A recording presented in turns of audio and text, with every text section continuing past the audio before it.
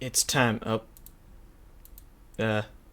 It's time for some more Disco Elysium.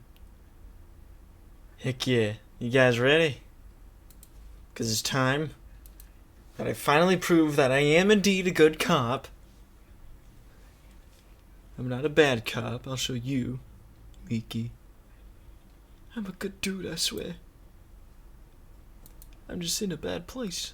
I'm just in a bad place, boss. That's all it is, boss. I'm in the bad place, boss. That's what happens all the time. I just get stuck in the bad place. Place. But I hope you're ready. Because we are jumping right into it. Gosh dang it. Now! Go to, please, the... What do you mean? You should be picking it up just fine. Okay, gosh dang you. Why? There we go. Okay. Okay, now it's working. You see, it's my techie skills. It's because I'm so techie that it decides to work for me whenever I work on it. You see, it's definitely 100% skill. 2019 to 2000 to 2022.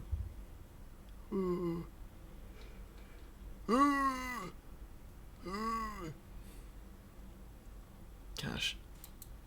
There's been a lot of interesting stuff going on.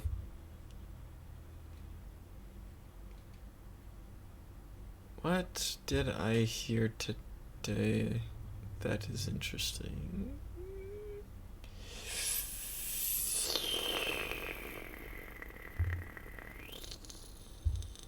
I don't know what to talk about. There's something interesting happening. But in the meantime, I didn't mean to do that. Whatever, we're jumping right in. See a container you can't open? Find a pry bar. No. Wait!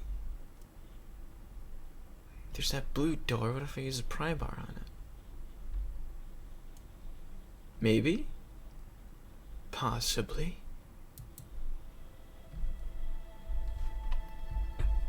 Huh. But yes, we're back to the glorious place called Revshol. I remember the name. Revshol. Why are you doing this to me? Please don't explode. Oh. My bitrate peaked. Wait, what? What are my current stats?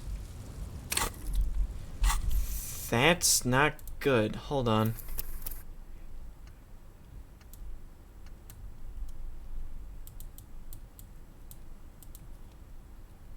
Yeah, we're right here. Why were you set back? That's not good. Yeah, it's acting funky again. Revshol. That's right. Or if you got $11.50 and I am screwed.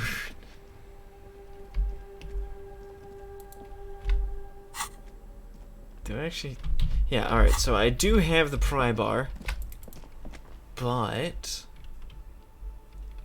buy new thought cabinet slots or forget all the ones. Those just sound very helpful. Especially when I'm trying to get a lot of experience points to upgrade everything. The inner workings of my mind will be an enigma. Hello, who are you people? Can I talk to you? Only to this dude for some reason. It's all about money, you know.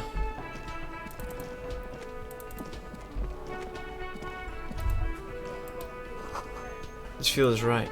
You belong here.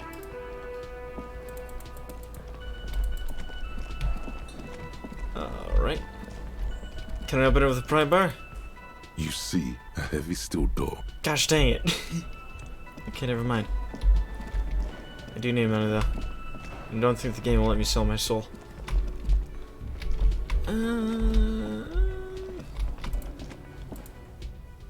Huh. Oh wait, that's right. I haven't talked to you in a while, have I? Yes? You seem to be following me. Excuse me? Nothing, just an observation. You have a distinctive way of walking. If I were to walk in front of you, we would surely collide. What do you mean by distinctive? I hope you don't take this the wrong way. It's just a collegial observation. In the 57th, we call it the Jamrock Shuffle. Officers from Jamrock's 41st Precinct tend to move a bit erratically. How's that? They say it's a scene-clearing technique developed by one of your lieutenants for gathering evidence. It's erratic, yet thorough. Prioritizes containers. Yes, but containers contain things. Shiny things. They're interesting. I don't think this is the right option. Okay then. You kidding me? Why containers? I don't know. Containers contain, I guess. I'm making assumptions. We should move on. Passing along frivolous interdepartmental stereotypes is not usually his oeuvre. He regrets bringing it up. Tell me about the case again. What do you want to know? Good. Alright. So if I believe so... Okay, we got those. How do I get more experience faster? Like, I get you have to do things. But what do I do? Hello? What is you? Enormous bulls worthy of a real man. Yeah. Wait. Can I look at these? The coin-operated era has been banged up. Inoperable. Maybe we're just missing something. This book about pate. This book you don't really understand what it's about, nor does it seem important. A book about Boyodoro culture. It promotes freedom and roaming upstream. A book about the furniture. The government reads your mind using radio technology. A book about the future, not furniture.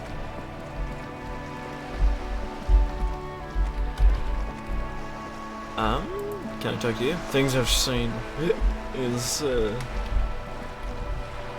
feel that, buddy. I'm sorry. Huh.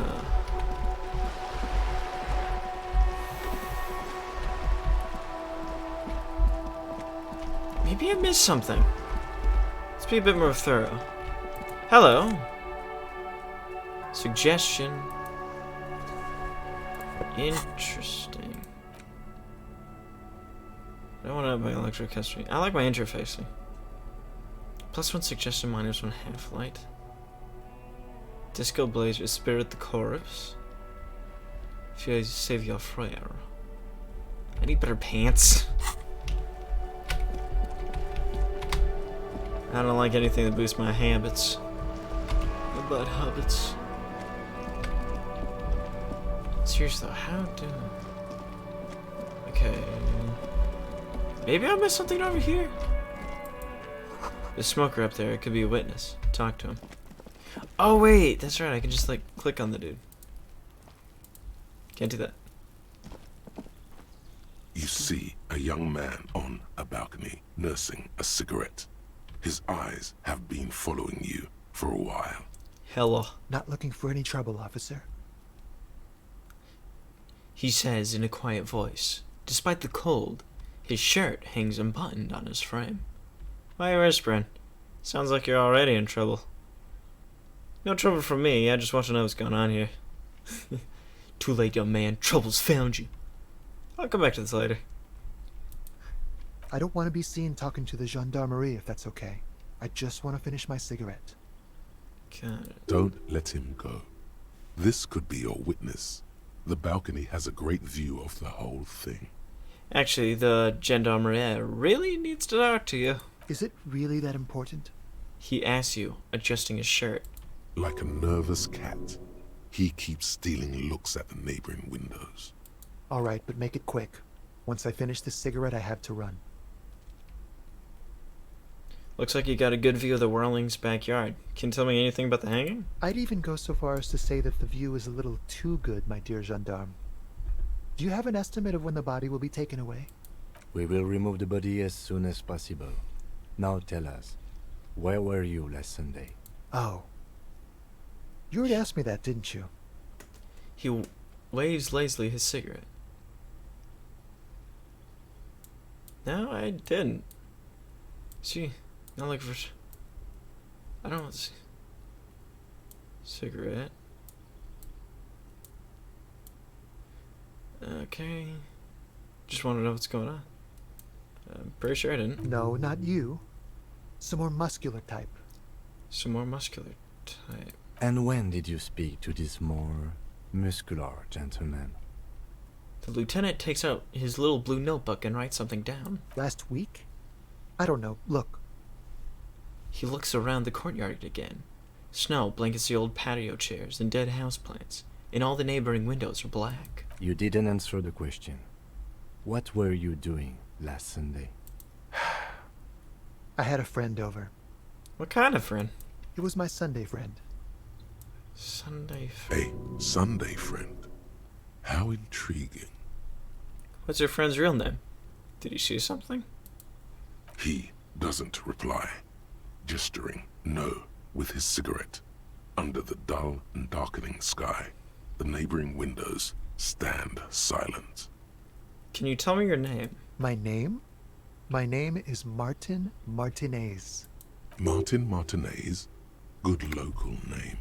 Let's go with that. Alright, we'll talk later. No.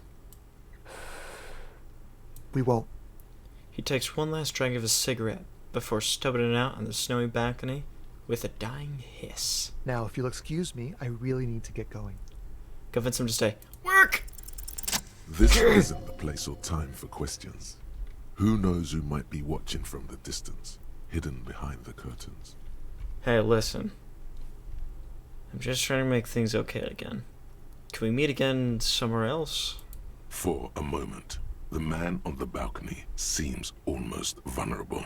Something moves in the depths of his feline eyes. Compassion and a hint of understanding. There's snow gathering on his hair and on his shoulders. A speckle of white against the purple that hangs loose on his slender frame. I am sorry, but I really don't have the information you're looking for. His voice is soft and deliberate. With a flick of his wrist, he sends a cigarette butt sailing over the rail. But, hold on, what's that? For a split second, his hand lingers, as though gesturing towards a stone placed right next to the front door. It's a sign.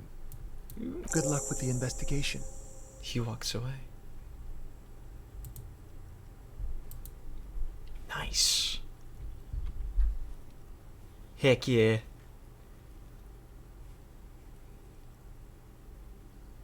Alright. He's gone. The lieutenant puts away his notebook and he turns to you. We should run after him, see where he went. No point in running. Tenements like these often have multiple exits.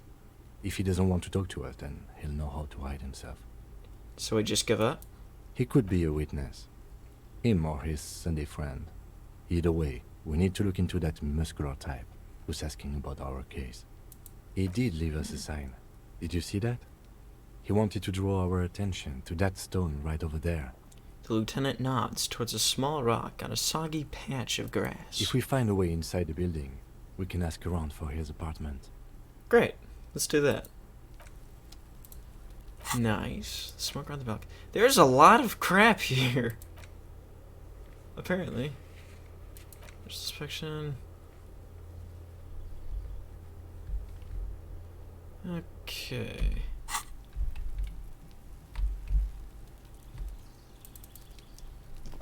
A stone like any other, lying in a whirl of sleet and mud. Maybe there's something under it. Turn it over. There's a key beneath it, rusty from the dirt. This must be for the front door. Pity it doesn't have the apartment number on it. This building has many apartments and the man can be in any of them. How are we gonna find the right one? We'll just have to go in and see. Put the stone back. Can't put any more points up. Smoke around the balcony. That's ground for the number. Sweet. Eviction notices and missing pets are plastered on top of each other. Interesting. The box is filled with cleaning chemicals. Smells of laundry detergent. Logic and authority. Flip up glass is the auditor. Into the balcony. The maroon glow of light pollution rises from the east. You hear distant traffic. Night is falling on the city. The breaker box is full of cigarette butts and electric wires. Money. I need it. I need... What's that? More money! Sweet. Just a door. Nothing for you here right now. Someone's growing rosemary, thyme, and a cactus. Number 28. A door to be remembered. This is door to apartment 29. Complete silence. Whoever lives here isn't home. This is a door to apartment 30. Voices from within, singing along to some buoyant dance track. No? Okay, back down. What am I missing? Because I'm definitely missing something. Okay. Anything? Over here, perhaps? An old shoe rack, boots, sneakers, and old slippers. Apartment 12. A loud rumbling noise. Snore comes from within.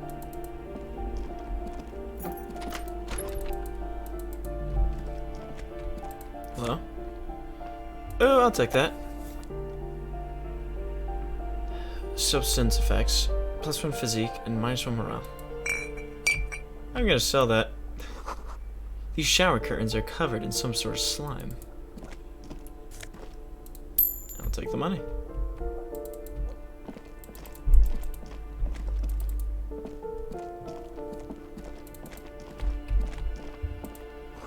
Someone has drawn a 5-pointed star on the wall. Star of David? Should know. Boots! Oh no, shoes. With money in them! This door has been closed with a padlock. A chalk-drawn number on the board says number 11. Examine the It's a pen. solid lump of metal, but the shackle is deeply corroded. A solid pair of chain cutters would make short work of it. Refrain from commenting. The lieutenant is concentrated on the hallway, scanning both ways for any approaches. Knock. No reply. Let's not resort to illegal $6! That's the most money I've ever gotten at once. That's kind of sad in a way. Postcard. Boogie Street 46. Huh. Yeah, 25 cents. The door number 9 is locked. You hear someone walking around inside, rearranging the furniture. The number on the panel says 10. The walking stops abruptly, but no one comes to the door. You can feel tension on the other side. A poor communard, from the looks of it. The room is barely bigger than a closet. This time, the steps come closer. Who is this? Demands a female voice. Wary, intense. This is the police. Open up. Do I have to open the door? You hear the clanking of heels again, as the other side walks right up to the door. Her tone is now getting a defensive edge. Do you have a warrant? I'm not obligated to open the door if you don't have a warrant. Let's go. We don't have a reason to get inside that apartment. Interesting. She's probably going to be a problem for us, isn't she? Apartment number 8. The ram box is overflowing.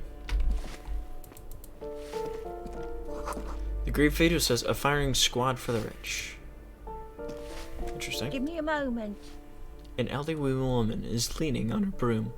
Her knuckles white as bone. She seems to have difficulty breathing. The cold never does any good for my bronchitis. She sneezes into a dirty handkerchief. Are you alright? Should I call a doctor? I'm fine. Fine. Don't you worry about me. She starts coughing and red spots appearing on her cheeks. You're still worried. It's very worrying. Now, what do you want from me, policeman? She's the cleaning lady. She knows the floor plan and the residence. Who are you? I'm no one. Just an old woman who cleans these hallways. Do you live here? If you can call it living. Shh. I have a little room upstairs right next to the coal room.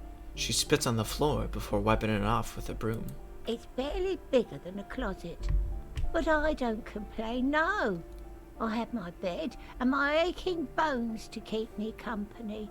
And that's all I need from this world. She juts her chin, eyes shining.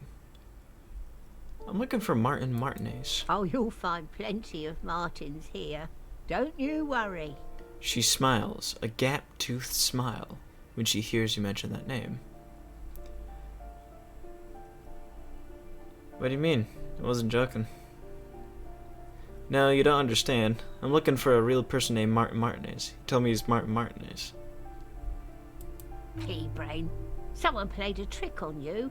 Martin Martinez is a name for anyone who comes from Martinez, like Jim Jamrock or Raoul Ravachol. Oops. You really didn't get the joke there. I thought it was obvious. Anyway, officer, we don't have the witness's name. How about a young male in his mid-20s? Dark hair, skinny build, a smoker on the balcony? Know where he lives? Yes, yes. I know who you mean. The scrawny boy who's always smoking like the devil, right? She looks at the other end of the hallway. Somewhere in the building, a child starts crying. You hear a radio tuned to a talk show and someone taking a shower. What's he in trouble for? No trouble. I just wanted to talk to him. Do you know where he lives? Talk? The cleaning lady starts laughing, but it turns into a violent coughing spasm. She squeezes her broom, trying to catch her breath. He lives upstairs in room 28. Go to the balcony. It's one of those doors there. He's usually home in the evening. Thank you. We should go check out his apartment on the balcony. See if he's home. I have a few questions about those apartments. Ask away, policeman. Is one of the residents on vacation? Their mailbox is overflowing. People come and go. I don't keep an eye on everyone. Who lives in apartment number 10? No one lives there. It's been empty for months. But I talked to someone through the door. Impossible. I would know if someone had moved in there. The cleaning lady shakes her head. She pauses, eyeing the hallway. Maybe it's those countercultural people again. Breaking into a house like it's a public space. You're a policeman. Be good and take a look, will you? Sure, I'll go see what I can find. Great. Young people. They're worse than rats. You know, always littering the hallways with trinkets and empty beer cans. What can you tell me about Cindy? The artiste? Nothing She's- I can do about her, I'm afraid. She ruins the walls faster than I can clean them. Still, She leans on her broom. she leaves an old lady to her business. More than I can say for others. Me. Who lives behind the padlocked door? Oh, that one is a scientist, a future scholar. Suddenly, the old lady's face is beaming. I think he studies astrology at the community college. Education's good. I always tell them to study. Astrology? Something to do with all those stars around his door. He asked me to leave his drawings up on the wall. Are you sure you don't mean astronomy? That's what I said. Astrology. The Okay. lieutenant shakes his head as though to say, let it go. Come on, people. Try to keep up any standards here. It's not about stars. It's...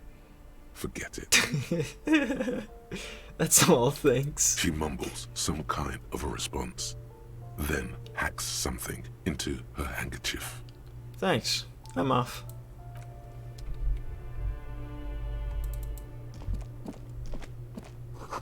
The note reads, foreclosed by Martinez Realty Associates.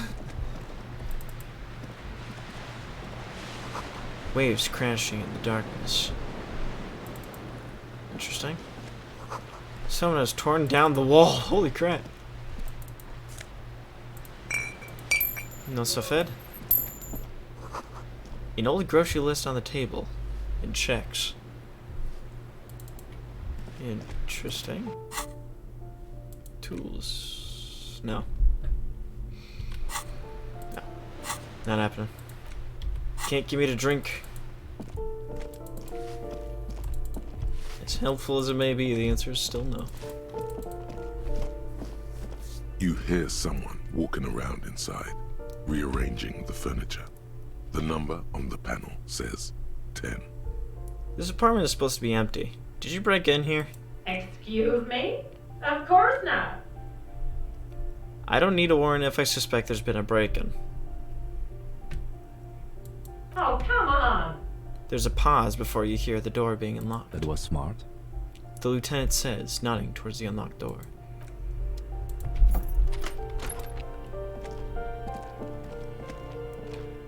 Hello?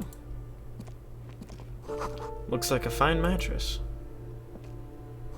A blister pack of medicine peeks out of the box. No. Satisfied? My name is Yeah. Mary Carpentier, and I'm an agent with Martinez Realty Associates. I am not breaking in, as I have every right to be here. The keys, see? She jingles a set of keys in her hand. This looks like my nightmare. like you have a dream where you're just like sitting at school and like nothing's happening, but this person is just staring at you.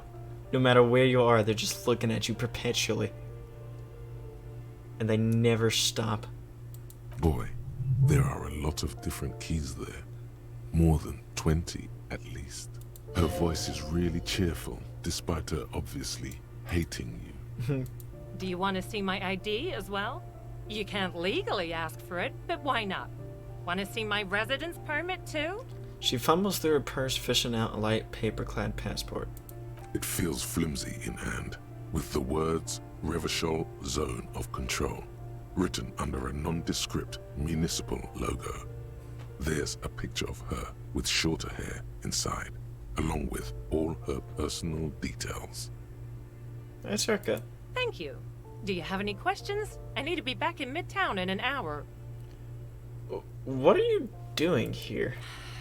I need to get it ready for the next lease, but as you can see, the previous tenant completely trashed the place. Reprehensible. Who lived here? It was some kind of a moribund old man who used to be a business owner. You'd think they'd make rent. She stops, hesitating. A sudden serious look crosses her face. This story didn't have a happy ending. But that was months ago. Anyway, was there anything you wanted, or is that it? I'm in a hurry. Who lived in the foreclosed apartment down the hallway? Oh, that's another huge mess. The former tenant owes us 3 months of rent. 3. We closed the apartment and planned on auctioning off the valuables, but... And again, I have Nothing. no idea how stupid mistakes like this can even happen. But Ron, when he came to close the door, didn't close the neighboring door. And there's a hole in the wall. What? A hole in the wall. Can you believe it? And then the tenant ran off with his stuff. He's gone. The money's gone. Just like that. How does that even happen? The sum must have been puny. Oh, it irks her. The incompetence.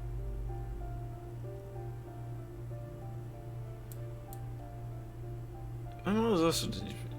It couldn't have been that much money. These apartments are kind of shabby. These apartments are perfectly fine. They have gorgeous architecture, a $1,000,000 view of the bay, good ventilation, neighbors, life, spark, and they are affordable. I'll tell you, Martinez has a future.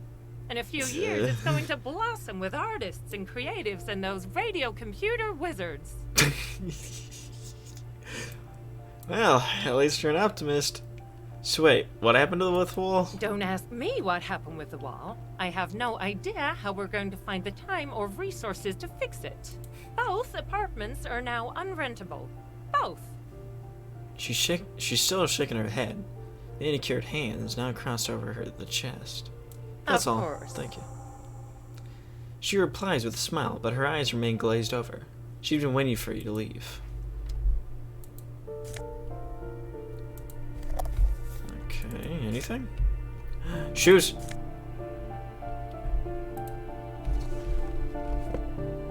Shoes, what do those do? +1 to indirect modes of taxation. What does that mean? These both are cramping on my savior foire. This boosts my composure though. +1 to indirect modes of taxation.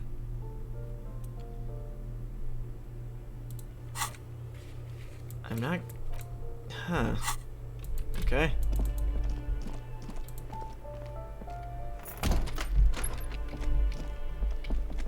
Well.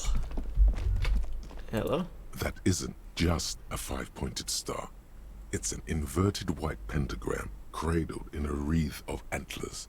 The iconography of communism, in other words. Inspect the symbol closer. The star and antlers was developed in the 6th decade of the last century and quickly adopted by Mazov and the communards during the revolution. Even today, half a century after, the star and antlers retains the ability to evoke hope, disappointment, and fear in equal measure. Why is the star upside down? To symbolize the toppling of the old order. Also, some social democrats were already using it. What's the deal with the antlers? The wreath of antlers represents a natural crown. It was about building a society that could exist in accord with the natural world, and at the same time above it. Why white? Because white is the color of peace. What is it evoking me? Nothing at all yet. Right now, it's just meaningless shapes on a wall. Interesting. This door has been closed. Probably shouldn't be breaking into places like this quite yet. To the balcony. Alright. How much more experience do I need? 25, got it.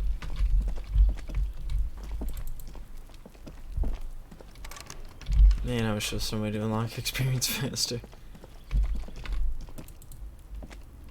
This door is made of metal and appears to be reinforced. Someone here really values their security. Number 28. This is where the cleaning lady said the smoker on the balcony lives. Let's see if anyone's home. Knock on the door. Alright. No one answers. Looks Interesting. like the young man we are looking for isn't home. I think our best chance to catch him is in the evening. You mean like We right should now? return tomorrow after we have finished with our day's work. How about 9 p.m.? Sound good? What do you mean? The smoker on the balcony. This is why we're here, right? He might know something about the murder. So tomorrow 9 p.m.? Suddenly, he's a little worried about your memory. Don't worry. It's mostly all still here. You can remember things. You got this. Sounds good. Tomorrow at 9 o'clock. Tomorrow, 9 p.m., right here. Apartment number 28. Good, let's go. Damn. Turns out it's quite tricky finding someone in a big apartment building. Don't worry. You'll get him. Remember, tomorrow. He's probably gone for today. But he also is probably not. Sprung on the balcony. Let's see. Anyone's home. That didn't give me any experience. How do I increase that?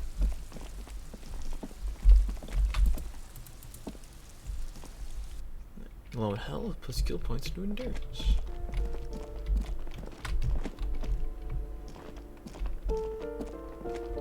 Okay. What about the balcony on this then?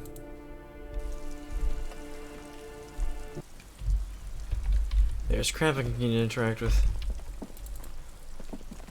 Hello. Ooh, the piggies have learned how to saunter up staircases.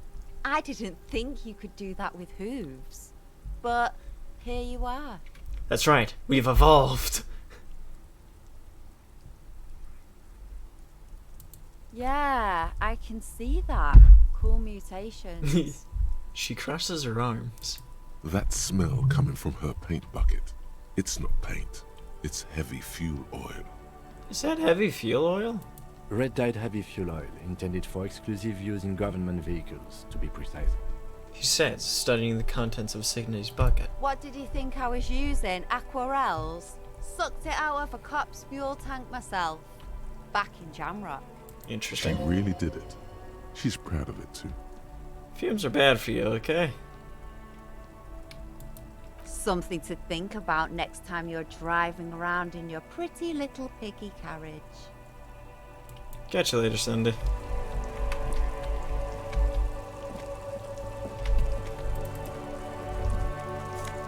My knee? Above the tires flap the wind, forgotten hammers and nails thrust. The door is locked, you can't get in. I can always bust it down, though. Oh. A bed. Someone's been sleeping here recently. Cindy? Enough coal to last for several winters. Smells of chemicals.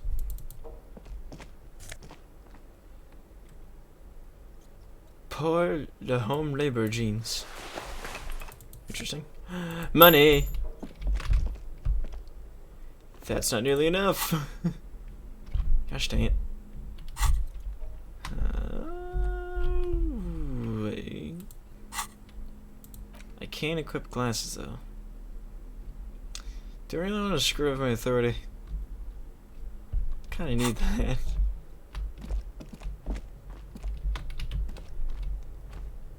Alright.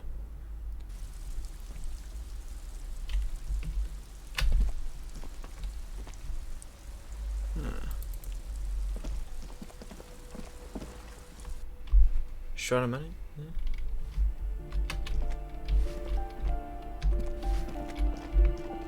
I wonder if I can still sell crap.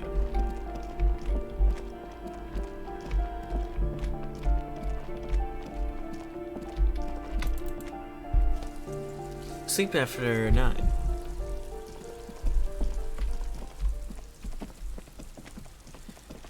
Huh.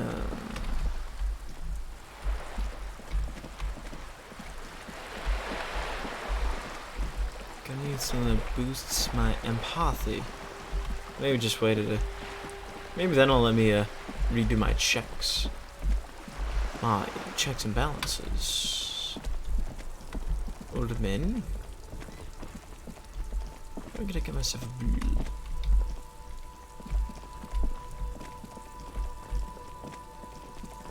Over here.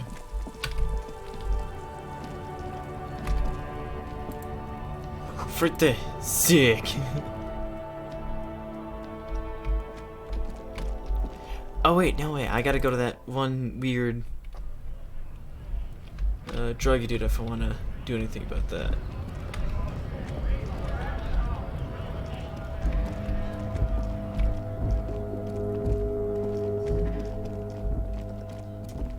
Okay. Sit down this way.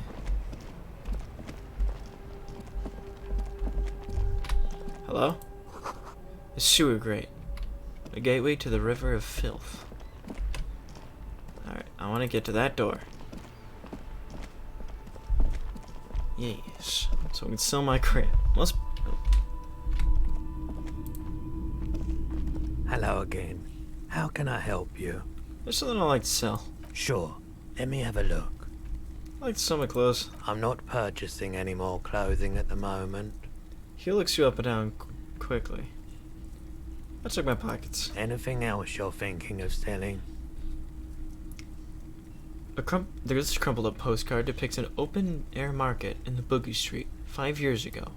A vendor smiles as dead roosters line his stalls, hung by their feet from the canopy. Red blood flows onto the muddy street. Blurry shadows of people pass. I don't want to pawn these. Alright. Another time, perhaps. Huh. Alright.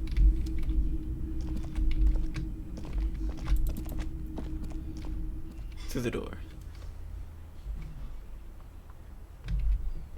Okay. Gosh, what else can I do? Can't ask for money. Maybe I'm gonna talk to the dude?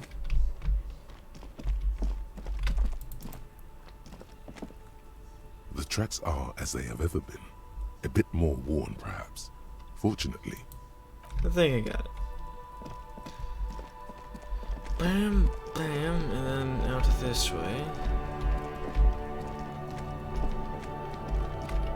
Some slightly more busted, I guess.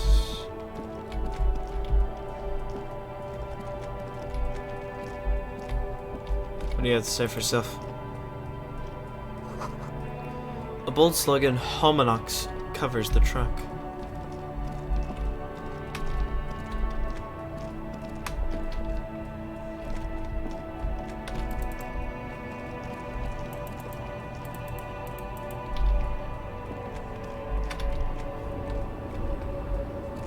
May I please interact with you? The woman still had no response. No response. Nothing. Her smile just... Wait, The lieutenant stops you before you can snap. she's just a distracted old woman. Better to leave her alone. Why? Why? I just told you why. If you say so.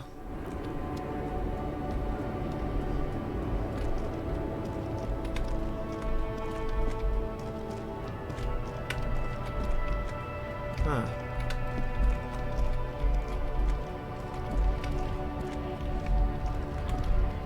I wonder if there's anything I can swipe. I don't like the guy. A lorry stuck. No. Can't. Never mind. Can't talk about anything else Nice with you. aggression with the native. Don't let the chief fool you next time. You don't need to be that up in his face. Leave yourself space to move. Nice. Not bad advice, actually. This might do the trick. Ooh. Let's talk about our right to work. I need you to be my champion against Jean-Luc up there. No, I'm not a fighter. I'm a worker. He slowly shakes his head. What is a strike? When a bunch of ungrateful, lazy cockroaches can't get their act together, decide to block honest work for other people. He shifts uncomfortably in his worker's overall. What do the strikers want? Beats me. They mumble nonsense about boardrooms and workers' rights, while we have the right to work! He raises his fist and shouts again. When the man moves around, you perceive some serious abs underneath his tight-fitting shirt. This man is in shape. There's something odd in the way he carries himself. His set of clothing looks vaguely mismatched. The different pieces of the attire seem ill-fitting. Ill-fitting? What does that mean? His shirt is far too small and an unpleasantly tight fit, while the overalls, held up by a belt, seem to fit a man with much more corpulence. You wearing new clothes? He ignores your question, choosing instead to turn to the emaciated workers, raising both fists in the air. The clothes are obviously not his. Silence is the answer. There's something off here, but he won't say what. I'm just gonna leave now. What you gotta say about me got him because of dude? I guess getting past the man ain't that simple after all. So, what now? Major head thing didn't go well for me. Can you help me out with that? Sorry. Busy surveying the situation. I'm sure you'll figure something out. You guys have all sorts of gadgets these days. He takes a swig from his flask. Wiretapping, telescopic batons, futuristic circuit bending to infiltrate harbor machinery. Maybe you could even knock that Kowalczyk crane over using some remote controls. Or calling in tactical air support. You guys have air support, right? I'm pretty sure we don't. At least not all of those things. I get it. Hush hush about the secret technology. He pats the side of his nose with his index finger. Alright, I may have some advice for you on how to deal with Jean-Luc there, out of solidarity to the RCM. It's low in technology, however. Yes? First, don't fight him, obviously. Second, get him to share his theory by being subordinate. Admit your lack of expertise. Basically grovel. That's how I do it. You're welcome. He tips his beret and concludes. Maybe that would work. We'll have to see. Good talking to you. I should have been like, wait, we have air support? That would have been much funnier. That's probably closed. Don't like you still.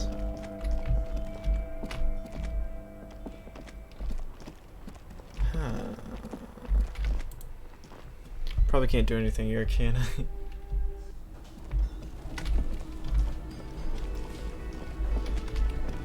What do I actually have on me?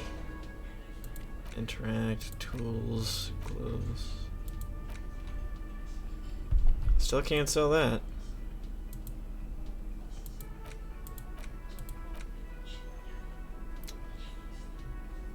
Doesn't give me anything good though.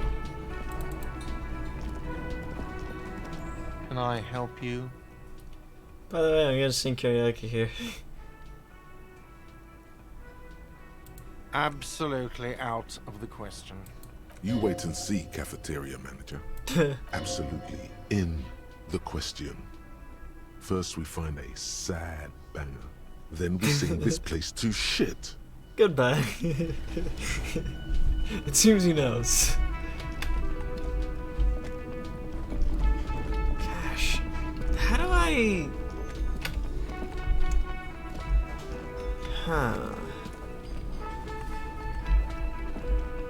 Can't talk with you still here now. The worker is in a deep slumber. Take his ID. Wait, I could use his ID to get through the door. But that's not good, is it? No. I'm not gonna do it. I'm gonna be better. I'm gonna be a good cop, I swear. I swear it. Anything? An old call box. Anything there? No.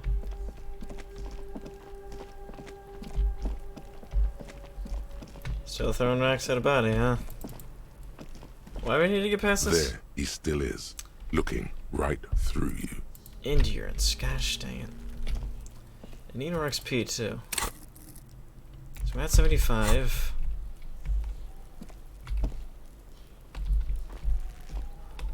What if I talk to him about the, Fuck does Kuno care? Hey Kuno, I found your shack.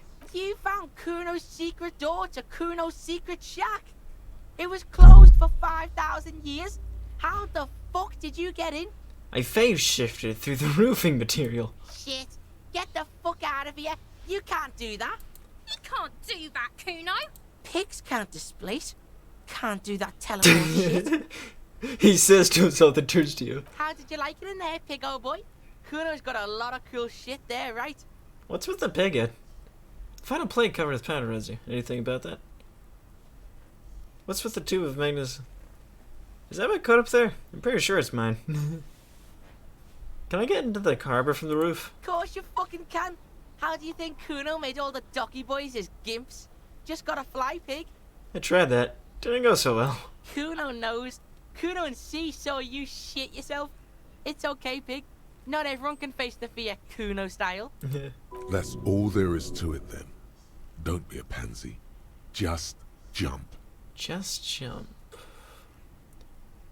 What's with the pig head? Oh, that? Kuno decapitates pigs. That's just a Kuno demo tape. Alright. Cool pig head. I got one too, and this one. Point to your head. It's crap.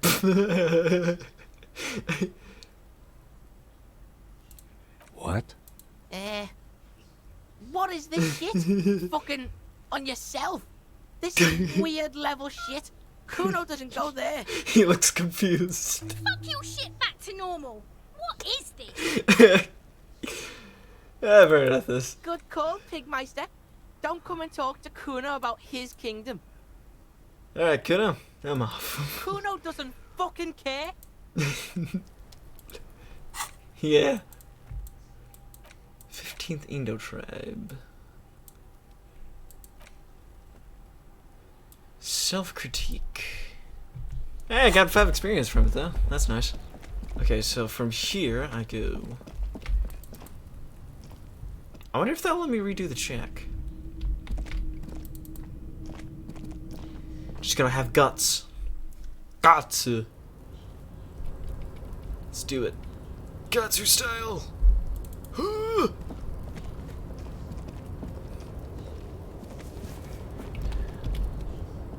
I should probably also switch out the things that tune my savior foyer down.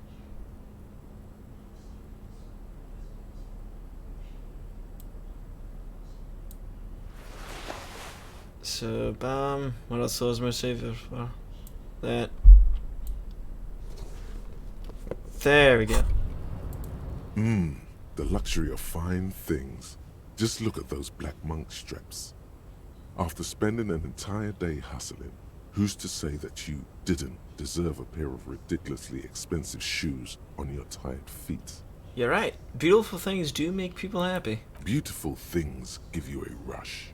It's power. Crafting your style, draping your flesh in silk and leather, deciding how to present yourself to the world. Remember, when they come to take it away from you, you worked for those shoes. Whether you like it or not, wearing these shoes has made you more liberal. Ultra liberal. And got it. The pockets of these new jeans are perfect for sticking your hand into. Makes you look cool, calm, and collected. As your hand enters the pocket, your fingers brush against something. Soft, yet crinkly. Take the item out. Hey, it's a chewing gum wrapper. It reminds you of the fruity juice of apricots. You should inspect it closer if you have time. Something about the wrapper's texture is familiar. Nice. Not familiar in a good way, you might say. There's pain in there somewhere. By the way, the raw materials were most likely exported from Seaguy, the apricot suzerainty, and processed in Sur-le-Clay into the apricot-flavored chewing gum loved by kids of today and yesterday. Something about it is familiar, and not only to your fingers. Something you used to chew on? But I can interact with crap. More experience. A crinkled chewing gum wrapper. The worn label reads, Tutti Frutti. It smells faintly of apricots, with a barely noticeable twinge of cinnamon. You feel compelled to point out that there's nothing fruity about cinnamon. It's a spice derived from tree bark. Cinnamon's not a fruit. Can a used wrapper shrug? Seems like that's what the wrapper is doing somehow. This is not about flowers or bark. What is this about? Why are you looking at this wrapper? Why do I even care about this? Good question. There is no answer or secret phrase written on the inside of the wrapper. Yet you're drawn to it. Drawn by regret. Stop before you hurt yourself with a Tutti Frutti wrapper. Throw it away, please. I'll hang on to it, just in case. You carefully fold the wrapper into a square before putting it back into your pocket, lovingly even, despite the strange feeling of regret. Interesting. Can I interact with it Crinkled somewhere? chewing gum. You feel compelled. You carefully... Anything to screw with this one? It's just a race, but... Interact. It's the ledger you found in the trash. Dang A it. cabbage of papers hanging from the board, with the permeables drawer inside. It's barely held together by a clip, then made complete by the faint smell of urinal cleaner. Longsome way home.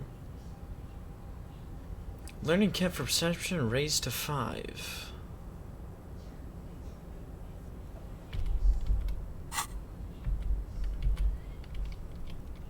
Put the ledger away. Get out of here. Back to the coat. I got the guts. I got these. A tarpaulin cloak is still caught on the railing. No one has claimed it for their own. Backed by physical instrument. Heck yeah, do it. Yeah! As you leap in the air, a chilly breeze engulfs you, sharpening your senses. Continue the voyage through the salty air. Close your eyes, let your senses take the world around you. Ooh. As the concrete floor welcomes you, you realize it's been a while since you felt so alive. Alert, capable. Must be the adrenaline. Nice. I knew you could do it. My climbing down might not have been as disco as your jump, but at least we can explore the harbor now. Nice. With your feet firmly planted on the concrete, the noise You of the think I'm harbor cool? rushes back in. He thinks I'm cool. Heck yeah, Kim. You were bros forever. Gimme. Spit at the corpse and shivers. Yeah, I'm gonna go to that immediately. That just boosts my spirit at the corpse. But this one gives me shivers too. Can I interact with it? Nothing?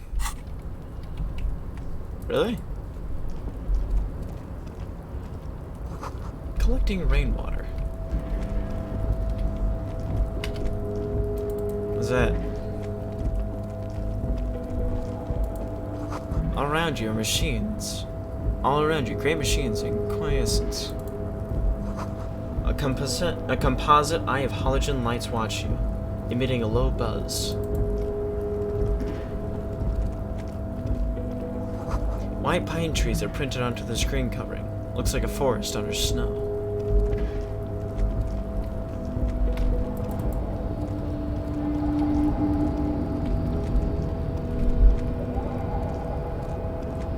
Interesting.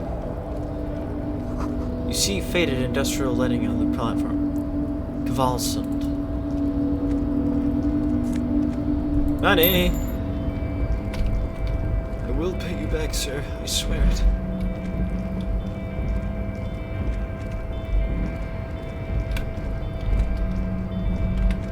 Hello? Shipyard is oddly quiet. The great machines are sleeping.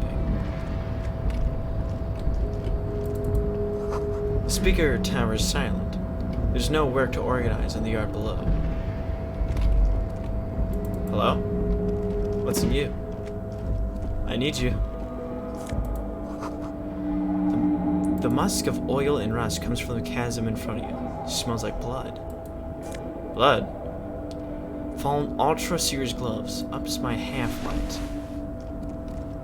Huh. What you get? Money! Industrial-sized thermos. Smells like burnt coffee. Interesting. Container, container, container. The banner sags under the weight of the rain and snow. What? Didn't realize that. What you got for me? Container, container, I'll turn you nice and red. Container, container, put the logos on. I am not moving anymore. Gosh dang it. I like the dude's song though. Why must you do this to me, VC face? Have I not treated you well? Why? Why is this happening to me?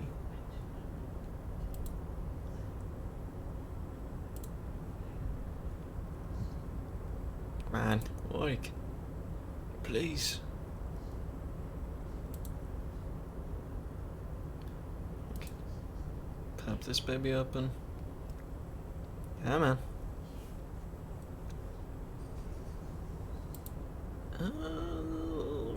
Right.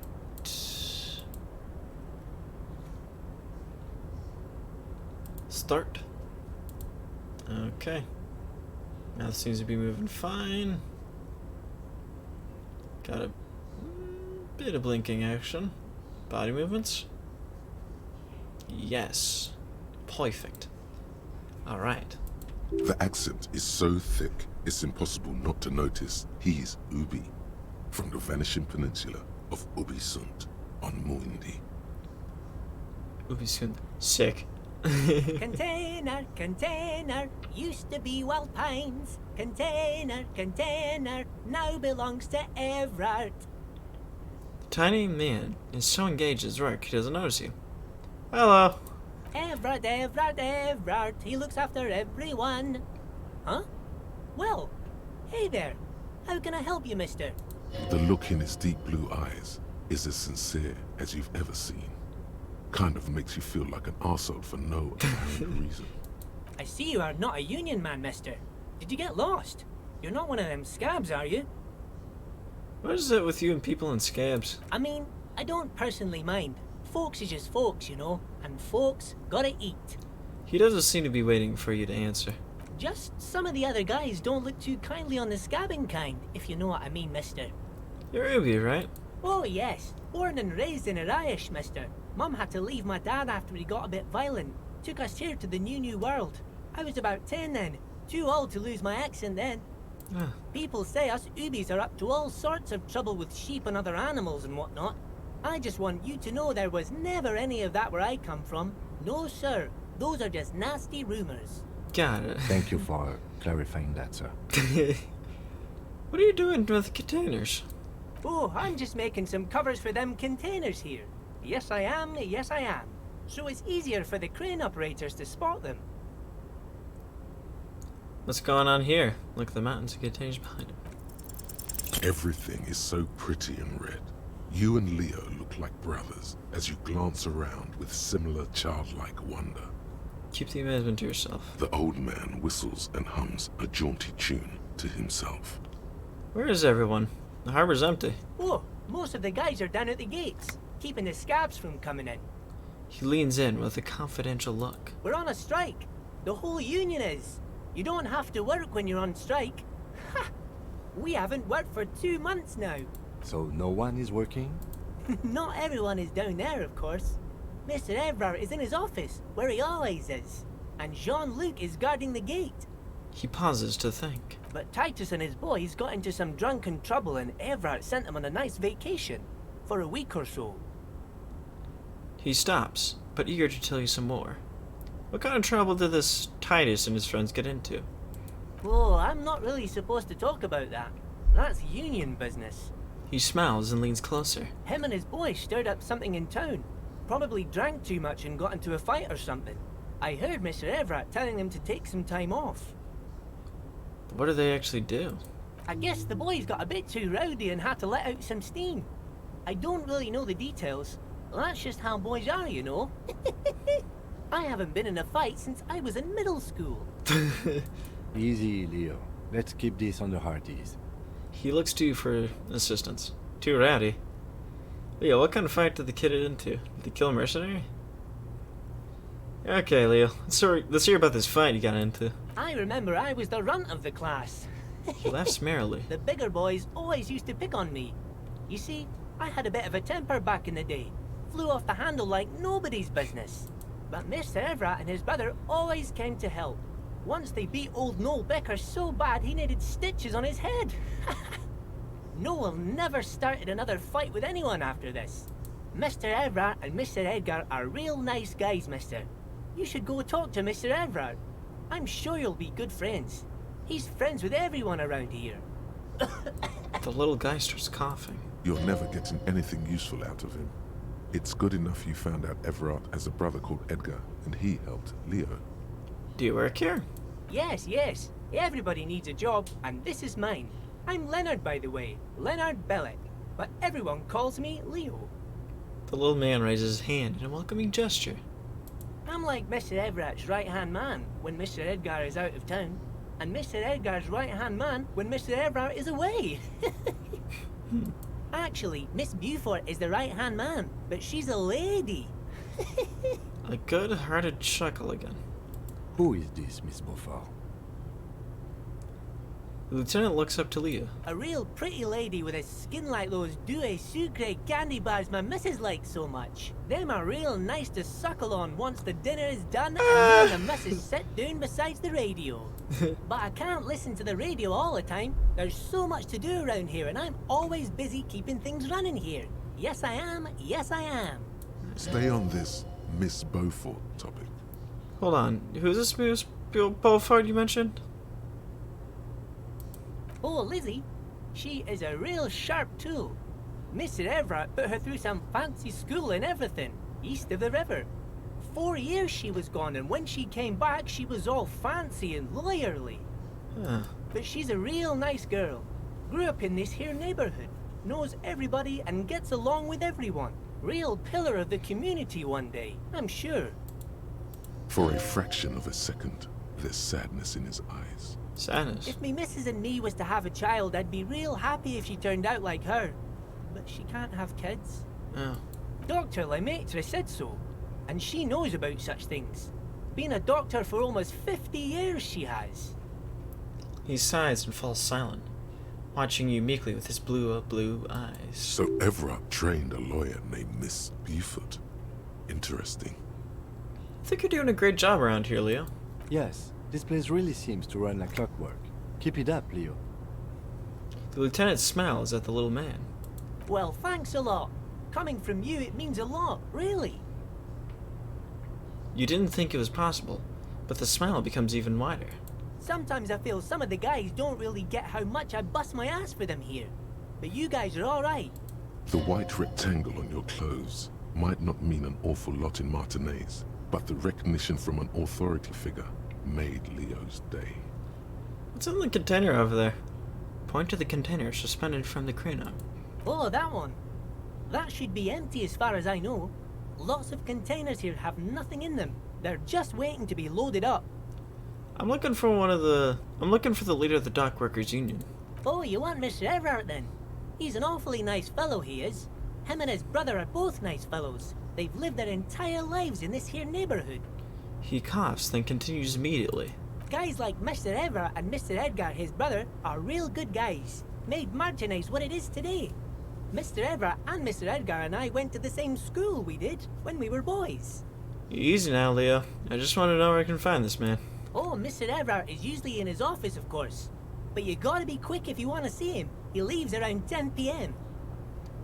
He points to the 2 joint containers on your right. Okay, I'm off. Bye-bye now. He returns to his work.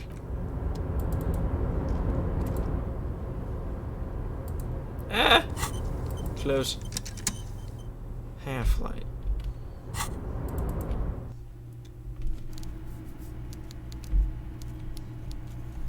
How much more time do I level up? Just 10 more. Got it. The coffee in the giant thermos is still lukewarm. The stir-minute pallets leading up.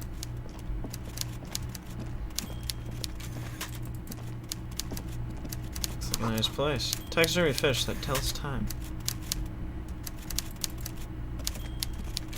Before you is a walrus of a man, seated behind a large desk. He looks up from his work, not the least bit surprised to see you. This face is amazing. It's so good. Holy crap. With great effort, he straightens himself up in his chair, yet says nothing. Are you he in charge? simply stares at you. Are you in charge of the dock workers? Welcome, Mr. Dubois, Mr. Kitsuragi. It's good of you two to stop by. Please, have a seat. Oh my word, that voice coming out of this man is just so right. But wrong at the same time. He gestures to a tiny chair opposite of his giant desk. I'm Everett Clare, head of the Debarders Union here in Martinaise. The man relaxes into his chair and continues. I'd offer you my hand, but unfortunately my health prevents me from getting up. You understand? He looks extremely comfortable. The tiny folding chair, on the other hand, looks like a torture device. You go ahead, detective. The lieutenant nods at you, then the chair. Whatever he has in store for you, it can't be good, he thinks. I'll do my best. Forget about that. What's with this Dubois stuff? You're getting some seriously bad vibes from that name. Why are you calling me Mr. Dubois? Please, Mr. Dubois, let us converse in a civilized manner, as equals. Take a seat. I insist. It's nothing. Yes, that's probably right. It's nothing. Forget about it. Filter it out. I don't see it. It's kind of a thing. Very well, Mr. Dubois. I respect a man with strong convictions. As he nods, his multiple chins move like ocean waves. I, too, have convictions. One of which is that I will not engage with any man who won't face me at eye level. Should you find yourself more amenable in the future, I'd gladly resume our conversation. But until then, I'm afraid I must ask you to leave. He turns back to his typewriter. You're no Titan of Elysium, buddy. He's got you in a fork. Sit down or leave. Final. Excellent, Mr. Dubois. I can see that you're a reasonable man, and reasonable men can be of great use to one another. He gives you a sly wink. Remain serious. So tell me, how can the head of the Debarders Union help a representative of the Revachol Citizens Militia today? The chair you're sitting on has got to be the most uncomfortable chair in the world. It's violating your backside. Oh, by the way, I heard you got a rather rude reception from a certain Lawrence Gart. Some people have no manners, it pains me to say. I know this guy's definitely got a mean streak to him. This should take care of that nonsense. He points to a giant novelty check on his desk. That's absolutely comically large. It should be sufficient to cover your expenses for a few days and patch over your differences with a cafeteria manager. Go ahead, take it. He points at it again. Wow, that's 25 real. That's good money. You need it. Wait, you know Gart? Yes, I know Lawrence. He's a real character. No union man in him. A real piece of work, that boy is. With a grin, he points to the checker game. It's like you're on a game show. At least don't thank him for it. Keep it. I'm good. Okay, okay. I respect a man with principles. No handouts, then. He crosses his arms on his ample midsection and sinks further into his chair. Now, I'd like to set your mind at ease about one other matter. Your lost gun. Let me assure you, Union people are on it as we speak. I've got my best hounds looking for that lost gun. His slug-like lips move, but all you hear is an echo. Lost gun, lost gun, lost gun. The world is swallowed by a black hole of fear. Only 2 words escape its gravitational pull. Lost and gun. Lost gun. Man, I really don't like Half-Life. It screwed me over a lot. Oh God. Why didn't you think of this before? Cops have guns. Where's yours? This doesn't worry me at all. Who cares if I've lost my gun and the love of my life? Fuck love. This is your gun. This is serious. Are you all right, Harry? You seem anxious. Don't be. Everything's going to be all right. It's not like you left it loaded. You didn't lose a loaded gun. Local children aren't out there playing with it right now, pointing it into their own mouths. It's in a safe place. I just know it. I have a feeling everything's going to be all right. It was loaded. There were 2 bullets in it. You always keep at least 2 barrels loaded. Gun was a surprise. The chair is killing you. Kim.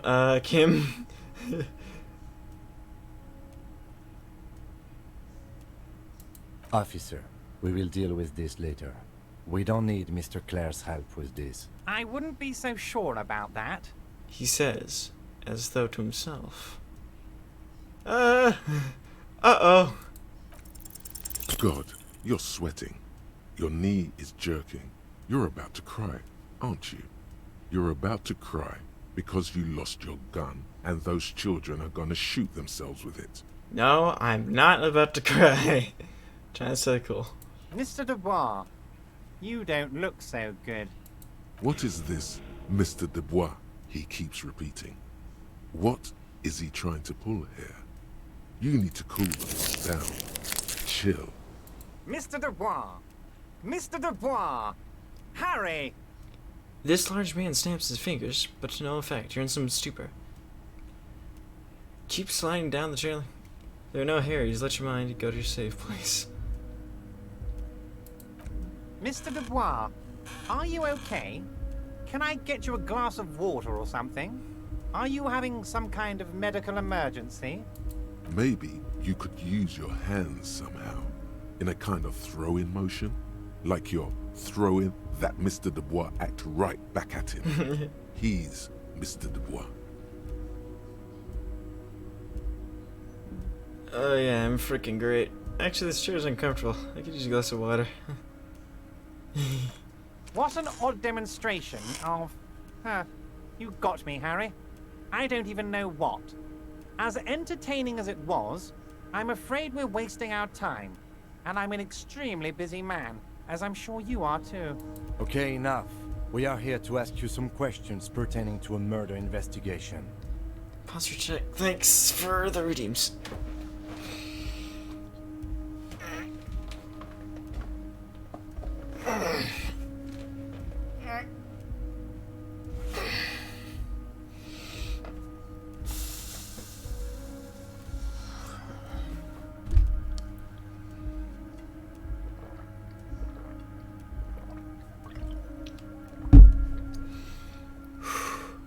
Quick, here's your window. Get yourself together and ask him questions. Police officer questions. It is about time to stop embarrassing yourself. Questions will help you regain some of your lost dignity. Aren't you gonna ask me how I got in?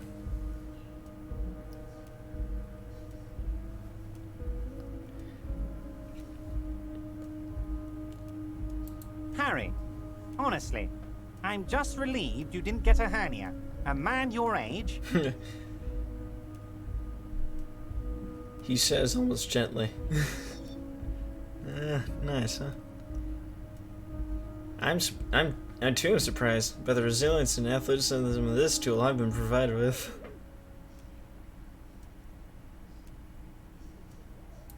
Yes, yes, Harry.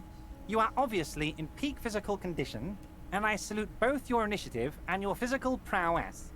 Very impressive, Harry. Very impressive. Anyway, I assure you, I am a very well-informed man. Information reaches me before I even get the chance to request it. You call me Mr. Dubois. Why? Of course. Let us dispatch with the formalities. You call me Everard, I call you Harry. So that's really my name? My God, so it's true. I didn't want to believe it, but you are a fantastic science fiction amnesiac cop, aren't you? What are the odds of that?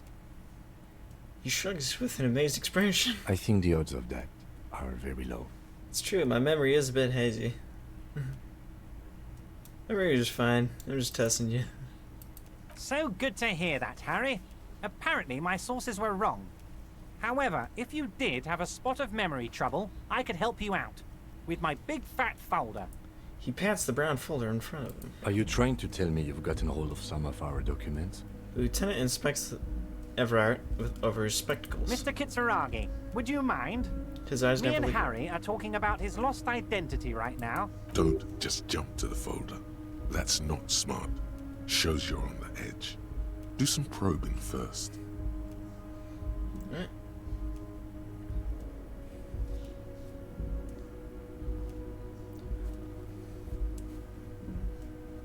So where did you get that folder? Ah, this? My friends in your organization gave it to me, Harry. I find that very suspicious. May I have a look? I'm afraid this is meant for Union eyes only, Mr. Kitsuragi. I'm sure you understand. Please continue, Harry. Alright. So, do you know anything about my family? What kind of cop does it say I am? Well, Harry, if I were to sum you up in one word, it would be apologetic. I'm sorry? Yes. You seem to be A lot of the time. But right now, there's no reason to be. Let loose a little. Be you. Do you know anything about my family? Do you have any kids? Let's get this straight. What is my full name?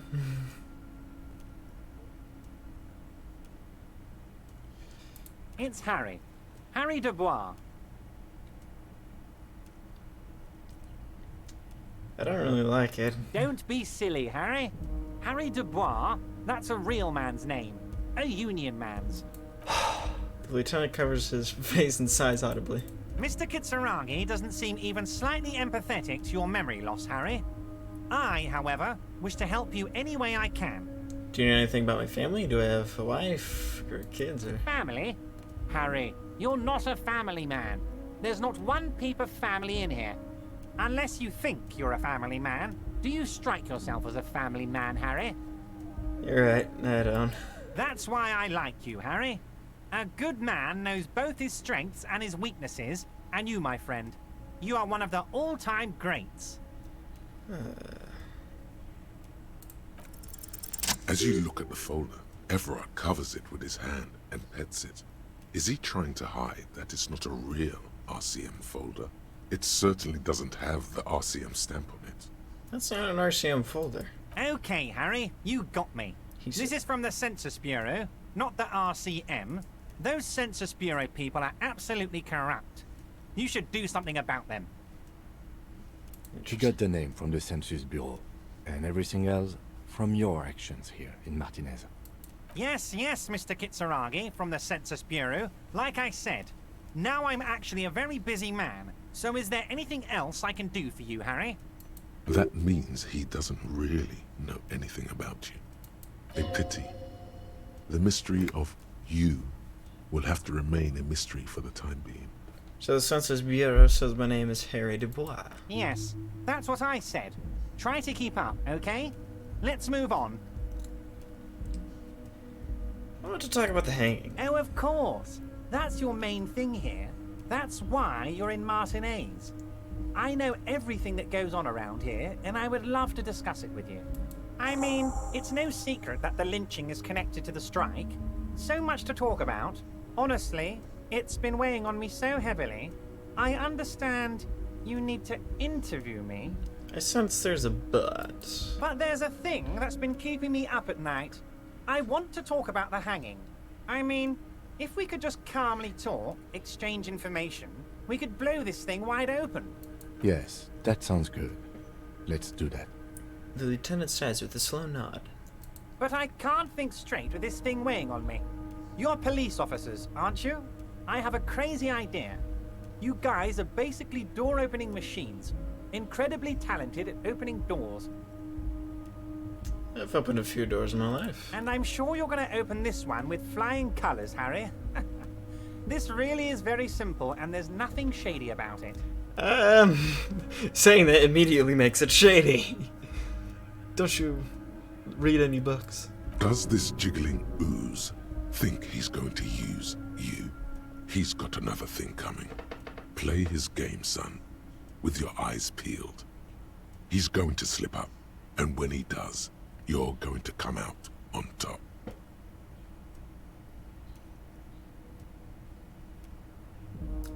Why don't you just open it yourself? Harry, I'm a very busy man, and more importantly, I don't have that extraordinary physique you do.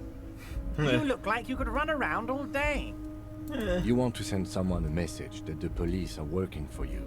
I repeat, I'm a very, very busy man, Mr. Kitsuragi, and therefore I must occasionally enlist outside help. So what will it be, Harry? Whose door is it? Oh, no one's. It's just a weasel. A weasel lives there. Nothing for you to worry about. What do you mean by a weasel? A loud blabbering weasel. When weasels feel no one is watching, they start acting foolishly. He removes his glasses and rubs his nose. Just go there, unlock the door, and leave it open. It's been such a burden on me, Harry. I just want this to be over so I can discuss business with you. But you don't even know anything about the hanging. Harry, my dear friend, I am what people call a local bigwig. I know everything that goes on in Martinez. Refuse the task for now. Of course, Harry, I understand. But if that's the case, I don't think we'll ever find your gun.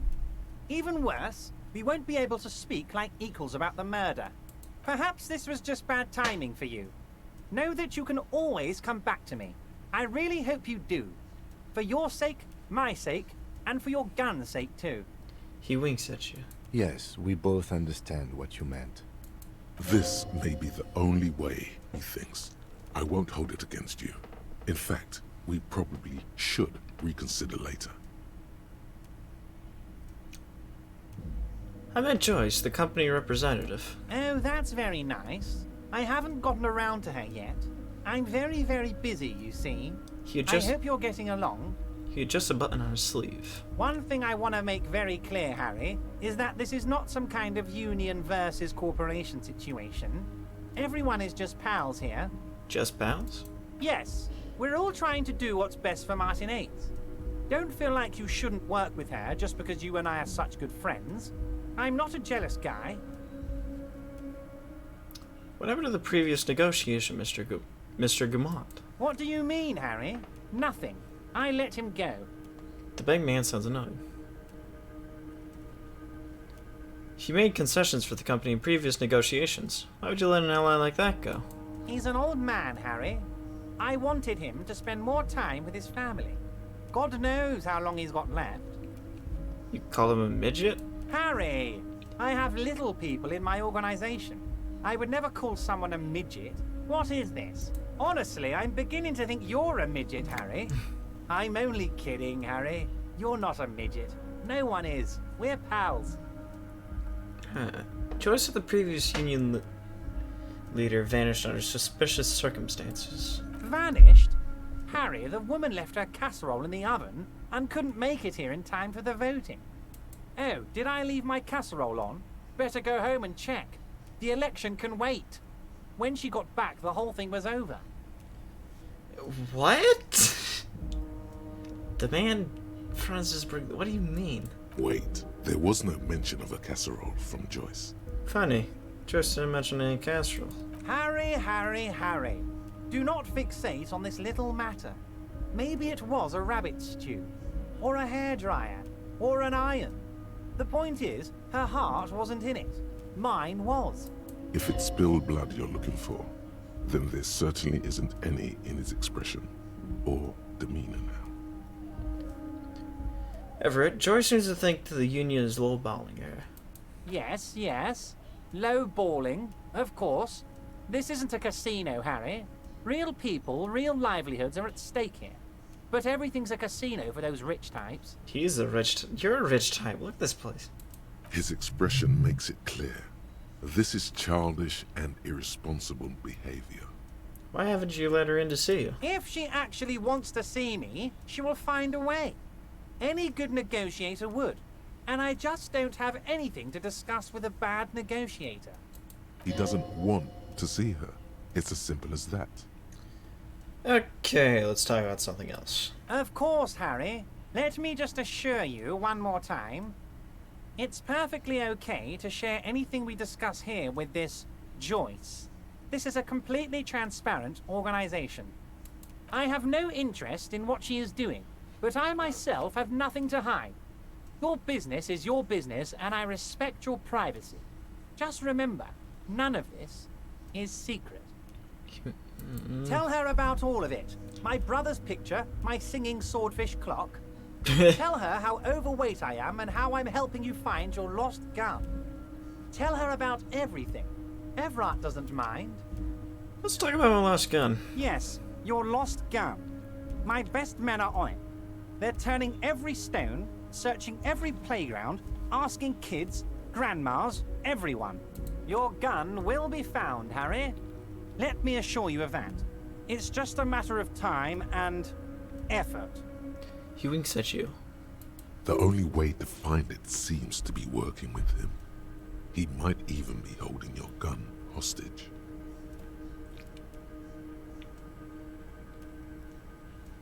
Does this mean if I get to do things for you, I'll get my gun back? Hold on, could I really hold my gun hostage? Who knows? Only one thing is certain. If you work with him, you're going to get it back.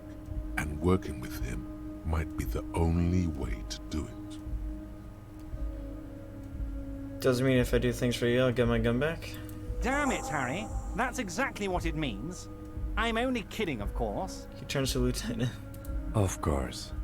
I understand. We help you, you help us.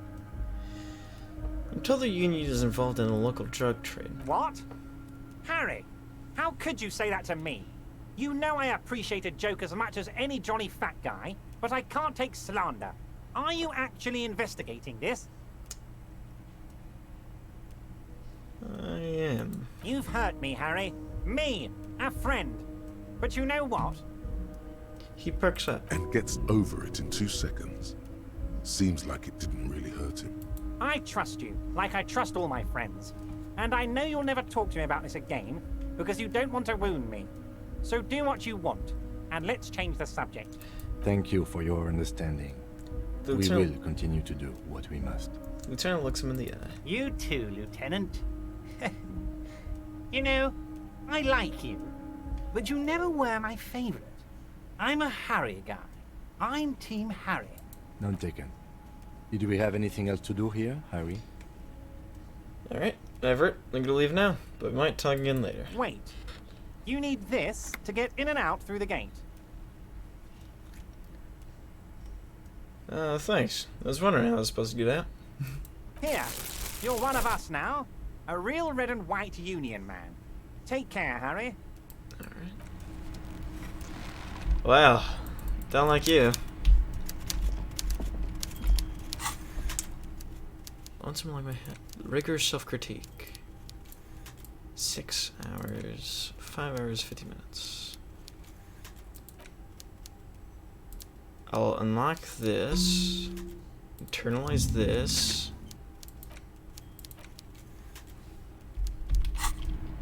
Huh. Oh, I gotta go through there.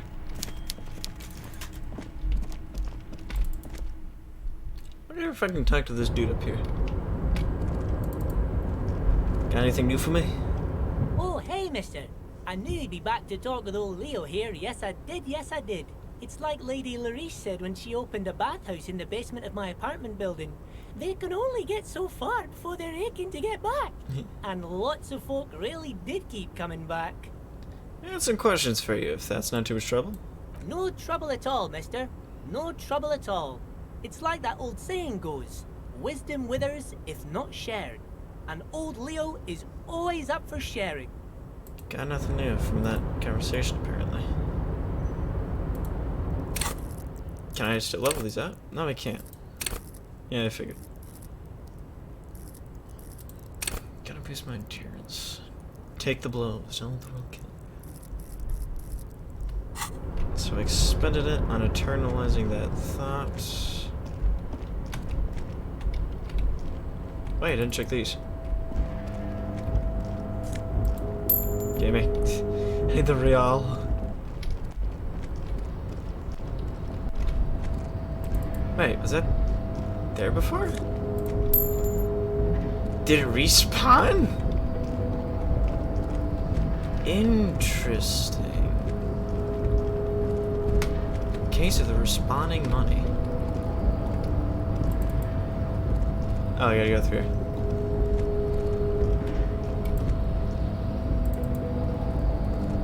A rusting control panel with several knobs. 2 buttons marked Marsh and Arrête are faded with use. It seems to control the large crane above. A container is attached to its hook block. Marsh. On. Arrête. Off. Press Marsh. With a loud grind, the crane shifts overhead, moving a massive metal container through the air. Okay.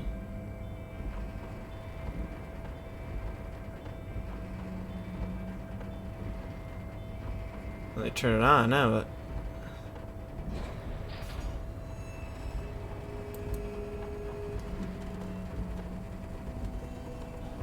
Okay. And with a surprisingly quiet thunk, the crane places the container down.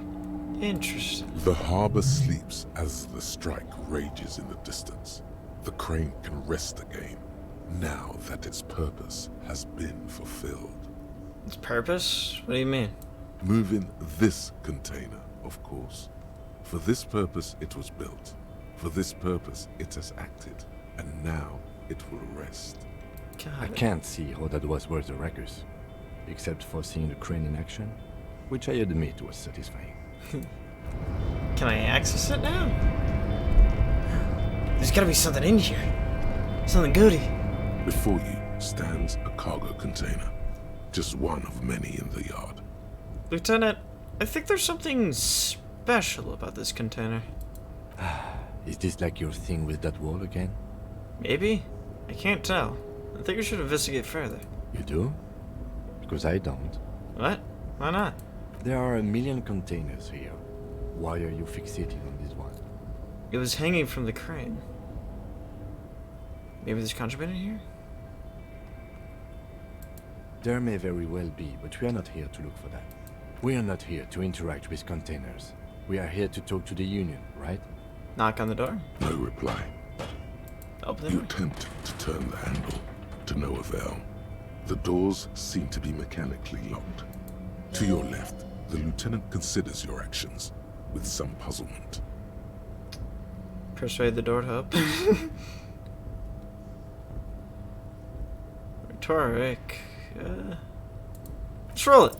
Why are you even trying to open a door with rhetoric? If he's getting physical as an option. Because what wasn't an option? Using my body over my wits. Now is not the time to get philosophical, detective. You can do that after hours. Gosh dang it. Well, now I really want in. Gosh dang it. How do I... Oh no, I do know how to get in. I gotta level up my crap. I know what I must do. Anything new? Maybe there's something up... There is! Didn't read that. There is crap up here. At least 3 packs worth of cigarette butts. Numerous empty bottles of Commodore Red and potent Pilsner. This is the night watchman's booth. The name on the door reads, René Arnaud. So this is where René works. I'm gonna look around. If you must. But please hurry. We are pretty easy to spot up here. Nothing incriminating catches your eye. The cabinets are clean and their sparse contents meticulously organized. There's a framed photograph on the table. Take the picture. It's a black and white photo of a young couple out in a street fair. The man, René, is dressed in a Royal Carabinier uniform. The girl is young and very pretty. She is smiling playfully at the camera. René looks like he's about to smile. This photo must be tied to some good memories. Why did you take that picture of René? I'm a cop. It's instinctual to collect evidence. I make an artistic photo collage, Kim. I'm gonna ask him about it. You're really interested in that old soldier. You're much surprised? Not sure I understand your fascination, but sure. As long as it doesn't take up a whole lot of time. Got it. I want to know about his old soul. Show me your soul. Photo of a couple. Revachol Fair, summer of '91.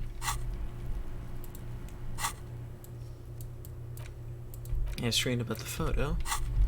That'll give me XP. Not much money, but it will give me XP.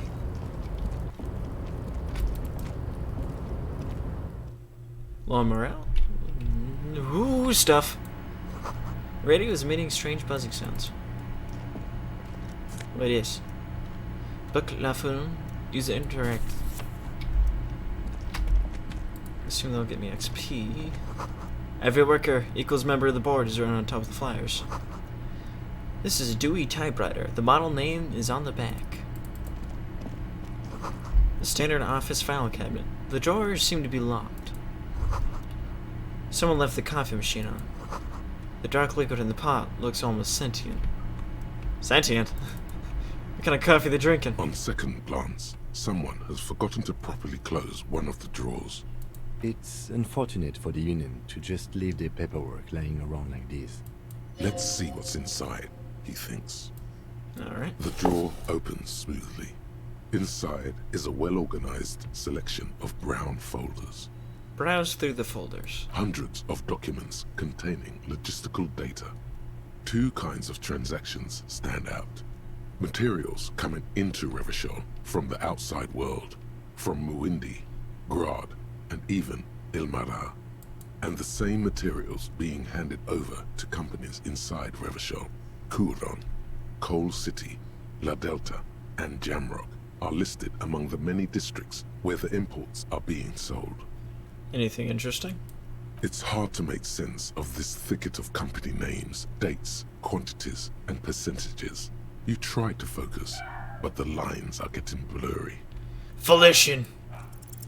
Look how blurry Come on. all the lines on these papers are. How unwieldy your own willpower is to yourself. You're like an absurdist Samaran monk, focusing through not focusing. If I let my eyes go completely out of focus, all the shapes are melting into each other. Can I actually focus through not focusing? Is that what you're doing with those folders over there? No, of course not. Good. This is probably not relevant to our case anyway. After all, we're not investigating an accounting mystery. The drawer slides shut smoothly. Hello, I can talk to you. We should think about calling it a day, maybe. The nights are still miserably cold this time of year. I haven't paid the cafeteria manager for the damages yet. You should take care of that, then. But you don't have the money. Let's talk to him anyway. An officer of the RCM shouldn't be sleeping in the streets. We'll figure something out. Though he finds this situation frustrating, he is doing his best to not make you feel any worse than you already do. I apologize to you, Kim, for dealing with my sorry rear. Postcard? It's crap I can sell, I'll make use of it. I'll take that. Glasses. Visual calculus. -1 drama. Huh. An imposing combination of a punch clock and a payphone is looking down at you from the wall. A note on the side says, "Tokens unavailable due to strike. Use change." I'm not putting in 10 cents. What's this? Glimpse across the liver. Postcard will sell for a pretty penny. I haven't interacted with it just yet. The front of this quarterly journal features a large satirical portrait of the late King Friesel. From the sides of his head, a pair of white antlers spread to the corners of the cover.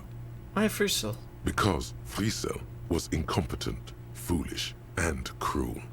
In short, the embodiment of everything the communards wished to overthrow. It's satire, you see. Flip through the pages, see what catches your eye. To your disappointment, there aren't any full-color pictures to direct your attention. Just column after column of closely set text, interrupted occasionally by little doodles in black and white. After rifling the pages with your thumb several times, you return to the table of contents. The magazine is divided into several sections. International developments, Kunst und Kultur, and local concerns. Just inside the cover, there's also an editor's note. Read the editor's note. Comrade, as you know, this journal takes its name from Mazov's immortal expression, Du cristal à la fumée. This was his way of describing the way the rigid, crystalline structures of capitalist ideology turned to smoke under communism. But, like the structures of capitalist ideology, we too are at risk of going à la fumée, unlike many publications which are content to spoon-feed their readers reassuring drivel. La Fumée is committed to telling the radical truth, even when that truth may drive away potential subscribers. So please, if you value our radical Mazovian perspective on contemporary politics, culture, and international affairs, please consider subscribing today. Kim. Yours in struggle, the editors. Kim, I think this is a communist magazine. What do you expect? It was laying around the office of the Debarders Union. They're probably bankrolling the thing. You flip back to the front of the magazine. The table of contents unfolds before you. I want to catch up on international developments. This section includes a long, tedious critique of the latest round of free trade negotiations between the EPIS nations and the Free State of Seminine. That didn't register in my head. I'm sorry. What? You also skip over an article about heavy fuel oil smuggling along the Messina border, something about bear wrestling in Samara, book riots in Yugograd. Face it, you really aren't interested in foreign affairs. You're not even sure where most of these countries are. You flip back to the front of the magazine. The table of contents unfolds before you. I can learn where the countries are, I just need to look at the maps. What is Kunst und Kultur? It takes a moment, but gradually it dawns on you that Kunst und Kultur must mean arts and culture. As you leaf through this section, you come across several reviews of recent radio plays, as well as a brief artist spotlight featuring a local artist identified only as CS. Lewis. The main feature, though, is a long essay titled Tip Top Tourney, a critical Mazovian perspective. Read the profile of CS. Just a moment. What is a tip-top tourney? This so-called artist spotlight is really just a brief Q&A, made all the briefer by the subject's evident hostility to her interviewer. Interesting. Tip-top tourney time. The actual article is surprisingly light on details, but after skimming a page or two, you gather that it has something to do with motor carriage racing. If you don't follow it, you only ever hear about the ludicrous sponsorships and obscene death toll. Alright, let's see what these communists have to say about Tip-Top. You think you're settling in for a relaxing recap of the most recent season, maybe sprinkled with some nice anecdotes about a few of the more colorful drivers. Instead, you find yourself skimming a 10,000-word feature about all the politically problematic aspects of Tip Top Tourney. Wait, what's wrong with Tip Top? Where to even start? For one, there's the crass commercialism of its sponsorships, and then there's the practically criminal emphasis on deadly motor crashes. Hang on, who wrote this stuff? Oddly enough, this article has two bylines: Nasdeb Encolada Bernal and Exilus Buka. What's so bad about sponsorships? Under capitalism, the article says, every pursuit has its price. Every pleasure, even one as elemental as the joy of racing others around a track, is reduced to an advertising opportunity.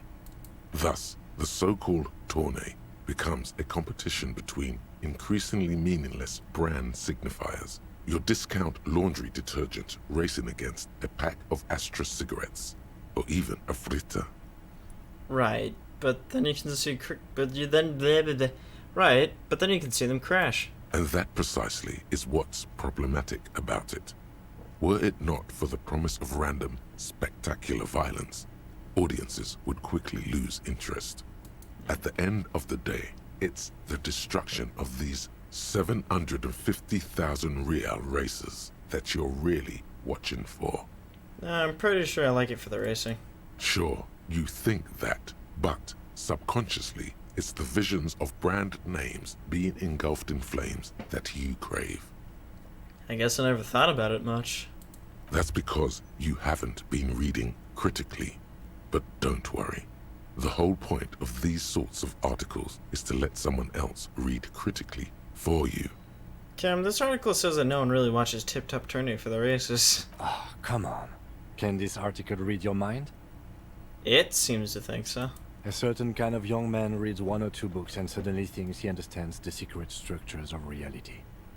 If I had to wager, I'd say they've never even seen the inside of a motor, much less a motor race. I take whatever they write with a large grain of salt.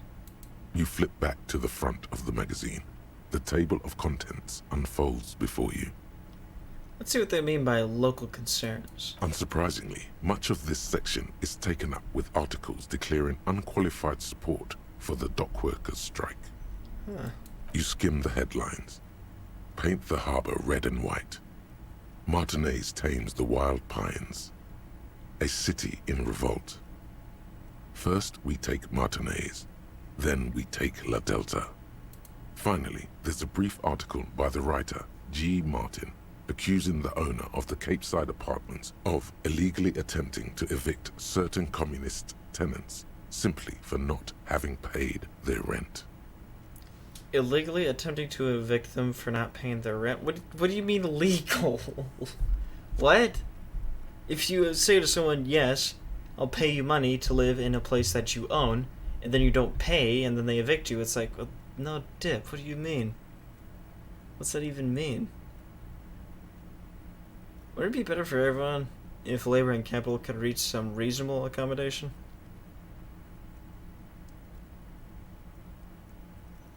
I mean, yeah.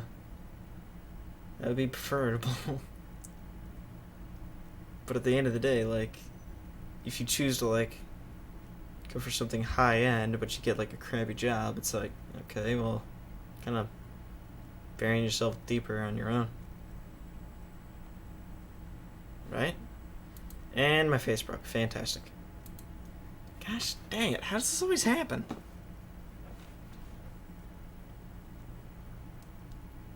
Why? Why you no work for me? What is this? Why must you betray me so often, VC face? Close. And open again.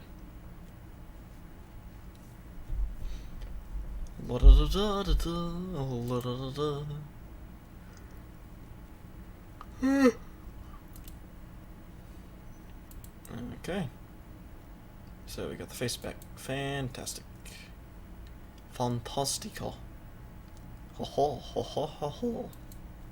Alright. Alright. According to these editorials, there can be no accommodation with the forces of international capital or their mucilaginous allies in the coalition. What? Why do communists love puerile insults? And they wonder why they're always being left out in the cold. Hold on. What's this about a coalition? Judging from the context, it's something very large and fundamental. You should probably know about it already. When you flip back to the front of the magazine, the table of contents unfolds before you. Unsurprising, you skim the head. Finally, there's a brief article by the writer, G. According to these editorials, private enterprise is simply a means of organizing labor that would already happen, regardless. Well, what do you mean? Like, if someone makes a business and then they hire workers, isn't that also natural? Organizing labor that would already happen regardless, what does that mean? Like, it would happen naturally under a capitalist thing, like, because, like, under a communist thing, if there's no real benefit to it, then who would do it? But if you have it be capitalist, then there's significant benefits for doing it, so that would just spur it on. What the heck is... It goes on to call the Wild Pines a nightmarish transnational leech sucking the life from the laboring classes of Martinez. Bold. You flip back to the front of the magazine. The table of contents unfolds before you. Yeah, put that in. Well. Wow, you work hard. I do? Oh, yes. You hustle. You're a provider. It's tough out there, but you keep it real and provide. I guess I do. Yeah. Oh, yeah. Like a horse. A workhorse. For hard work. What hard work do I do exactly? Look at yourself. You're a human pedometer. You must have walked 200,000 steps down cracked asphalt, mosaic, sand, and linoleum after you re-emerged. That is the sign of a hustler who never gives up. The world is harsh and people are evil. You didn't make it that way, and you won't let it break you. You ride. Yeah, I ride. A little. A little? You make money. You got gills, baby. Got those black papers with the faces of the innocents on them. You bring in the Franco-Negros and the Solas. It ain't easy, but you do it. Day in and day out. You didn't make the rules, but you won't lose. You're a cop, and a sprinter, and a money printer. Oh, and there's pawning stuff off to that suspicious Roy guy. Guess I've made some guilds, sure. Sure. And has it been easy? Is life easy? Have you not gone into cardiac arrest? Are you not about to have an anxiety attack or shoot yourself in the mouth? But you still hustle 24/7, ride or die. Now, ask yourself, are you rich? No, I'm actually not. That's right. You work harder than anyone. You almost rode yourself to the grave, and you're still practically a hobo. Why is that? There's a market for corrupt cops out there, but the immigrant cops have price. I don't know. Why am I so poor? Because of the taxes. G-Man's Okay. got his jam-covered sticky fingers in your pocket, stealing from you every time you buy, sell, walk, talk, fart, so much as sneeze. Really? Every time I sneeze? Every time you wipe your ass. They got their direct and their indirect modes of taxation. Sales tax, excise duty, extraction tax, alimony. One tax that doesn't even have a name. Plus there's the stuff people in other countries pay for. That makes them ask for more money from you. Here. Total tax duties add up to 98% of all your money. No freaking way. I guess I'm a free market fundamentalist now. It's a pretty big number. Here you go, hustler. Fight the righteous fight. Free the people. Keep it real. Keep it street. Keep foaming at the mouth furiously on the tax issue. Indirect modes of taxation. Huh. Hobocop. Done. Track down your gun. So dude's got my gun and can't really do jack about it. Got it.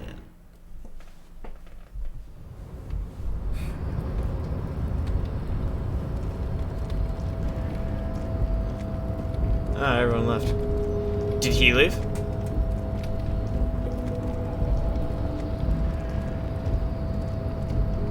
No, still sitting there. Gosh dang it.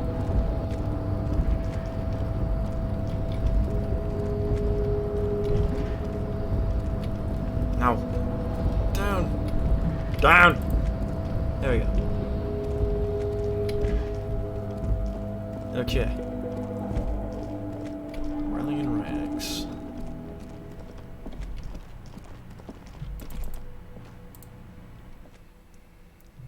Let's check some modifiers. Hey, you can talk to Kim now. Yes? Nothing.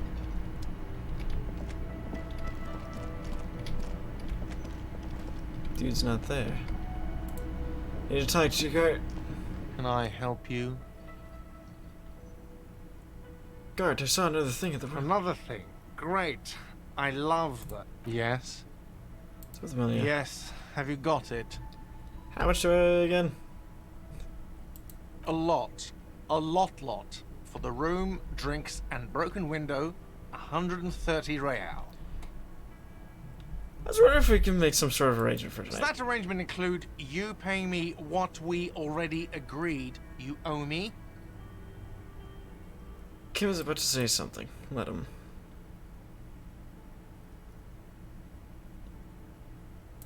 I understand your predicament as the manager. However, He adjusts the glasses. I feel I must remind you that we are here to conduct an important investigation that also affects your business. Forgive me for saying this, but your colleague seems more committed to drinking, and... He sounds sensitive. I mean no offense. It's really nothing personal. I just have to protect the interests of this establishment. Hold on, I saw him kill you now. Good luck trying to use it. He taps his foot against a mailbox or something. Draconian measures.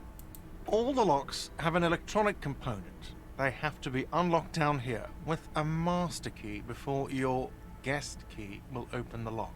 This conversation isn't going anywhere, is it? Not until you bring me the money. Okay. I might have something in my motor carriage we can use when you're done here. I really didn't want to resort to this. The man is thinking. Sorry. Oh, Lieutenant. We're done here. Goodbye. Crap.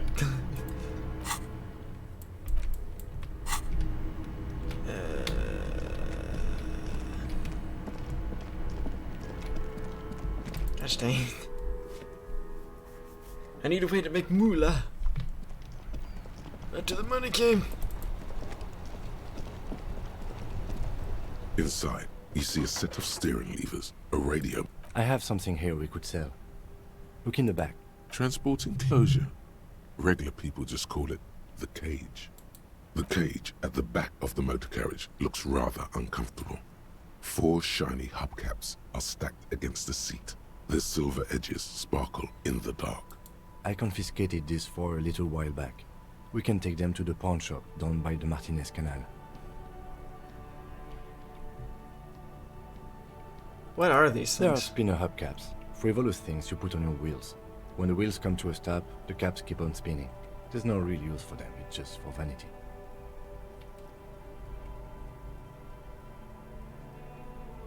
Thanks. I appreciate your help.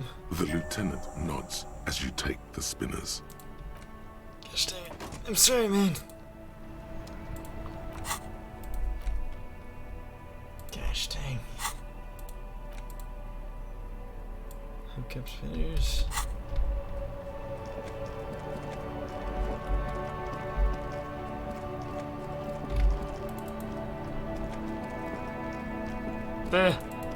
Sorry, Kisaragi.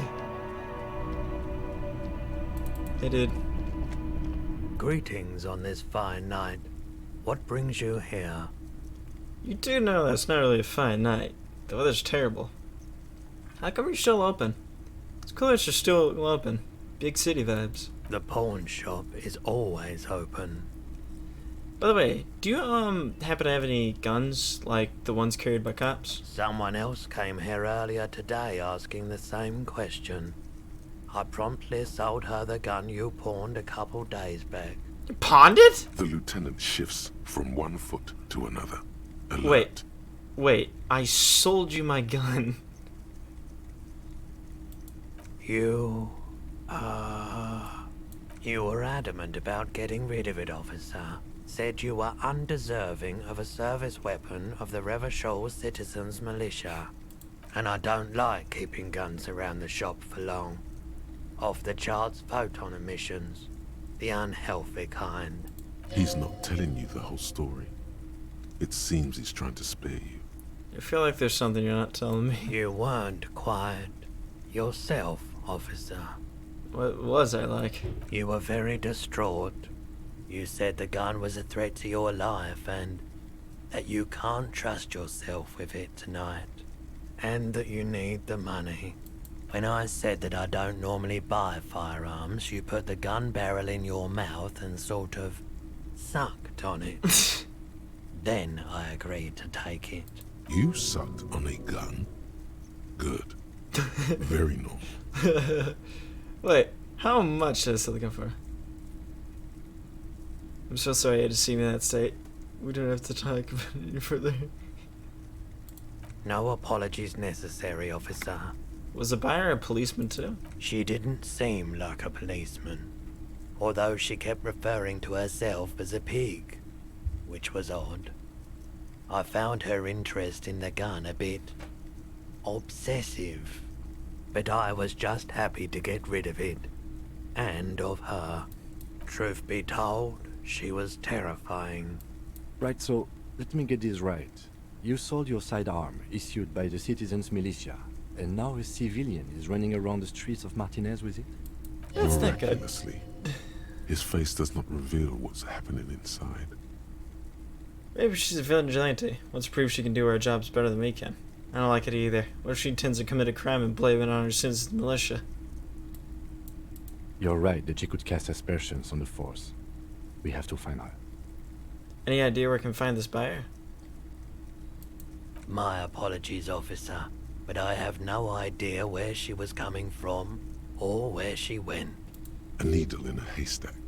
There is nothing you can do about it right now. You'll just have to hope Everett wasn't lying, and the Union can track her down in time.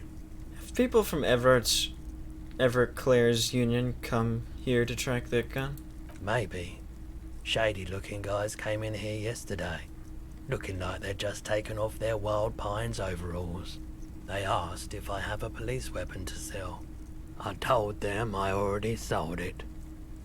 They went their way. It was a trip, but you know, all sorts of people come here, asking for all sorts of things. So he doesn't have the gun, he's just trying to get us to be his... Maybe Claire really is tracking down your gun. Lieutenant eyes brows rise slightly. At least I know how I lost my sight. I'm talking about something else. Of course. I have something else to sell. Yes, we'd like to sell these hubcaps. Lieutenant steps in and hands him the spinners. Roy takes the hubcaps from the lieutenant and inspects them. The spinners appear iridescent in the dancing light of his pawn shop. Yes, these are very, very good. Did you defraud some foreign prince for them? Jump-a-mesque banger? No matter. I'll give you 200 real. He marvels at the cobalt shimmer and nods. No one was defrauded or jumped, I assure you. The lieutenant explains as the pawnbroker opens the register and counts the cash. Of course. I meant no offense. 200 real for you, officer. Delightful doing business with you. Do come again. Thank you. He takes the cash and turns to you. Here's the 130 real you need for your bill.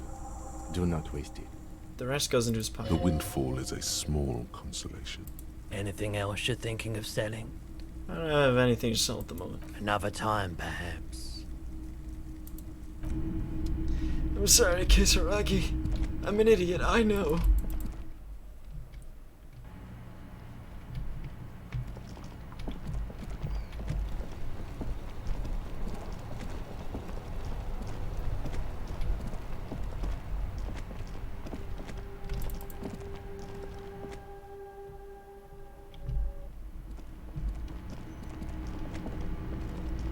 Alright, we got your money.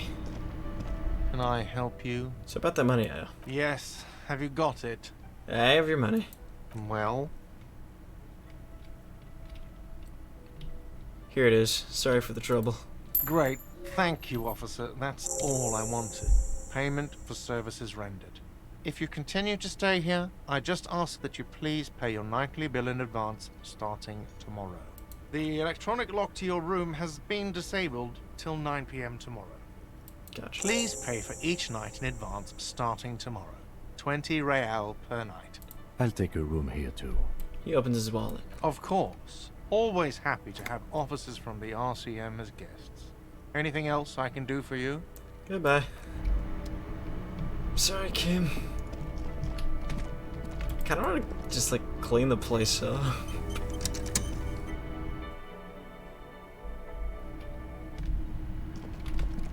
Can I knock on the door?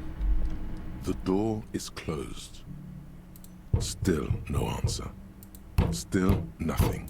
The lieutenant gives you a... He doesn't like where this is going. Leave. No one's in there. It's your room. This is the door to the room you redecorated. Good night, Lieutenant. Just a moment. You had some questions earlier, I believe. And besides, we should discuss our progress on the investigation. Let's go out to the balcony. Alright, let's go.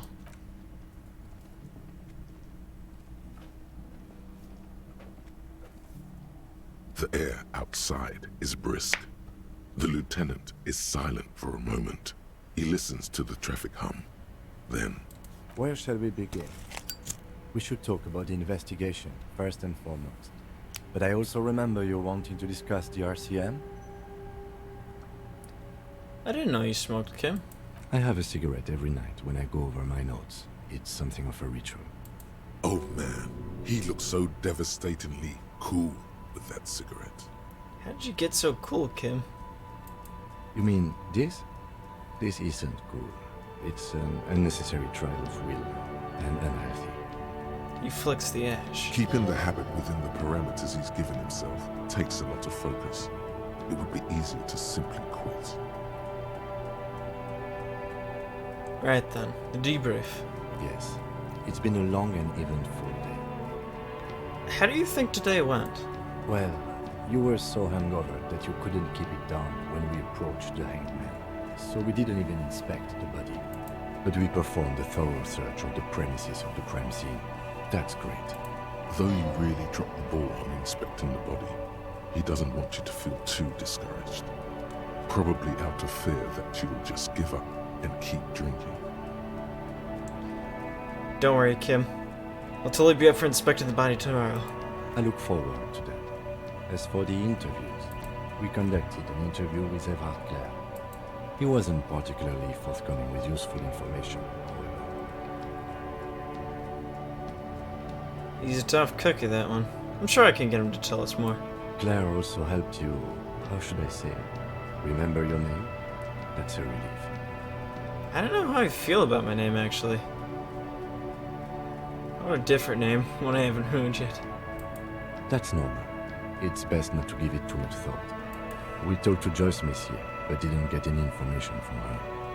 I have a feeling Joyce knows how dangerous the situation really is. We have to get her to talk to us. Above all, though, today was exhausting. What's with all the running? You run a lot. Is that a standard Prison 41 practice? It's the legs. The power legs. Gotta run hard. I have a really good theory about why you're running so fast, son. Just you wait until we get up tomorrow.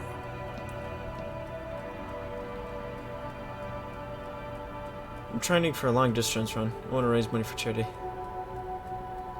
Yeah, it's part of the Jamrock Shuffle. It's impressive, to say the least. For a man your age, especially. He nods thoughtfully, tapping his finger on a cigarette. Those are some stylish shoes too, by the way. Those loafers. Must be hard to run indoors like you do. He smiles suddenly. So what are powers exactly? The RCM. They're quite limited, actually. The power officers of the Ravachol Citizens Militia exercise most frequently is imposing fines of up to 1,000 real for offenses, in accordance with an interdepartmental schedule. Wouldn't that be an easy power to abuse? Yes, although indirectly, as citizens can always request records from their local station. Officers of the RCM have been known to take bribes of less than the prescribed fine amount. It undermines trust in the RCM. 1,000? Why not more? The RCM's primary role is to ensure safety. We are not really supposed to play any part in the economic structure of Ravachol. Alright, what else? We can arrest people, of course, but rather than bringing someone in directly, it's preferable to serve a station closely. It prevents confusion and overcrowding. Wait, how can you be sure the arrestee will show up? You can't. Those who don't show up become fugitives, though, and have fewer legal rights when they are eventually caught. It's about power projection. Thus far, they seem to mostly show up. I see. And if someone resists? As you may have gathered from the fact that we are expected to carry a record of our kills, like the one in the watermarks, we are permitted to use whatever force is necessary, and strongly admonished not to abuse that power. What happens if the people we kill convict? What happens to the people we convict? Wait. You have to supply compelling evidence for why it was necessary to use lethal force. In these cases, your partner is usually your witness. Not a good position to be in, by the way. Internal Affairs handles these cases thoroughly, by cross-examining you for inconsistencies. It is hard to cover for anyone, which is for the best. What happened? We don't convict. We arrest and send them to coalition government courts in Couron and La Delta. The prosecution works off our testimonies and records, which is why it's paramount to keep them. He taps on his coat pocket, where he keeps his notes. And who makes all these rules? the coalition government, and the moral intern more broadly. The RCM was formed by the coalition government to restore order in the international zone after the revolution. So we did. Now we attempt to maintain that order. No more, no less. His gaze is absently fixed on a window below that just went dark. Or perhaps it is better to say we were allowed to form. It's a point of contention whether the citizens of Revachol or the coalition government founded the RCM. Let's say it was the citizens of Revachol. Be sentimental if you like. Either way, the moral intern leases us the right to keep the peace in this city, and they will take it away if we misuse it. The moral intern? What's that? The Moralist International are the world's largest political organization. You know who they are. They have been running this place after the revolution failed. If I didn't know, how would you describe them? They're a union of center-left and center-right parties across the Real Belt. Our coalition government is just one of its many projects. They also run the ICP, EPIS, most intergovernmental organizations in the world. What do they believe in? What do they believe in?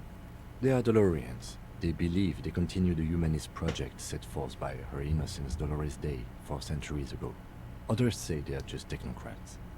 What's their symbol? Interesting question. It's a blue forget-me-not.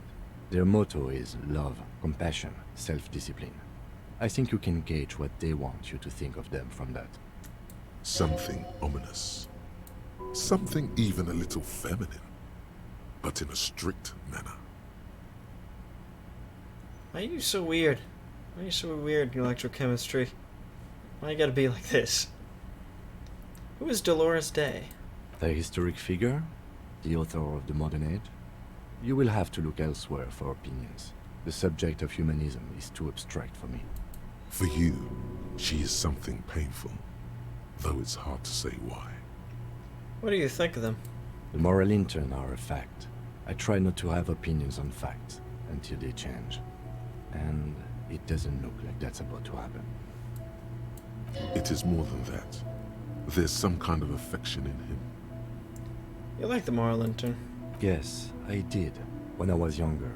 In my 20s, I considered myself a moralist. A blue forget-me-not, a piece of the sky. They're not all that bad. But the years have changed that. I don't know what I believe in now.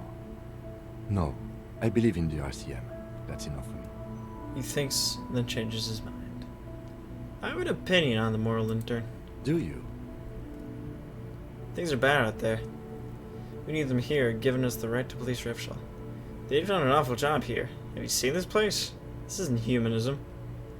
Your stooges is the world's biggest bourgeois organization protecting bourgeois rights. Immigrants, liberal kids, freaking men are... On second thought, I don't have an opinion. Things are bad out here.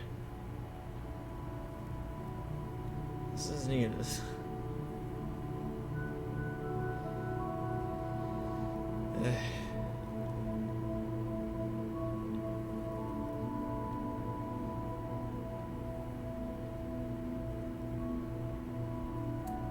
In fact, we would need them even if you didn't think that way.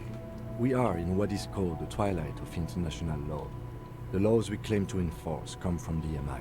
Without them, we are simply vigilantes. Actually, vigilantes is okay with me. Then you will adore Martinez. For many of these people, the Union especially, vigilantes is precisely what we are. Personally, I don't enjoy it much. He looks at the roundabout. The lights of the orphan district are reflected in his glasses. The red and golden orbs of the motorway sliding like pearls on a string from east to west as Revachol commutes back to the suburbs. Tomorrow is Tuesday. Monday is over. Say nothing, just look into the night. The dying lights of the city shimmer below. Slowly, like luminous clouds, they pass on his lenses. The lieutenant looks at his slim cigarette, contemplating the next drag. This soldier is the highlight of the day for me, he thinks. This little stick right here. They really don't like us here. And the mouth on that kid, you know. It's different inland, in Jamrock and the GRIH. He pulls on the cigarette. Why are they like this?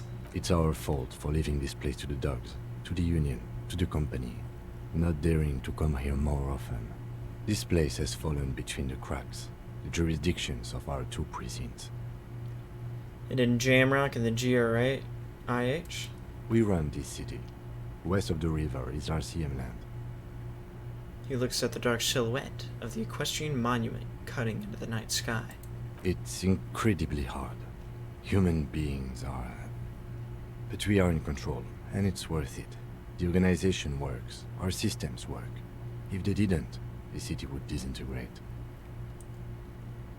I hope our investigation will help improve the situation here. At least do some good. Me too. But I wouldn't count on any drastic changes in our lifetimes. Thank you for this. Yeah, it's getting very cold now. Let's go. He puts out the stub of his cigarette and looks to the door. Oh, I leveled up again. Nice.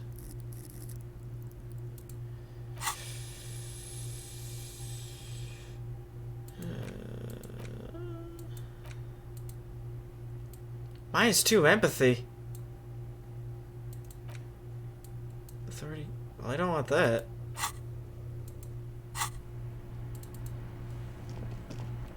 To the door.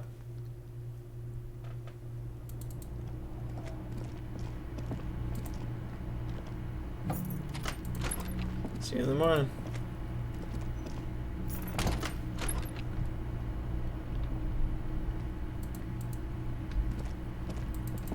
Okay. Now they know more A mirror about me. hangs on the bathroom wall. It's barely covered in steam anymore. It's your face in the mirror, adorned with the expression. Let the mirror be for now.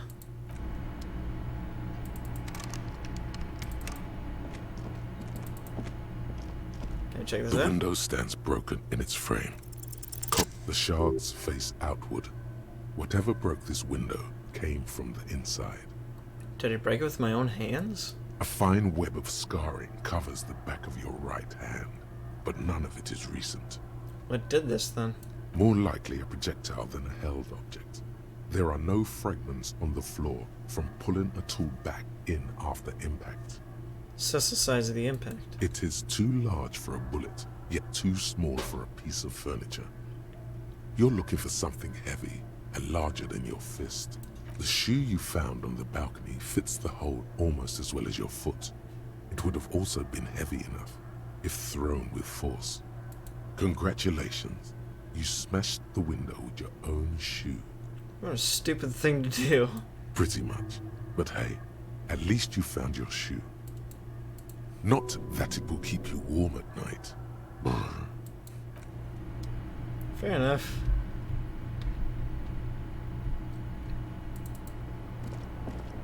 The bed is cold and not particularly inviting, but it's yours. The sheets look awful. Crawl in. The sheets feel at once coarse and clammy against your skin. The bed sags beneath your weight as you stretch out and finally close your eyes. And then sleep doesn't. I didn't get rid of that. Sleep doesn't come. Why? Maybe it's the bed's fault. Check the pillow. Its synthetic filling has separated into hard lumps. The pillowcase smells oddly. Check the blanket. It barely covers your toes, stretching over your soft belly. This is your body here, intimate and warm, breathing. Under your thrumming eyelids, you see a dizzying array of colors. You won't get off this carousel quite so easily. Roll over to the other side. It's a little better. Colors, scenes, and half-formed phrases still litter your mind. Part of you is still trying to solve the case, isn't it? Who killed him? Who? Something to do with... What was it that the lieutenant said? Union? And it's gone again. Your thoughts lost between the slowing brain waves. No more thoughts. Fall asleep now. Your breathing steadies. A great silence washes over you. until your eyelids twitch in your sleep and images start forming.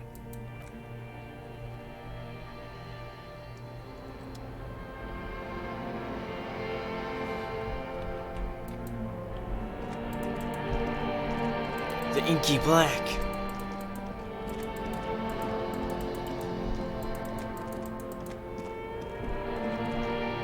It's me. Do you remember the scent of your childhood? What is this? What it says on the can, Harry.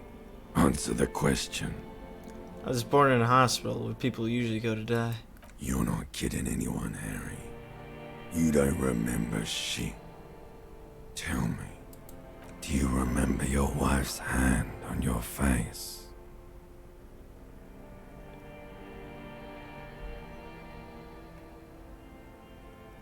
Tell me what this is. I'm not answering before you tell me who you are. You know who I am. I'm the bad day. The one where you ask her, and then later in the streets, wandering. It's the worst day of all time, Harry dear. And it's coming. She will hear about it on the phone. Reality will turn into a grotesque nightmare. This will be the last thing you did to her. Tell me, do you remember the love of your life? You said, who? Do you remember the warmth of her thighs, between her legs and in her mouth? Was I? I was left. That's right, funky baby. And you just stood there. One hand on the bottle and the other on your dick. Watching her go. Let it all be dragged away from you. Tell me, where are your friends? Human beings have friends, Harry boy. Where the hell are yours? I can get it all back. No, it's gone.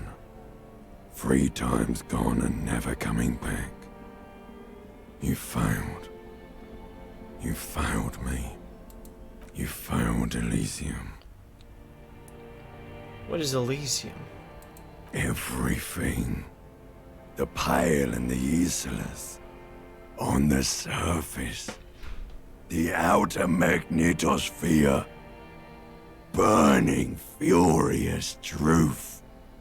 8,000 years of written history. You really dropped the ball, Harry. 4.6 billion people. And you failed every single one of them. You really fucked up. I've seen you before. No, you haven't. You're just sleep talking. And the act is wearing thin, too. The spots on the disco ball fade around you. You'll be back in those cold snakeskins in no time, sweating up the bed. Stinky boy. The limbic system. I can come back from this. You're not coming back from shit. Thrashing around in that high conductivity state of yours. Bumping into things and acting like a clown. Who are you kidding? I'm trying to solve this case. You're trying to what? I can't hear you. This is just a word dream now. Jumbled up garbage. The pictures are gone. The bed rises to meet you. A thin, sleep-like state. More glass than velvet, grinding in your head. So something is wrong. Sleep shouldn't be this bad, this dry, this unnourishing. There's something wrong with your thoughts. Some kind of new type of hangover. Gosh, there's another type. Oh yes, party boy, and it's worse than the one before. Just think of the shit you saw. Here it comes too, so soon already. A silent alarm goes off in your head like clockwork, barely let you sleep at all. Time to get those clothes on, Harry. Time to go to work in the shit factory. Up. Into the real world we go. My health and my morale.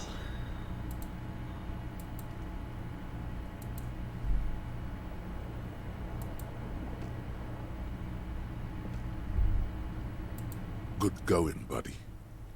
What the heck was that? It just has the most beautiful, uplifting, beautiful dream. Uplifting. Is that how it's gonna be now when I close my eyes? Yes. Wait till you see the one with the chick in it. It's gonna be a good one. You feel even worse this morning than you did last night. What the heck is going on with me? You mean, why are you so tired? Too tired and down to even think? It is worrying, isn't it? You can't be a detective like this. Detectives need to be able to think. No, that's not it. Really, I feel super good. That's not really true. Your heart has finally pumped all the speed out of your system, Buster. Time to get some more. Don't do that. Stay strong. The hangover will wear off. You don't need to keep doing this to yourself. No, I can take this. I'm not gonna go looking for speed. Are you sure? Ready to live as this pathetic shell of yourself for days? Basically, a week. Let's be honest, 2 weeks. Maybe 3. You won't make it. Half the town will be dead by then. You will be fired. That's a lie. I can do this without the speed. Half the town won't be dead. Suit yourself, slow, sad shell man. See how you do without your spark.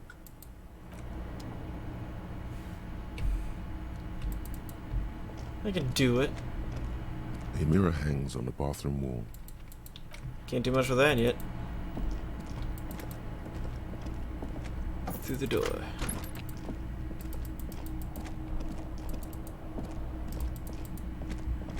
Knock on the door.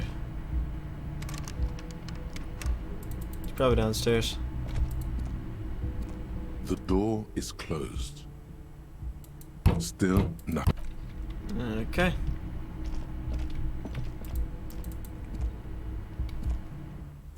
Morale?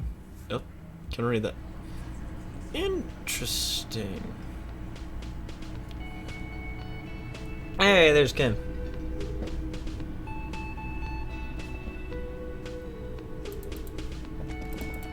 Good morning. Morning. He gives you a quick nod. Looks like we can get to work at once. The Union muscle turned up. They look rowdy. We should talk to them. These are the men Gart told us about yesterday? I completely forgot. Sorry, I had a rough night's sleep. It's them by the looks of it. Loud and nasty, just like the manager said. Alright. One loose thread less to worry about. And one big problem to replace it. What do you mean by rowdy? I mean ungovernable. Martinez isn't exactly enthusiastic about the RCM being here. They prefer to be policed by the Union. These men here, men who drink beer for breakfast, there's talk of an armed wing of the Union called the Hardy Boys, who are responsible for state policing. I think it's them. Hardy Boys. There's so many of them. Maybe we should call in reinforcements? That would just escalate tensions. No captain would sign off on it. Solving one murder isn't worth a conflict between the RCM and the Debarders Union. In fact, even the death of 2 detectives might not warrant an all-out war. So let's keep a cool head, okay? Let's roll. One more thing before we do. We don't have to talk to them immediately. We can walk right past them, continue with our business. Got it. Good. A power move. Purposefully concentrate on something else first. But aren't you curious to know what they have to say about the murder? They're in no hurry to leave. They think they own the place. Anyway, I leave that choice to you. Whatever you decide is fine by me. Alright. Can I pay you? Can I help you? Buy my bill for tonight. Got the 20 real? Yep. 20 real for the night. Good. You got the room for the night, but remember, you'll need another 20 real tomorrow. Alright. How you doing, miss? Just a moment. The old woman turns back to the cafeteria manager. And there's no public phones nearby? The closest phone booth is down the coast. Sorry for the inconvenience, ma'am. The cafeteria manager appears genuinely apologetic. It's fine, I understand. Thank you anyway. I'm glad to see you again, dear. Good day, madame. Everything alright? Please don't trouble yourself about me, sweetie. I was just hoping to make a call, but the Whirling's phone line isn't working. The union office probably has a phone, but I can't really get there. Or to the phone booth down the coast. And Gary's phone is dead too. Wait, what's wrong with the phone line? The manager was vague about it. She frowns. Why would he be vague about phone problems? This is something to look into later. Ask God, maybe. Why did you need to use the phone, anyway? To let the young woman who's house-sitting for us know that we may be delayed. Morel, my husband, and our friend Gary were supposed to get back by Monday night, but they're still missing, and I haven't heard from them. I was also hoping she'd heard from Morel. Okay, I'll bite. Has your husband gone missing before? That's just it.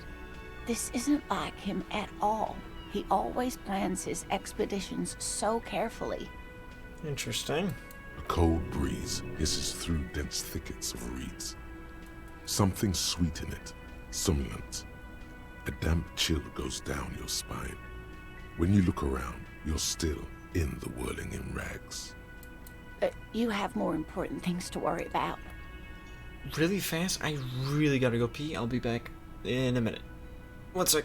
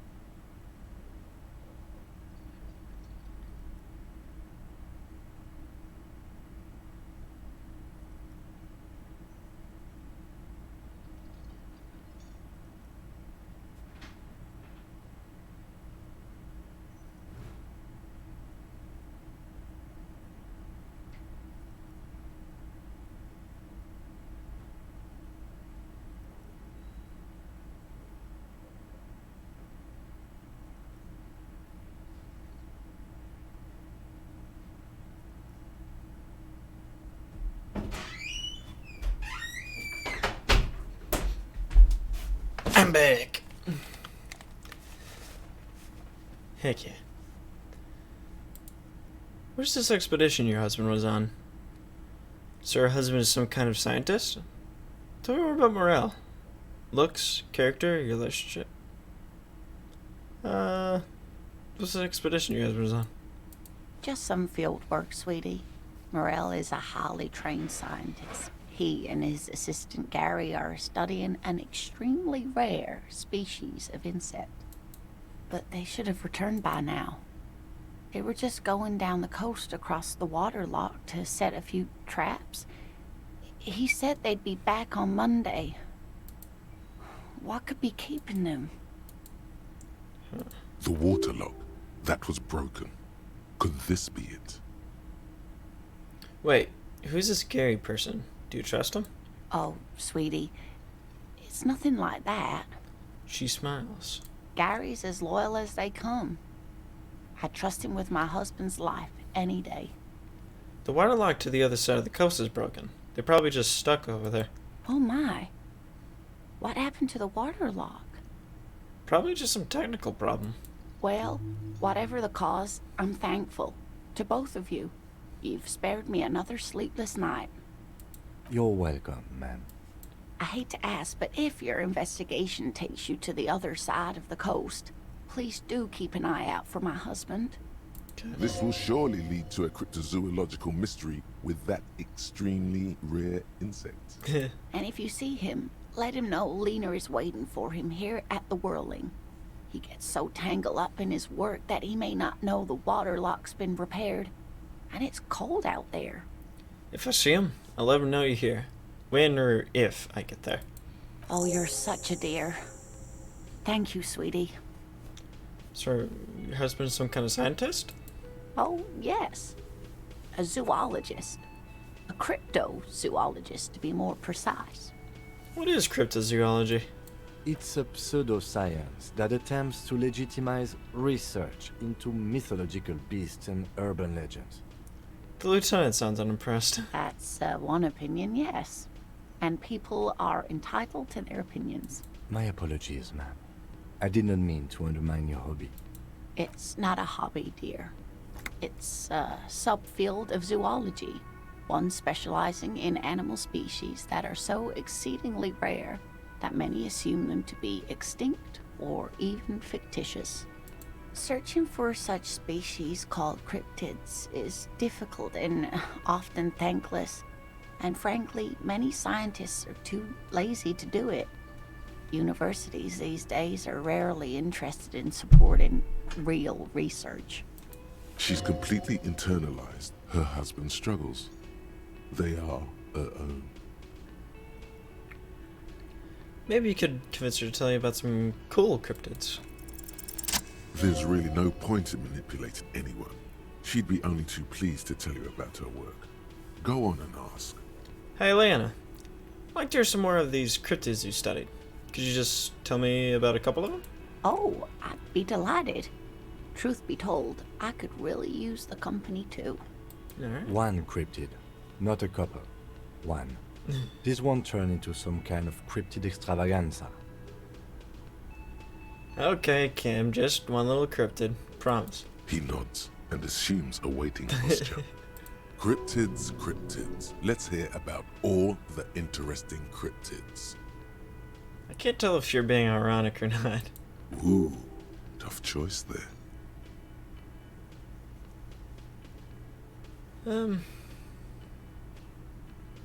What's the tiniest cryptid? Cryobacter catlensis. Cryobacter catlensis? Yes, a unicellular bacterium that was discovered in one of the northernmost points of Kotla on the Boreal Plateau by renowned geologist Caitlin Mijanou some 70 years ago. What's so special about it? The bacterial colony Mijanou found had remained alive while frozen in ice for longer than anyone could reliably estimate. Certainly from before recorded history. Interesting. Mijanou disappeared shortly after injecting herself with the bacteria she had brought back to study. No doubt in hopes of prolonging her own life. Wait, she injected herself with it? Yes, the bacteria had survived in the ice since times immemorial.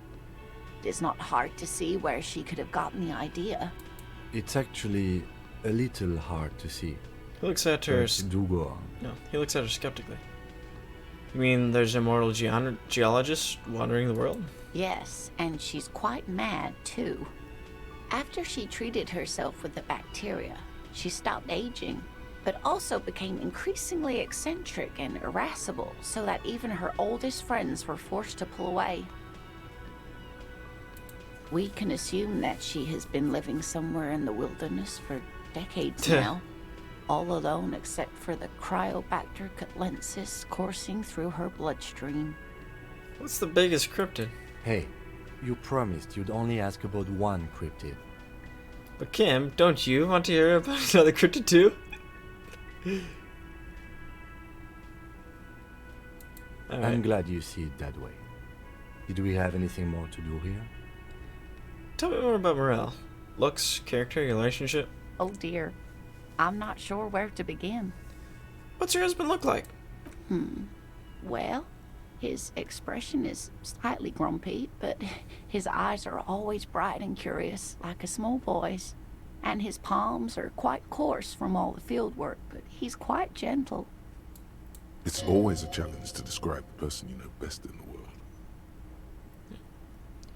Let's try again. If I were trying to meet him on the street, what would I look for? Oh, well, he's a bit shorter than you, but with a larger frame, and he has longish white hair, usually a bit uncombed. You might say wild, even. The lieutenant pulls out his notebook and begins jotting down the woman's description. Okay. One other thing, he'll likely have all kinds of field gear on him, even if he's not out in the reeds, you know, just in case. How long have you been married? We'll be celebrating our 16th anniversary this autumn. Not the most numerically satisfying anniversary, but I like the less obvious milestones even more somehow. Her smile is soft. How'd the two of you meet? Via dating agency, I'm ashamed to say. I was looking to get back into the scene after recovering from my accident, and he'd just divorced. Oh. We hit it off, and, well, here we are. She smiles wistfully. She's skipping over some important parts. Perhaps you'll find out more later. Right. I think I have all of the information I need. Let's move on. I hope I've been useful. Tell me more about the rare insect your husband was looking for. Oh, sweetie, it's fascinating. But I shouldn't bore you with entomological minutiae. The lieutenant gives you a sideways glance. No, I want to hear more about the insect. Well, it's a phasmid, technically, but... Ah, yes. Phasmatodia. A diverse group of insects whose bodies resemble twigs, leaves, that sort of thing. Ghost insects, colloquially. Oh, yeah. Here comes the interesting. Where other phasmids imitate sticks or leaves, this one's a living reed. It disguises itself among the reeds here on the Insulindian coast. Seems possible. Hence its name, the Insulindian phasmid. Perhaps you'll end up co-discovering the phasmid with us, officers. She looks you in the eye and nods thoughtfully. I knew it. We're gonna be chasing made-up insects with cryptozoologists. It's not made up, officer. I can assure you. It's simply elusive, so much so that most establishment zoologists doubt it exists at all. What makes you think the phasmid is around here? Well, some teenagers making out in the reeds saw one. They didn't know what it was, of course, but there was a brief article in a local newspaper about their encounter with a ghost insect that looks like the reeds. Gary sent us the clipping. So, a newspaper clipping is all the evidence you have? Of course, most phasmid sightings turn out to be false alarms, but their description matched the Insulindian phasmid perfectly, and they didn't even know what they were looking at. So, is it dangerous? Not at all. Why else would it hide itself so carefully? Alright, fair, fine. Is it valuable? Oh, I doubt it.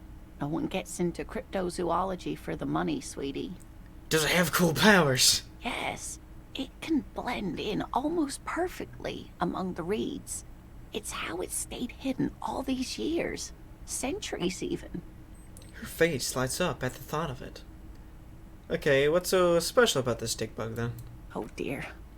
I'm afraid I'm not explaining this very well. It is very special. The woman's face flushes with embarrassment. Morel can explain it all much better. I wish you could hear him describe it. Then you'd understand, I'm sure. That's all for now.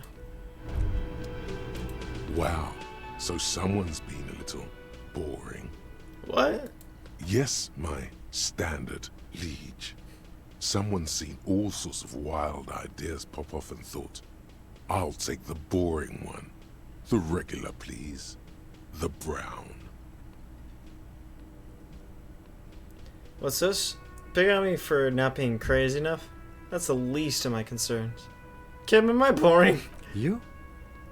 I wouldn't worry about that. He looks at you. See? You're so regular and vinyl brown. He doesn't even want to talk to you about it. What's this? Picking on me for not being crazy enough? That's the least of my concerns. No need to be defensive. The regularity, the brownness, the cut and dry have their appeal. A very standard appeal. I like standards. Of course you do. Maybe some regulations and a usual pistol to go with them. It's official.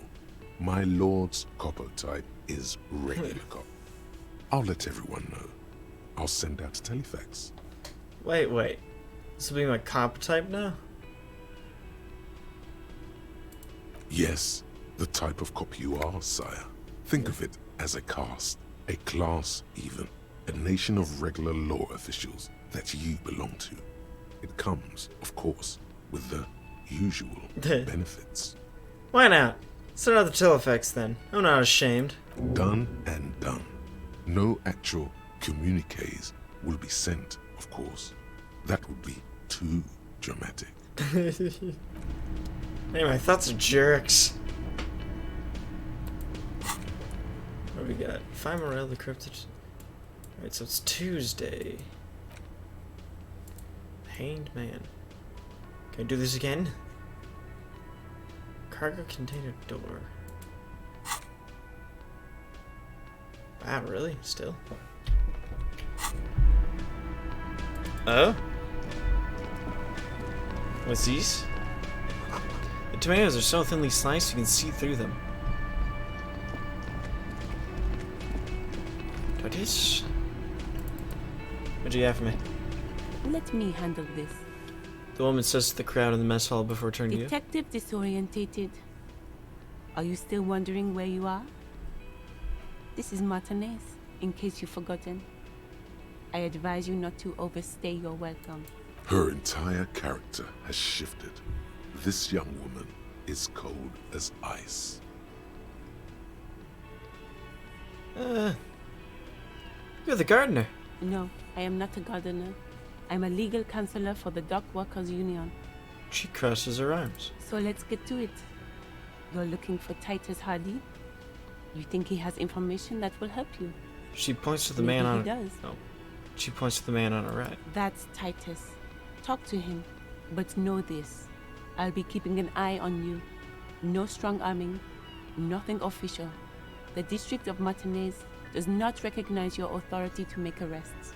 It doesn't matter if you recognize our authority. We will make an arrest if we have to. She says nothing. Her glare speaks for her.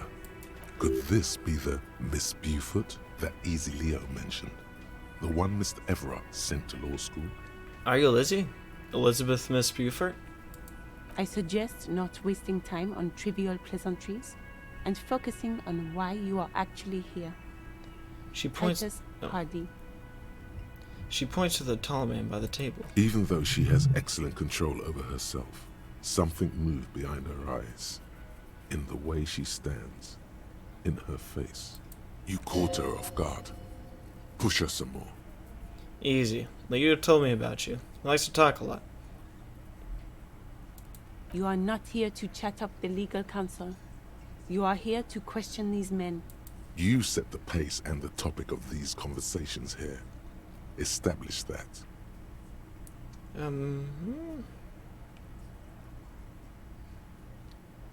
You said Mr. Everard sent you to law school? I represent the union and these men here. She points to the...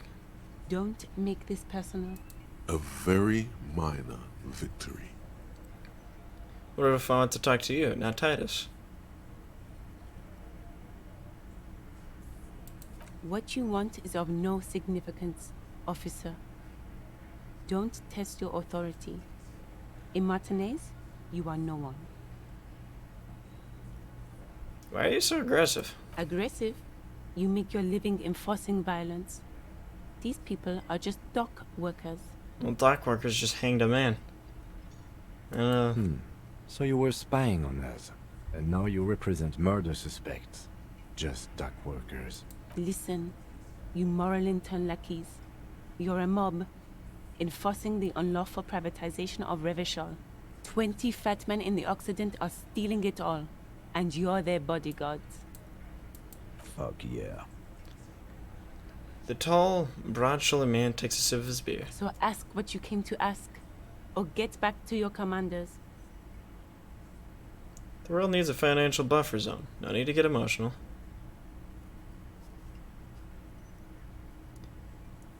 I don't know if you heard that, but it's wrong. The RC was I like that. Good start.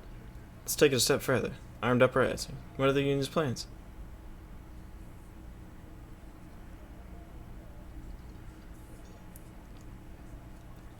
The world needs a financial buffer zone.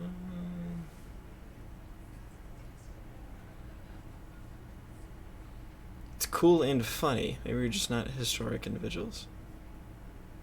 I don't know where you hear that. What's wrong? I like that. Good start. Let's take it a step further. Armed uprising. Please. Look, a comedian. Do your job, ask your questions, then get out of Martinez. Strange. It's as if people don't believe a cop could be a socialist revolutionary. What's your role in all this? Like I already told you, I'm a legal counselor. Do you have hearing problems? What are you going to do to me?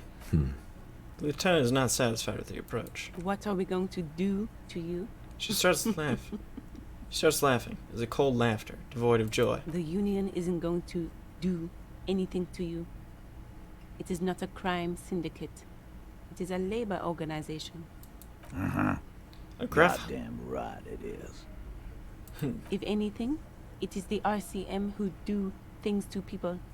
But we digress. You guys hanged him, man. Just talk to Titus then. Coins.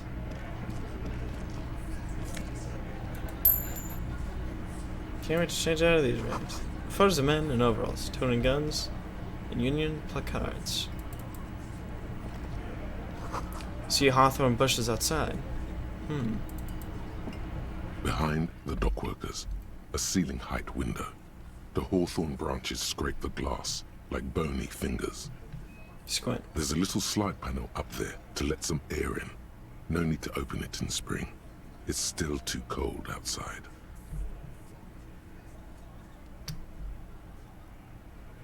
There she is. Still too cold. Got it. It's a bowl. There's spit in it, reeking of tobacco. This is where you say your bed. A broad-shouldered man points at you with a beer can. Okay. Detective. The lieutenant acknowledges you with a sharp note. He's leaving it to you. Don't say anything yet. Hey, dipshit. You hard of hearing or something? The boss man's talking to you. Cross your arms. What, is he fucking kidding? This guy high or something? The little guy looks at his mates in disbelief. Hey, asshole, up here. We're talking to you. We are looking for Titus Hardy. Lieutenant turns to the broad-shouldered man at the end of the table. We need to talk about the hangman out back. Oh, this is about him. He looks around. Real looker, that one. You're sure taking your time, waiting for him to get ripe and pretty for you, huh? Oh, he was a real pretty boy by now. Real hot stuff. Letting out that pretty boy smell. Time to go to work in the shit factory! Hey! Easy, boys. These janitors have a hell of a job cut out for them. I mean, I wouldn't go in there for $1 million. He slaps his forehead. You might want to start asking your questions now. It's not going to get better than this. Do a head count first. Connect these men to the tracks you saw in the yard. Chances are they're going to match. Scan the room. Starting from the right. Boot size 44. Blonde man. In his 30s. Overbearingly masculine. Sitting on his right. Standard working boots. Size 45 or 46. Eldest in the room. Probably mid-50s. Smoker. Quiet. Across at the other table. Hobnailed working boots. Size 43. Gang tattoos. Mesk or Sarah Mauritian. In his late 30s, early 40s. A symmetric burn on his neck, resembling the letters Loss Loss. Has he tried to burn it off? Leave that life behind? And then, standard working boot. Steel reinforced toes. Size 46. The big dick. Wide at the shoulders and lean at the hips. Rugby cap. Fingerless gloves. And numerous scars. A little under 40. Huh. The emblem on his vest says Rowing Club. A little patch below it reads T. Hardy, Captain. In the far corner, standard working boot. Steel reinforced toes. Size 44. 40-something. Non-alcoholic beverage in hand. You squint. Is that a plectrum? Where? On his neck.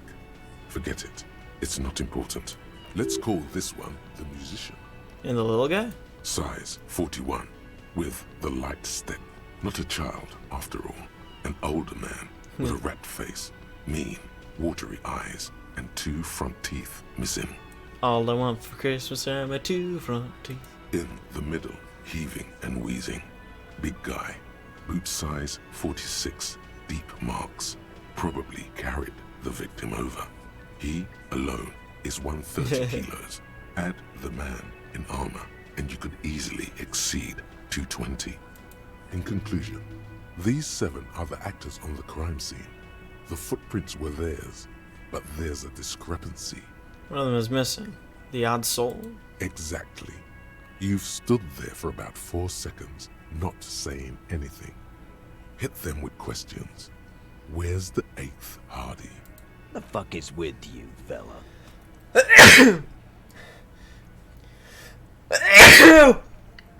Yeah. Titus is staring at you with his head tilted.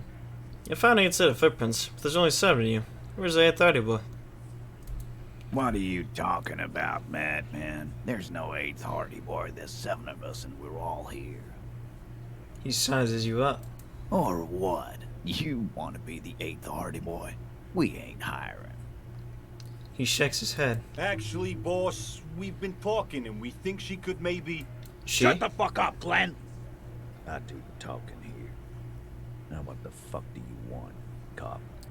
Ah, she's in on it! There is an 8th Hardy boy. It's a she, and you don't like us talking about her? That's right. We're not talking about this. This is a private Hardy Boys matter. Nothing to do with your shit. And he points at the lieutenant. You're not cops here. Don't go digging around if you don't want a bullet in the back of your head. I'm watching you. Good. We are all watching each other.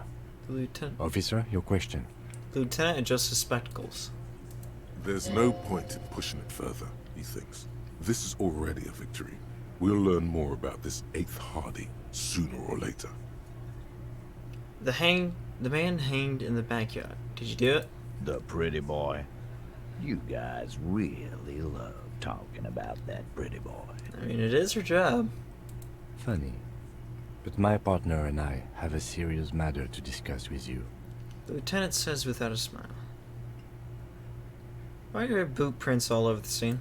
You mean these boots? He raises his work boot, size 46 steel reinforced toe. Yes. We all got a pair. We wore them the night we took the pretty boy out back and hung him by the neck. Yeah, we did this. Together. All of us. Until he was dead. That's why our prints are all over the scene. So you just confessed to the murder? Goddamn right. No. These 7 honest men have equally come forth. They told you what happened so that you don't waste any more of your time. You murdered him just like that? No remorse? How many people have you sent to the Shays? Ever felt remorse for them? Chaise électrique is the method of capital punishment in Revachol under the Coalition. During the suzerain's reign, it used to be the firing squad. Or send them to Reunion to rot. For 20 years. For life. He says it as if it were worse than dying. And Reunion, what's that? What we do is different. We enforce the law. You just kill people like it's nothing. Honestly, I drink so much I can't really remember anyone I've sent to bars.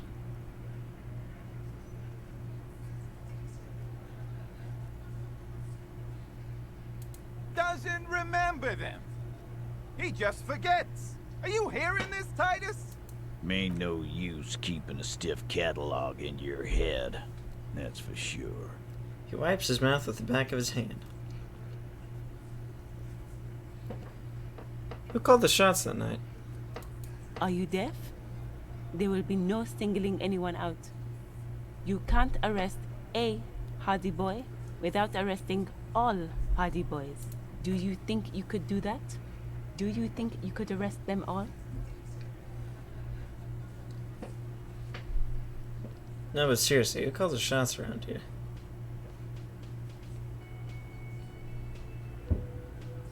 I don't have to. One is more complicit than the others.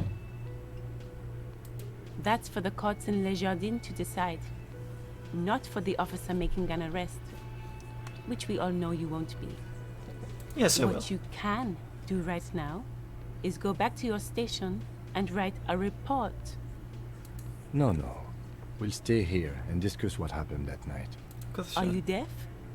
Do you think you could I just do that? touched. No, but seriously, who calls the shots around here? Who do you fucking think does? Sounds more amusing, Avery. I thought she did. Big sound of the dynamite's hurt. I'm guessing the big one. Kids are usual. What's for? Claire runs the union. You answered M, right? I thought she did. It wasn't a question, dickwad. How fucking stupid are you? This asshole is worse than...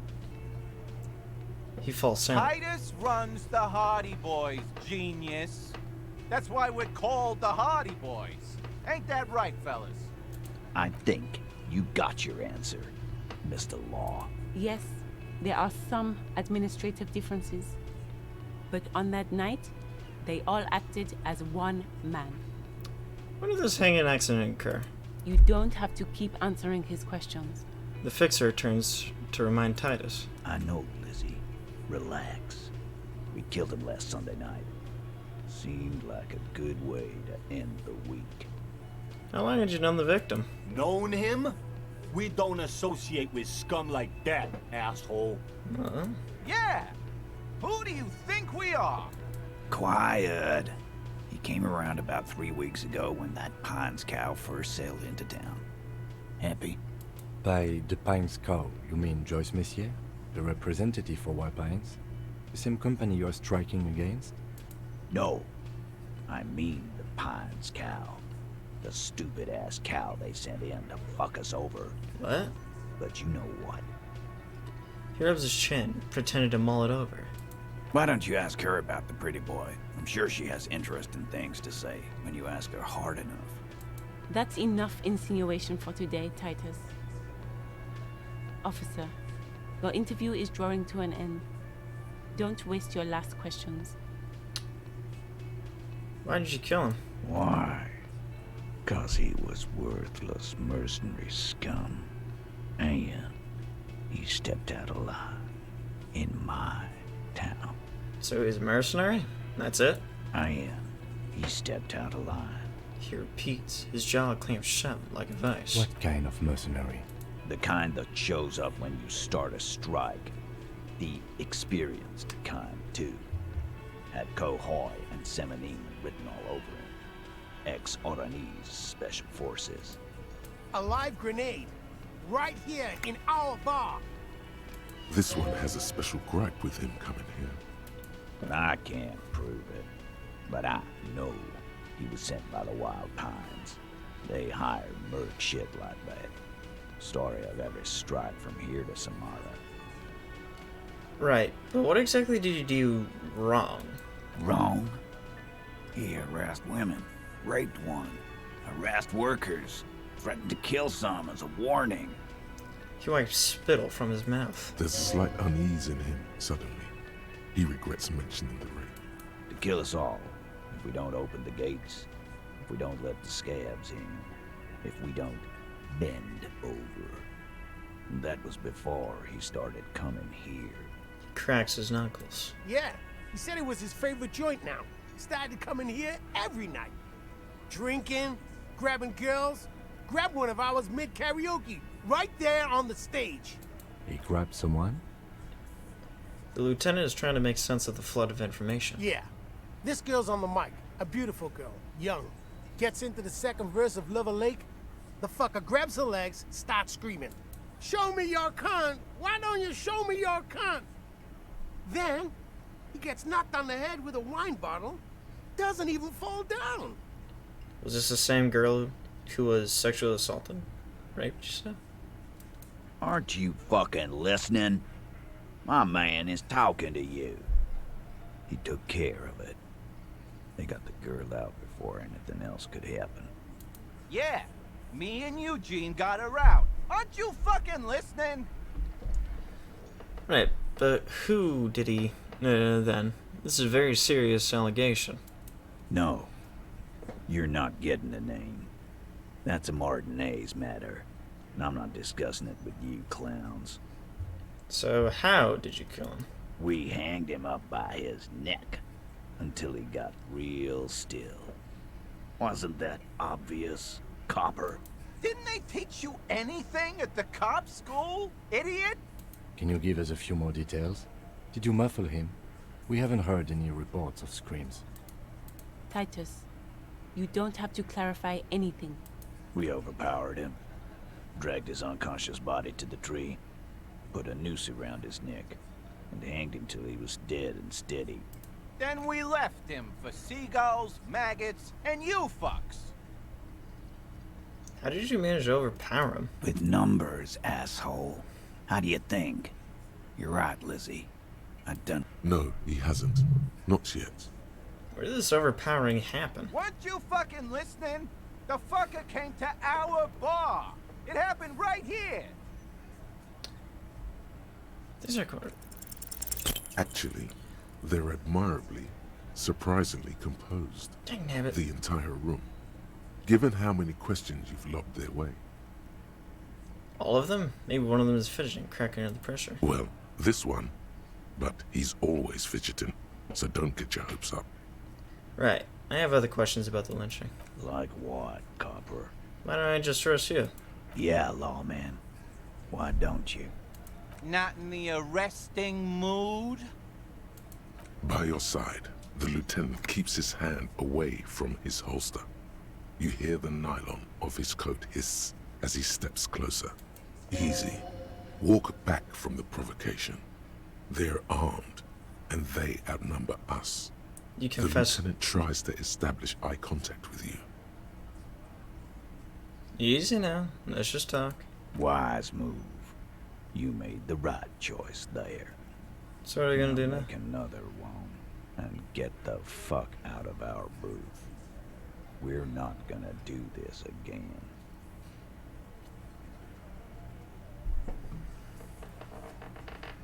Nothing. Your investigation here is done. Leave Martinez, go back to your stations where you belong. I think we're going to stick around, thanks. Some things don't add up here, Titus. The lieutenant closes his notebook. I've done this job for long enough to know that people don't just confess to first-degree murder. Even if it is a group responsibility. We're going to look into this. Good luck with that. You've heard everything a rent-a-cop is gonna hear from us, real law officials. You're lucky you didn't get a beating. 6. Establish authority. Yes. Authority. Feverish thoughts race through your mind. Give me this to. First you still. You don't say who. That's it? That's all you got? Did you already try the gun thing? I hear the gun thing is excellent. You're probably right. The others are only there for filler. To make the gun thing pop. Did you already try the gun? You're probably right. The others are only there for filler. To make the gun thing pop. Damn, I need you again. No, that's... None of these are good. Gosh. First you tell... Stop shitting your pants. You don't need to know, alright? We took care of it. The law handled it, alright? Yeah. Aren't you listening? It's done. Finito.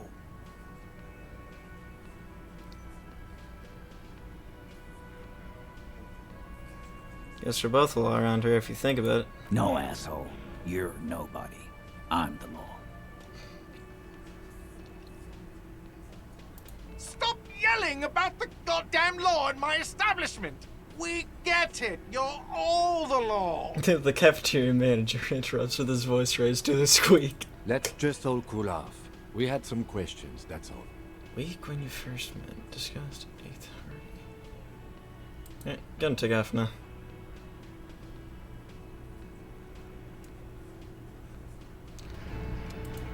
That was irritating. I have 2 skill points. Oh, this is all the way up to 5. Holy crap. Prove your authority to Tardis Hardy. Boy's eyes.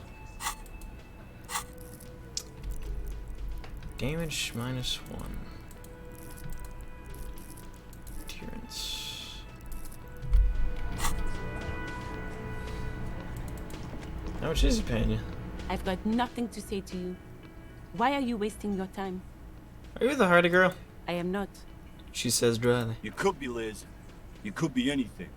You could even be a model. Even a mod? Glenn, I went to law school. I am an attorney. He's right. With a face like that, she could be on the cover of Le Debutante International. Get a grip, Glenn. She went to law school. So fucking what? Lots of models are actually really smart people, fuckwad. No, Glenn. They aren't. Her tone is cold and uninvolved. It's not her. She's not a Hardy girl. Definitely. Maybe we'll talk later.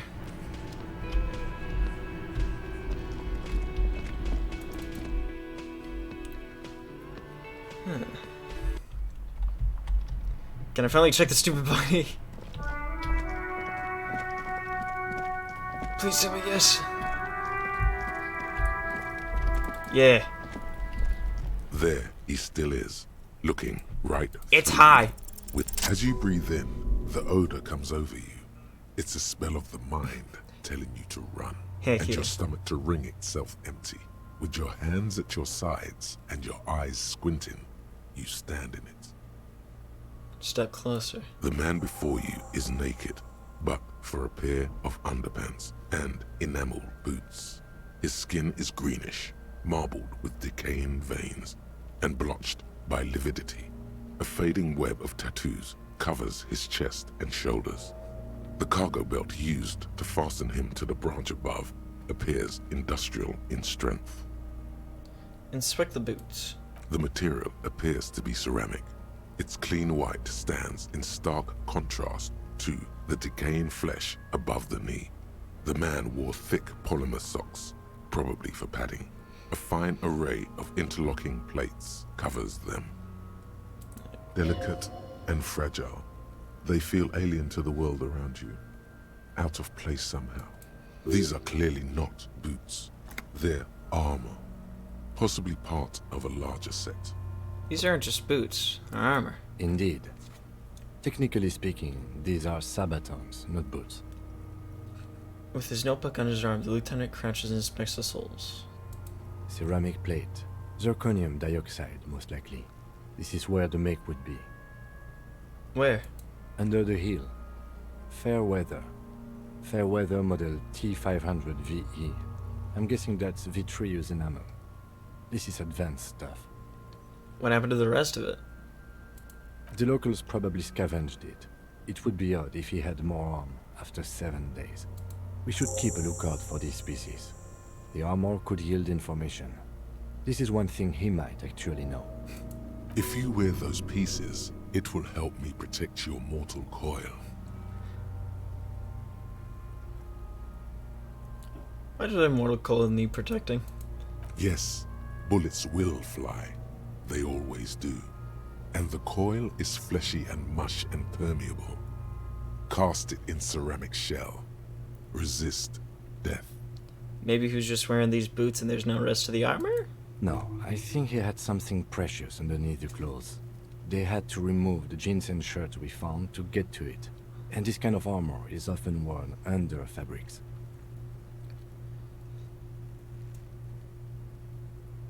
What if they told him to strip before they hung him, to demean him? They usually hang them completely naked for that. La puta madre, the Mazda, the Besmerties and the like. This one still has his underpants. Huh.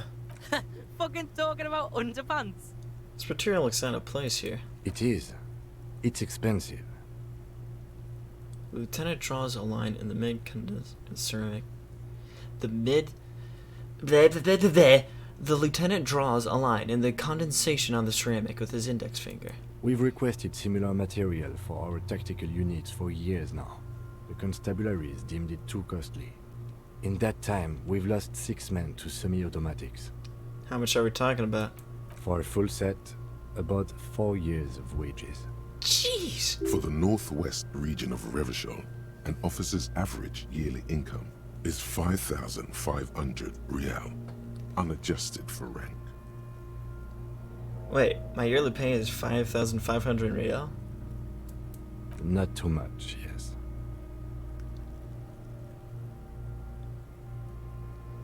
Huh. It's enough. The lieutenant nods, wiping his finger on his sleeve. How could this man afford such expensive hardware? That's for us to find out. My initial report on the area suggests he was a security guard for the harbor company. But that's just hearsay. Initial report? Just something I scraped together from my station.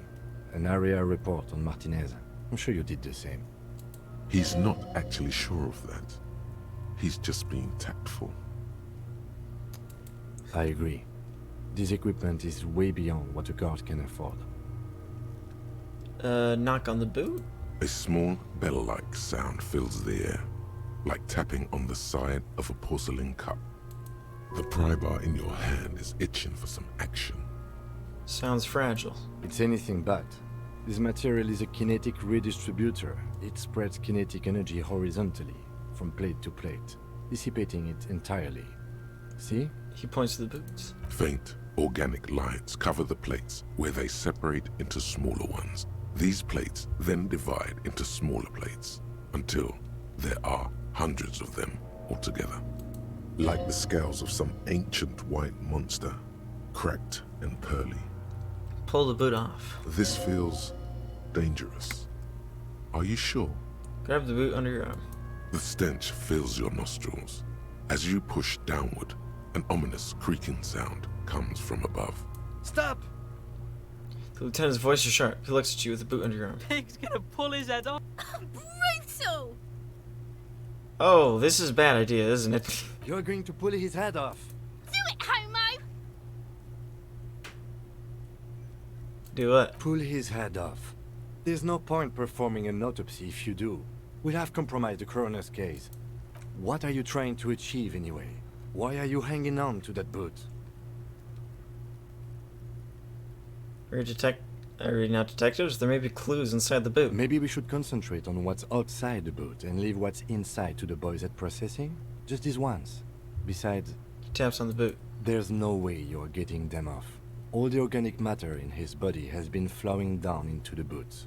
They are fused to his feet now. Why do you think the locals haven't scavenged them yet? Fair. You're sure there's a way to peel them off? But first, the body needs to be down. And second, it would probably be better if the lieutenant wasn't around. Sounds like a plan. The anticipation makes you crack your fingers.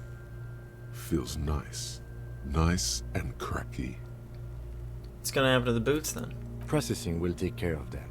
With the situation in the morgue, it will yield nothing. But we must pick our fights. Should we continue? Back off and look at the corpse. The cadaver slowly twists on the cargo belt, his torso covered in tattoos, and extremities blotched pink and blue. Inspect the belt. The hangman's knot is pulled tight by the weight of the corpse below. Yellow, hard-edged polyester cuts into his neck. Above, a sliding buckle ties the belt to the branch. This is a steel-reinforced cargo lashing belt, big brother of the regular cargo belt. It's used for tying cargo under 6-rotor airships. Don't ask me how, but this is a lashing belt used for airlifting cargo. Airlifting? I thought it was used on lorries for strapping cargo to them. Apparently this is the reinforced kind for air transport. My brain tells me so. The local harbor uses 6 rotors to shuffle containers around. I get the sense they use whatever was on hand, without paying much attention to not incriminating themselves. It broke again. Gosh dang it. Why must you always do this to me? Can I please just have you not break during stream sessions? Yes, yes, close, then open.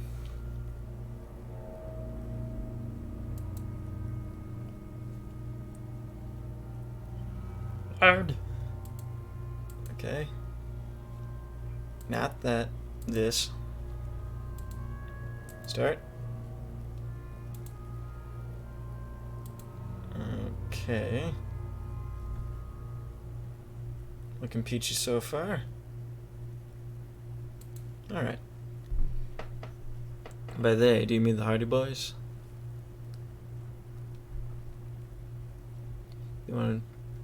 They sure wanted him to stay up there. The rope is reinforced with steel wiring. Huh. Right now, everything seems to fit their confession. I was afraid it would be. Thin steel wiring, parallel strands. This makes getting him down more problematic than I had assumed. How do they even get him up there? A noose is one of those things that's easier to use one way around. He points to the buckle tying the belt to the tree branch above. They climb up using the kid's ladder? Point to the side of the tree. That ladder can't carry a grown man. I didn't see any splintering either, did you? I think they lassoed the branch, then pulled on the belt to close the buckle. He makes a pulling motion. Back off and look at the corpse. The cadaver hangs from the cargo. An intricate web of blue lines stretches across the torso, from the right shoulder to the solar plexus. Each time they intersect, a small white star is formed in their crossing. Hundreds of fading asterisks riddle his skin. Their concentration is highest around his heart. His corpse is marked by stars. Won't mine be marked by? Alcohol and heartbreak. Oh man. Your fist clenches suddenly. It'll be riddled with disco. Decay is creeping on the tattoo. Already, most of the canvas that's holding it has darkened. Now, it disintegrates slowly, letting out a stink. Is that a national pattern? Of no nation that I know of. If anything, it reminds me of religious illumination, last or penultimate century. Men who live harsh lives often turn to innocentic worship. But which one? I see no trace of a humanoid figure. We're missing something here. I agree. A sudden ring fills the air as the lieutenant pulls down the zipper of his orange jacket. He takes a thin piece of milled aluminium from his coat pocket and pulls it open.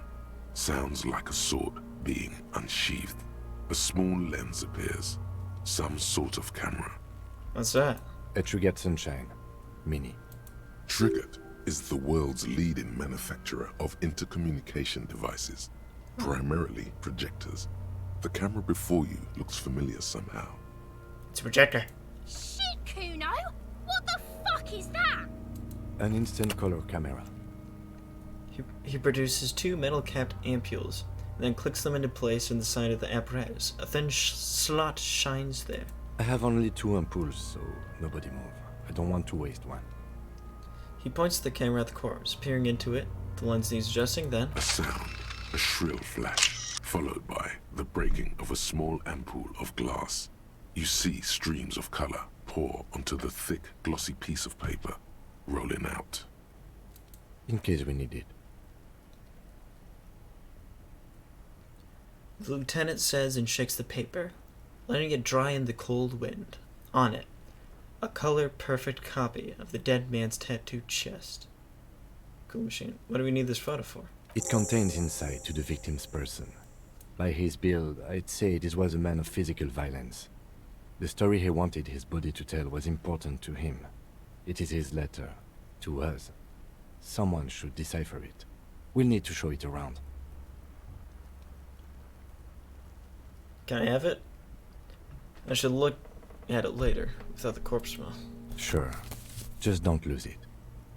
He hands you the piece of rolled up photo paper. It's no larger than a pack of cigarettes. The glossy-eyed corpse looks by, his mouth mute and his skin as colorful as the chemical rainbow on the photo paper, teeming with opportunistic organisms. Look him in the eye. His eyes are milky white and blind to the world, protruding comically from their sockets. There is no one home, just subaquatic terrors there. Dark brown hair grows on his head. His face is ready to explode from the organic processes inside. The death's head grin has passed. What remains is an unrecognizable mess. Underneath the curdled meat there is an expression, not carried on his features, but below, inside, an expression of pleasure. This man was experiencing joy at the moment of his death. Tell me, who are you, dead man? The corpse is dead silent. You have no idea. Who is he? He is male, 40 to 50, with an athletic build. This man enjoyed the moment of death. Why do you think so? It's an intuition. Okay. Lieutenant marks something in his notebook. The corpse looks right through you as you distance yourself from its stench. Eyes like a shark. Squint and take a step back. As you narrow your eyes, the monster before you blurs into a violent mess of green and pink. Only the lower extremities are pink with a dash of blue. His fatted hands, thighs, and his neck, just above the noose.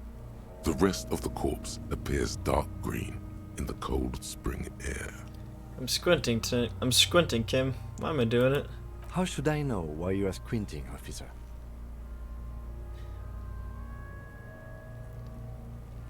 Squint harder. His face and hands are pink. Thighs too. The rest is greenish. Oh. You are trying to assess lividity. Relax your eyes. The monster comes back into focus. An explosion of color, coursing with dark marbled veins. His stomach appears pregnant with something. Black liquid streams down his thigh and onto his boot. So, what do you think?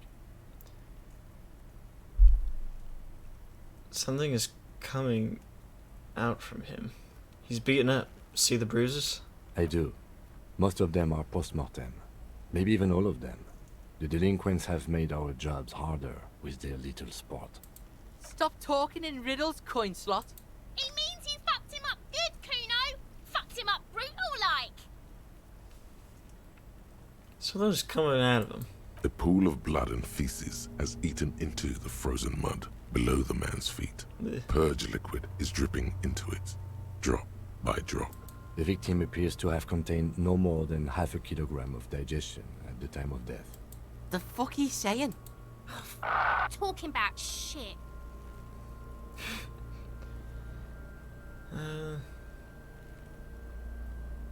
We got lucky. Did we? I don't feel lucky. I don't know what to think. I think he's dead. I agree. Totally dead. Totally. What is dead anyway.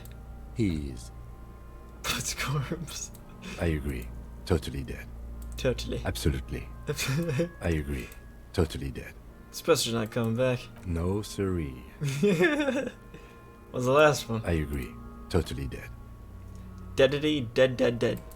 Dabadoob doob dead. He says without a hint of melody. Not one muscle in his face moves. I don't know what to think. What do you think? I think he was upright immediately after death. Blood has gathered in his hands and feet, and his neck. He points to his fattened chin. The noose acted like a tourniquet, keeping the blood in his head. The hypostasis here is in tune with the hanging. That's what I think.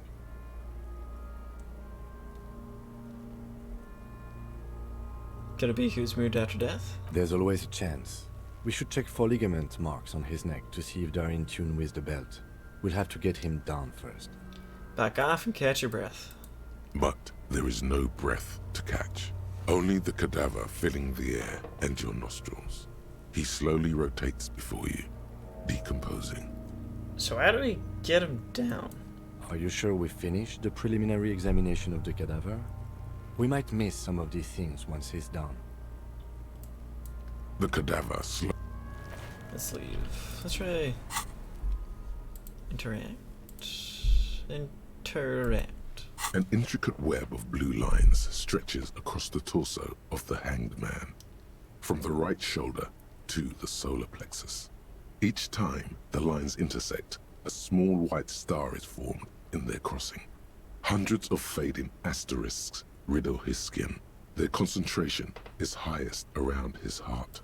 The pattern still kind of has an ethnic feel to it, but nothing familiar. Who are you? Gone. What's the meaning of this tattoo? For you to discover. You've gotten as far as you will without assistance. Someone who knows about history could tell you. The book lady. Inspect the victim's body. You're in. Do a preliminary inspection of its different parts. Bum bum bum.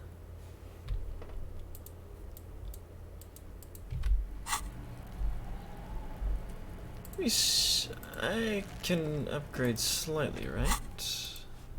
Yeah, I have stuff to unlock. But I don't want to do it yet.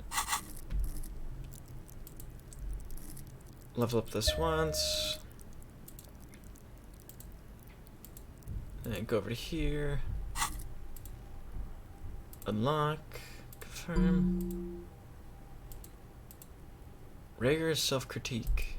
Cold-blooded. Inland Empire. Don't want to use that yet. Do this. Oh wait, this one's just 1 hour and 20 minutes. I should have gone for that. Map. Shelf of paranormal books. I should probably talk to you. The man before you is naked. Tell me who you are. Yeah. Gone. Where have you gone? Into the wild pale yonder. Where's that? In the past. Way out in the west. You can see you're gone, but who are you? I'm a joke. Look at me. You are now, but who are you when you were alive? A killer. A motherfucker. And a killer. I have a question for you. Go ahead, Coppo. What is happening? What do you mean? I'm talking to you. It's the power of your... Black frothy liquid starts bubbling from his lips. Imagination. Go ahead. Ask me more questions. You fucking love questions. Why do I love questions so much? Because you're a copperoonie. Look at all of them go. Do you want more questions? Give me a comical amount of questions. Coming right up. Copperoonie, Rooney. This is getting upbeat now. Is my name Rooney? Fuck no. You're no Rooney. I do strike myself as a Rooney. No, you don't. Between you and me, your name is probably Harry. Oh, man. That's right. Stupid, boring Harry. Harry, the motherfucker. Well, there's no need for that language. Why do I feel like I've forgotten something terrible? Because you have. Who killed you? Love did me in, Brother Kobo. It was love all along. Why were you feeling pleasure when you died? Maybe I was getting my rocks off. First, do you have to speak like that? What dialect is that anyway? It's a mishmash, Copabolo. You think I'm Messinian, don't you? For you, this is how people from Messina speak like. Are you from Messina? No. My hair is too light a shade of brown. My eyebrows, too. Trust your inner racist. What, are you a racist now too? You think I am. You think I was a racist because this lump looks military and has tattoos. That's called profiling. Okay. So you're feeling aroused when they hung you? Do I look like an erotic auto-asphyxiation type to you? Where is auto asphyxiation? Captain Coppadromo. I fear we are drifting away. Fixating on... Maybe I was getting my... Do I look like an erotic or... Captain Coppadromo. I fear we are drifting away. I can't get the blue heart. Oh, that's good shit. You'll love it. Just press down. Fuck it hard. Corpo the clown. He means force. It'll work. You stink and you're boring. Do I remind you of someone? A child born with Muller's disease, harlequinism, grown up miraculously. A child born with Muller's disease. A deep sea creature. A baby affected with harlequinism. You sure wriggled out of that one? Coppellini. Can you ask me a question? Sure, Lobo. I can ask you a question. Why are you doing this? What? Looking at my face, motionless. Looking into my eyes. Standing here. Why are you investigating my murder? Maybe this will lead to something. Maybe this will lead to something. Something indescribable, unforeseen, miraculous.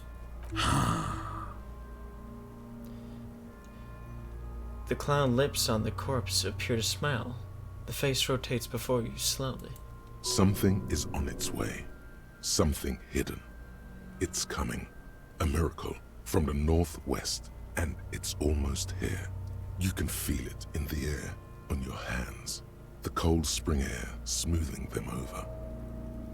Enough. Come back later, Corpo. Amuse yourself with my frank manners and my memento mori features. If possible, also, see me in your dreams. Alright. Yep, the preliminary examination is done. Let's get him down from here. The steel reinforced belt presents a unique challenge. I brought chain cutters, but I don't see a good angle of approach to the belt. The cadaver is a good 1.2 meters up. Neither one of us can reach the belt without assistance. And even if we do, there's the question of cutting the airship strength material. Can someone else do it? Someone else? You mean like the police? I mean someone who's polluted. You have a point there. Sadly, yes. The whole RCM is out there right now, doing the exact same thing we are. Are we in a rush to help them? Not with this on our hands. He covers the nose. I know it's hard, but I assure you, the others won't come to help us. And we have a growing sanitary concern here. We need to get him down, fast. We could saw the branch. Climb up there and saw the branch? Yeah, it seems dangerous. There has to be a less risky way, with less falling down of trees.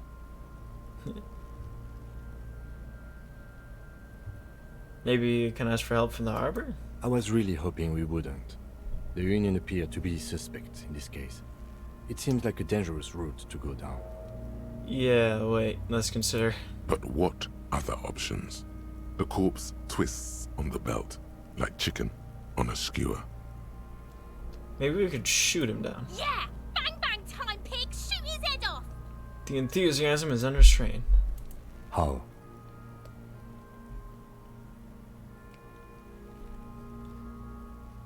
I don't know, just, shoot up there maybe? Points to the branch. Yes, the buckle, where it ties the cargo belt to the tree. If the shot hits that, then there might be a small chance to release the belt. Yeah, now we're talking. Entertain the Kuno with some shit. They'll miss! The pigs will miss Kuno! Right, let me try.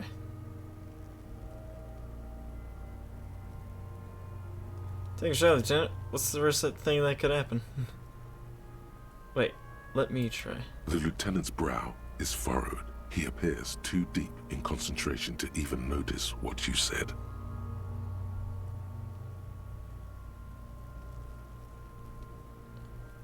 Take a shot, Lieutenant. What's the worst? Say nothing. Let him choose. Silence. With his elbow sharp, the lieutenant unzips his jacket and produces a lightweight firearm. He drops a paper cartridge in the barrel, separates the scouring stick, and gives the cartridge 5 tucks, securing it in place. That's a Kiel A9090 Armistice, mass-produced muzzleloader, ascetic, frugal, one of the most common firearms in the world. He then steps back and assumes the fellow's desk position, taking aim. The corner of his eye twitches. His finger is on the trigger. Easy does, partner. He's gonna fucking miss!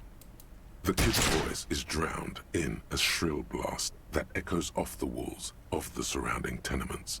A cloud of smoke slowly parts in the air. God damn it. He feels bad about it. About his eyes mostly. Just having bad eyesight. Probably from a young age. Whatever you do, do not console him. Fucking idiot! Mookabat asshole! Kuno could have hit it easy, but then Kuno's not fucking handicapped, is he? What now? I have to say, it's beginning to look unlikely we can get him down without assistance. Can I have the gun? I should try. It's bad as it is. Us shooting firearms like punks. He pauses, then shrugs and proceeds to load the pistol. Go ahead. I'm not stopping you. Just don't lose it. The piece shines in his outstretched hand. They only have one gun! This is the sorriest pair of pigs Kuno's ever seen. Take the gun. Yeah, take it, you fucking banana boyka! Take it and shoot yourself in the mouth! Feel the weight first. The cold piece of bakelite and gunmetal is surprisingly light. Your fingers fit right through the guard, instinctively resting on the trigger. The fuck are you waiting for, Kuno? Tell him to shoot himself in the mouth! Point the gun at the belt. The buckle comes into focus in your sights. You stand with your feet planted firmly in the ground and your left hand supporting your gun arm. Why don't you just shoot yourself in your mouth? At least you won't miss. Shut up. Or what? You gonna fuck me? You wanna fuck me, pig? Is that what this is about? What? Gosh, kids are the worst.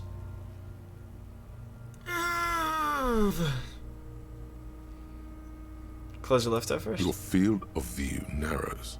The branch slowly moves, becoming entirely two-dimensional.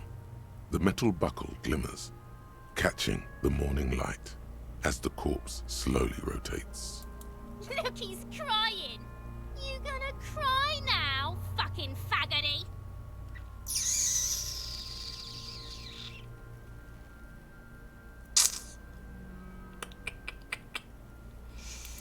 Can I level this up yet?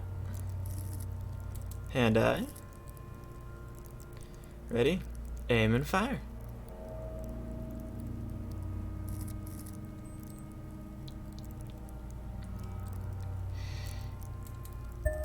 Yep, except changes his clothes. Even.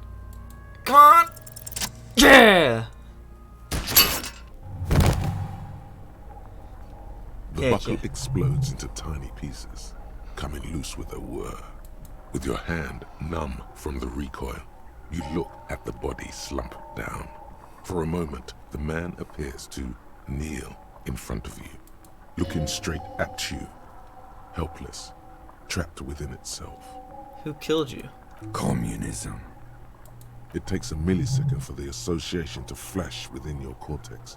You have no idea where it's coming from, only that it's right. Then the rigor in his muscles gives up, and he smashes sideways into the spring mud, letting out a horrid stench.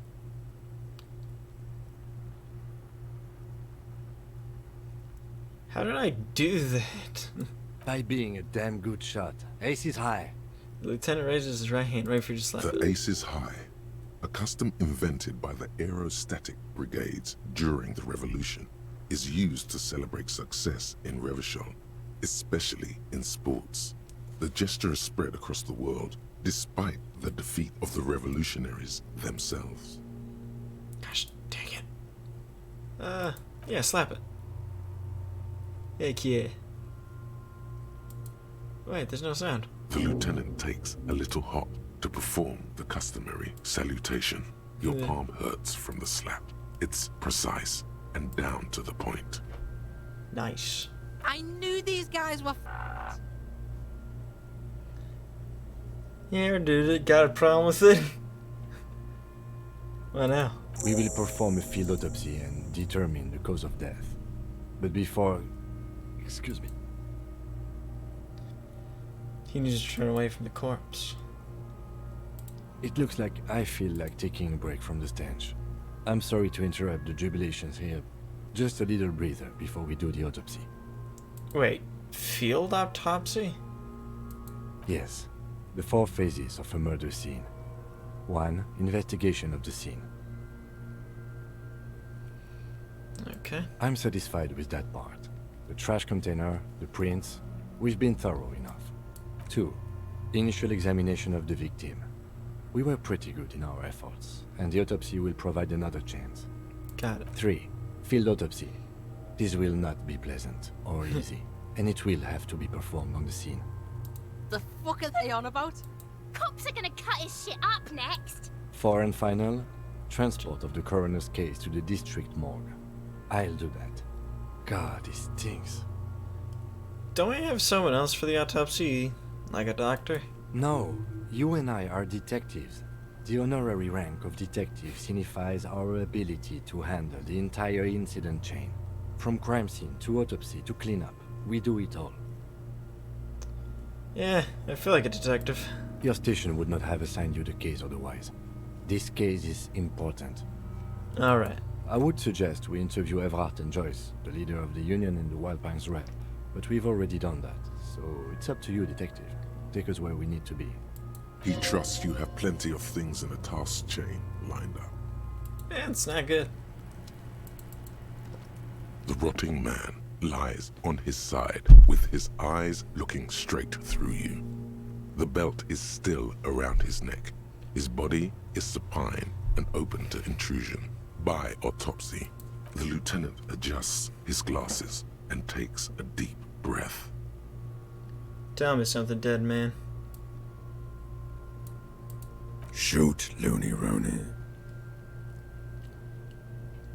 What is it that killed you then? Love or communism? Huh? You said love killed you, but when you fell down, you said it was communism. You're misquoting me, Rooney. I said communism killed me. Love did me in. Interesting. Come back later, Corpo. Amuse yourself with my frank manners and my memento mori features. If possible, also, see me in your dreams. First, what exactly is a field autopsy? Come on, officer. You know what a field autopsy is. You've done 100 of them. What you do know is, At 18.9 kilometers, the dormant shield volcano, Corpus Mundi, is the world's highest summit, and the failure of the 38 single, Et puis descend, to crack the top 20 was the death knell of disco. But what a field autopsy is, you have no idea. Why don't you know? What use are you? You must have me confused with the Copopedia. Who's a Copopedia? I think you need to talk to him. You, sir. You are the Copopedia. Clap your gloved hands. Let's get in there. There truly is a time for everything, even for yellow gardening gloves. However, they are lacking hygienically. I suggest you get in there in limited capacity. Alright. I'll ask you when I need you to. For the most part, maybe I should handle the contact and you take notes? We just fill this in, right? Show him the red field autopsy form and yellow ledger. That's right. He nods. You knew it because you inspected your ledger. The lieutenant is relieved you know the protocol. Wait. Really fast? Let me actually try opening that thing, because remember that was the thing that they told us to do. So I'm going to do that thing by opening the It's the thing. ledger you found in the trash. A cabbage of papers hanging from the board with the permeable is still not what happens. Fuck this compartment. Strange. Why does it make you so angry?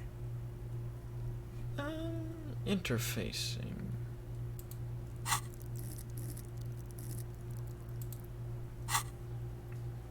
Ace is high.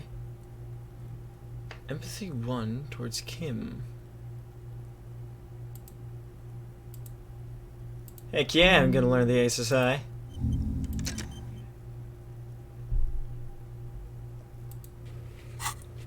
Right, firm field autopsy. Alright, put the ledger away. Still don't want to use that. What do you mean? What have I meant? What did I miss? Oh, Kuno. Oh, wait, I could probably talk to Kuno now. Fuck does Kuno care? Shot the body down, may I respect you, talk to Kuno is. It's not Kuno. It's Kuno S. Interesting. How? Kuno S is by far the worst of the two. Kuno has no problem being near you, but the other hides behind the fence, afraid for her life, like she's done something very bad. She came up with that psychopathic scheme of screaming for help before. Kuno just wanted to talk to you about his name. Kuno S was the one who wound him up and directed him. Oh. Also, Kuno hasn't stopped talking to you, even enjoys it from time to time. When you talk to the other one, it's like talking to a cornered animal. She only hisses and says murder was the case that they gave her. All in all, Kuno respects madness. You cannot hope to outdo her on that front. You must win yourself a few minutes with him alone. Kuno, psst. Fuck you whispering about? He whispers back. He's whispering too. He's going with it. But watch what happens. Fuck you whispering about! If Kuno wants to whisper, he's gonna fucking whisper, okay? Let's whisper, pig. He turns back to you and huggers down. This is it. You've got him. But be careful. You can still fuck this up. Don't make Kuno look bad in this. Still screw this up.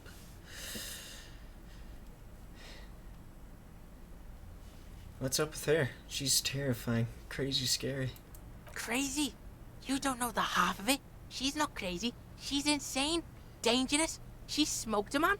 She's done people in. Probably even pigs. Stop talking to him!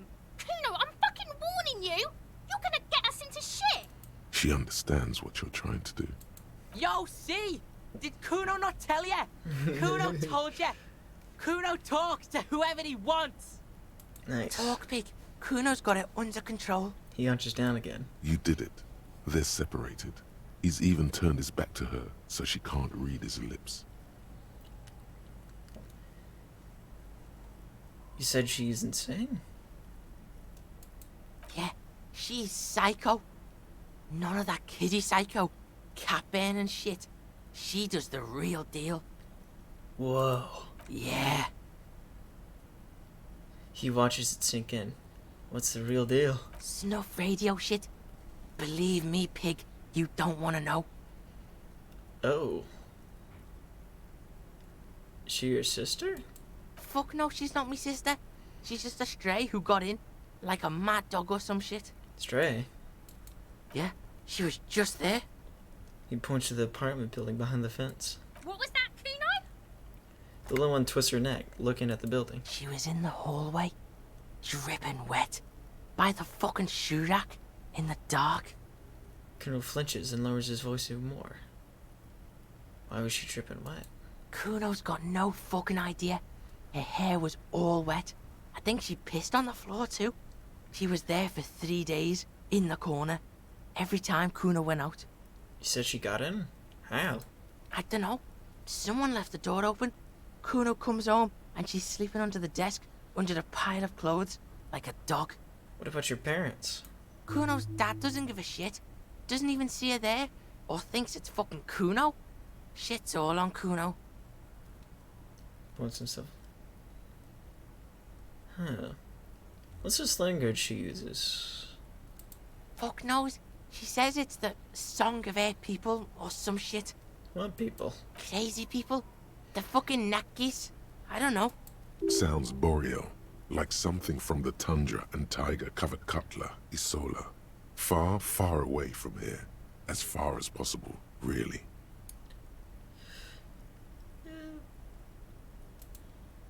Really fast, I'm really hungry, and I'll be back in like... Give me 3 minutes. I just need something to snack on. I'll be right back. Bah!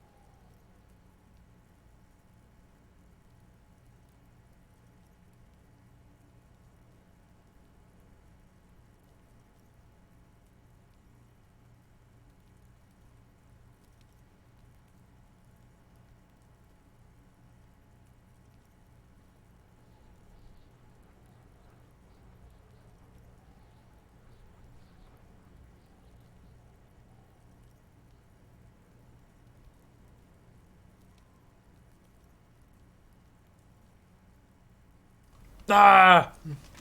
I'm back.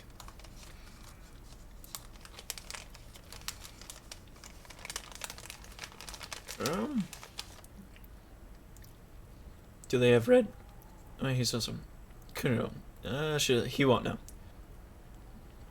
Do they have red-haired people there? You mean evil little red-haired people like her? Yes, they do.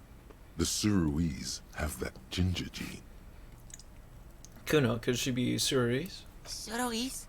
Like that man from Helmdall shit? She could be. She could be that Helmdall shit. Revelshot does have a small Suruese community. Or she climbed into a yakberry crate and was shipped over accidentally.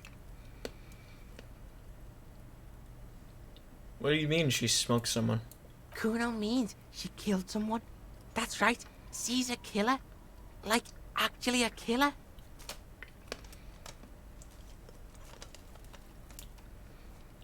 Really? Is she too small to overpower someone? Are you getting this? You think I'm fucking telling you a joke here? How hard do you think it is to kill a fat ass? Sweet talk him, then knife him. Ooh. She's probably killed a pig too. I mean, I'm pretty sure she has. Okay, how many cops has she killed then? Forget Kuno said that. Kuno was just shitting. Kuno was just running his mouth. Kuno's stupid like that. He feels eyes on the back of his head and stops. The creature peers at you both from over the fence.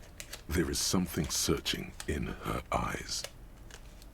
You think she has anything to do with the dead men? Yeah, she would have liked to fuck him up, but she didn't.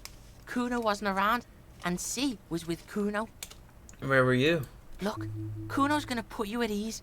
We didn't do it. Alright. He speaks the truth, my liege. How are you dealing with all this? How's Kuno dealing? Kuno's dealing just fine. He doesn't need you fucking with any of it. C doesn't either. Kuno's got this shit under control. You need backup. I'm here for you. Listen.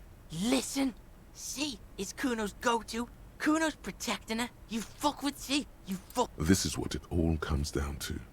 He needs you to take him seriously now. I'm going to kill you. I'll run when you put the cuffs on her, sneak up on you later, and fuck you up. You understand? The boy looks you in the eye. Black people's trying to focus. I can respect that. Alright. Now we can do business. He wipes sweat off his brow.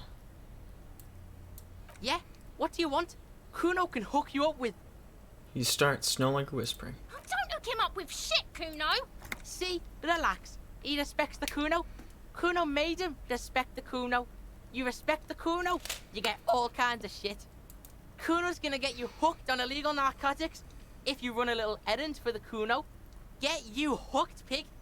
Get his hook in you. Then Kuno gonna get you hooking for more. Cash in big style. Pig hooker. See, it's tension and release with Kuno. Now we releasing. The pant buying shit, that's on now too.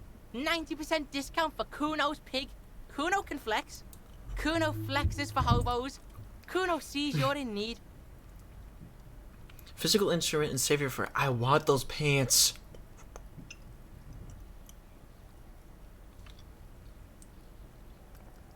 Alright, I'm off. Kuno doesn't fuck. Have a good one, Kuno.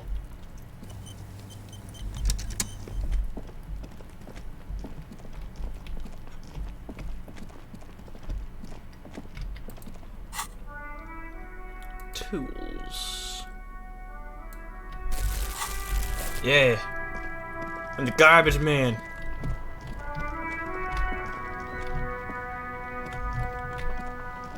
Hello. I like my own way. So, I always have, I always will. Probably just find some pants on. Hello. Elysium. I'm just at this plaza. Sea monster should have known. I feel like there's some bottles I'm not seeing, but I don't know where. I need the cash. Aha! In here. Take that.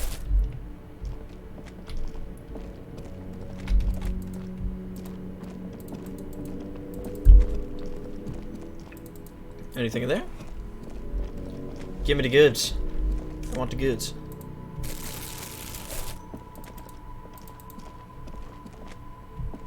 I can interact with this? A crumpled billboard reading, Samaran butter soaks in the canal. Two ugly lines mar the bright countenance of the blonde boy depicted. The sign billboard has fallen on the waterlock, keeping it open, and thus out of order. What is Samaran butter? Whatever it is, the boy on the billboard seems very happy about it. Goat milk butter. The Samaran terrain makes it easier to raise goats than cows. and the local goat farmers produce high-quality meat and dairy staples that add variety to other nations' diets. It's an acquired taste. Time to reconstruct what happened here. Do it.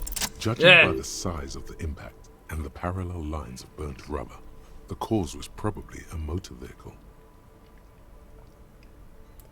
These look like the same tire tracks I saw earlier, in front of the whirling rags. Oh, wait, yeah.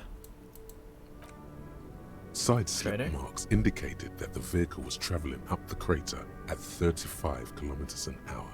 Look at the crater. Side slip marks indicated that the vehicle was I already did it. Look at the roof hatch. The black marks on the roof indicate that the vehicle vaulted from the crater to the roof of the shack. Look at the slope of the metal roof panel.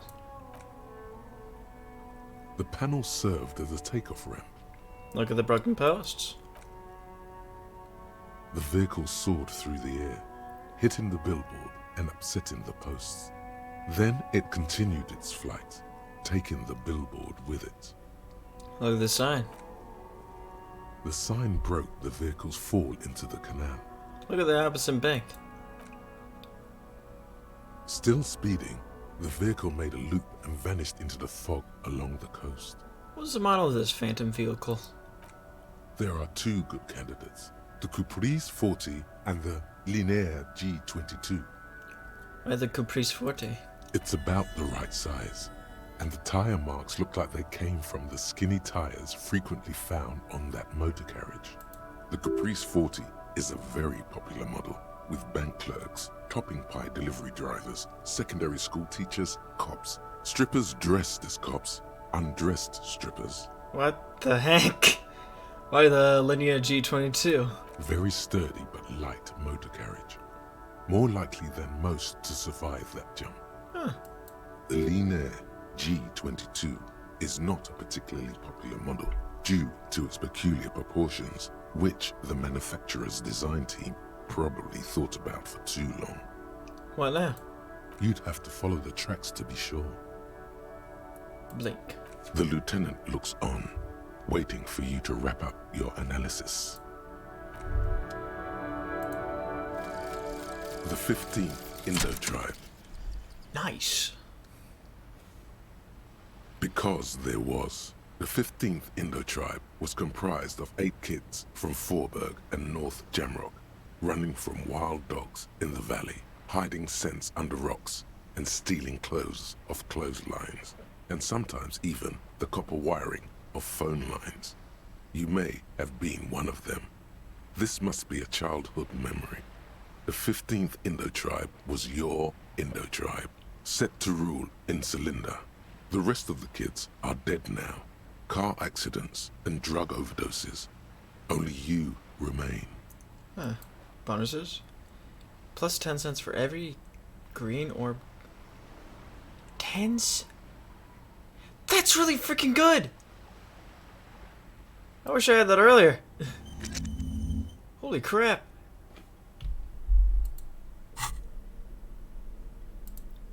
Something that gives you money every time you look at crap. That is good. Oh wait, I should talk to you. Any theories about what happened here? Some top shelf shenanigans. I want to meet the driver and shake his hand. Looks like someone is in a real hurry. What kind of car do you think it was? I believe it was a Linear G22. That's quite likely, from what I can tell. I have some ideas about who it might have been. Oh. It was something dangerous. Perhaps this is somehow connected to the murder?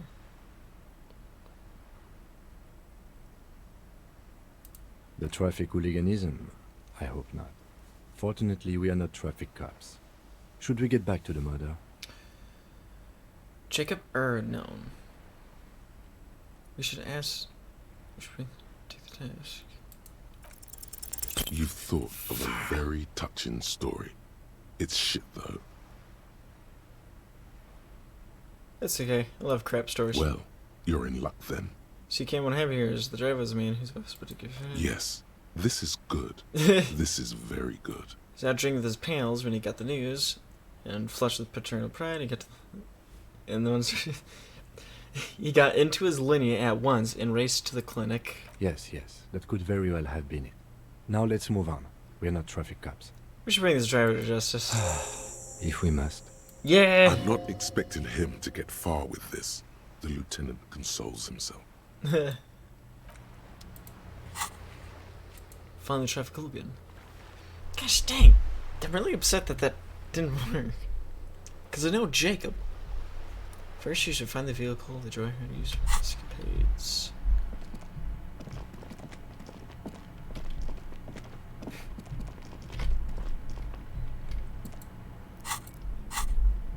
Gosh, I wish... I wish I had that 10-cent thing earlier. It surely made it easier to get money.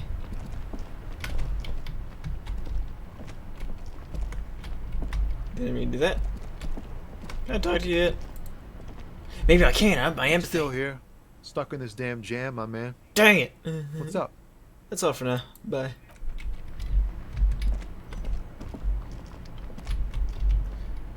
Gosh dang. Okay, so I can't do that. I want those pants though.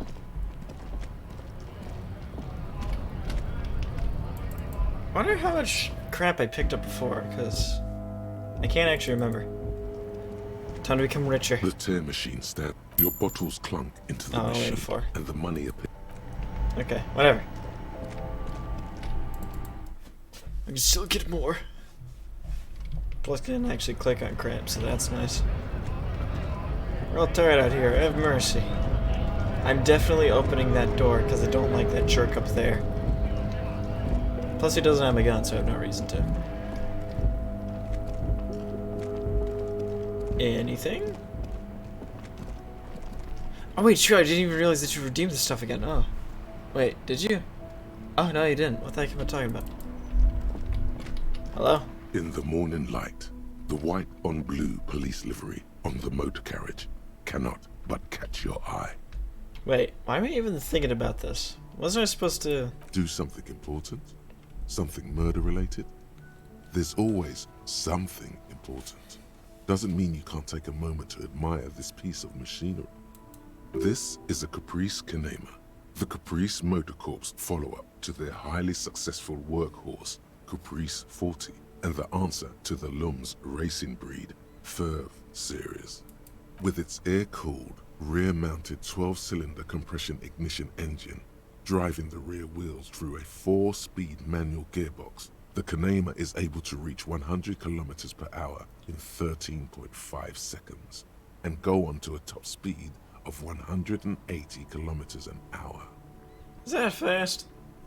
Why not roll over in the first sharp corner? The high center of balance is offset by a large battery bank mounted at the bottom of the cabin, feeding all the auxiliary systems and making the Canema effectively a mobile power plant.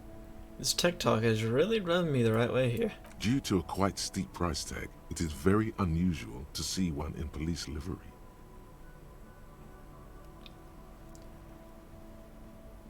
That machine really puts the loco back in locomotion. Very cool. Mm-hmm. You want to take a closer look? What's it packing there? Point to the engine. Fine machine. Yes. An extraordinary machine. There's a gentleness in the lieutenant's voice as his eyes run over the vehicle's contours. It's nice and all, but why so modest? Put some zing into it. Flare it up. Slam it down. No. Okay, that's enough about the details. Anything else? What's it packing in there? Point to the engine. 130. Oh. I reckon that's a 7-liter V12 there. That's what? 7-liter V12? 7.2. Supercharged. The lieutenant is trying to suppress his smug smile, unsuccessfully. Saying these words brings him immense joy. Yes. It's nice and all, but... Anything else? 130. I reckon that's a 7-liter. I'm almost serving some serious macaroni. You lost me there. He's looking at you perplexed. 130 kilowatts is a lot of power, Kim. The Kinema is fast. Feels right at home on the raised motor track. Hard to find something that could overtake it. Armel Ryu Supersonic. A racing motorbike for the road could probably do it. Huh. Let's move. Yeah. How much stuff do I have? None. Got it. We got 1, 2, 3, 4, 5, 6, 7. I leveled up 7 times. Oh wait, I could probably talk to you.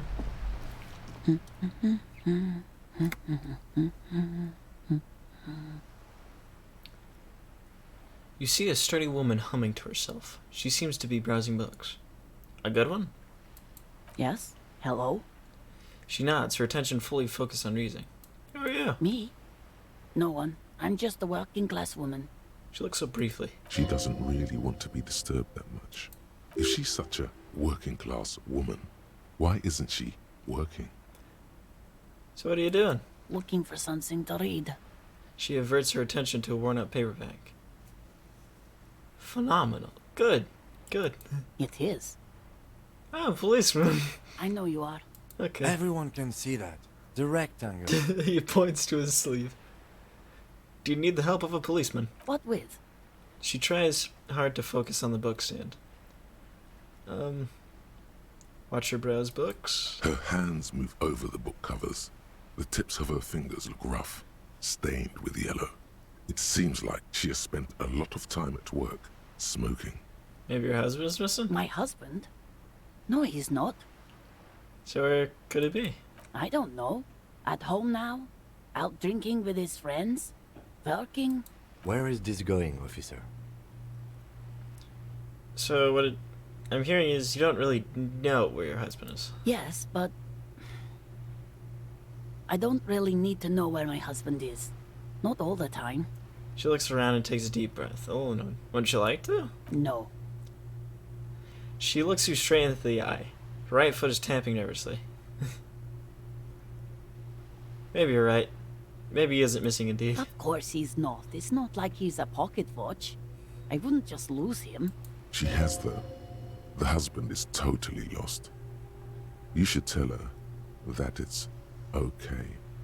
It's okay. What? It's alright to not know where your husband is. Nothing shameful in that. Who said anything about shame? Stop talking down to me. My husband is not missing. But he is. You can feel it. Or maybe it's something else then.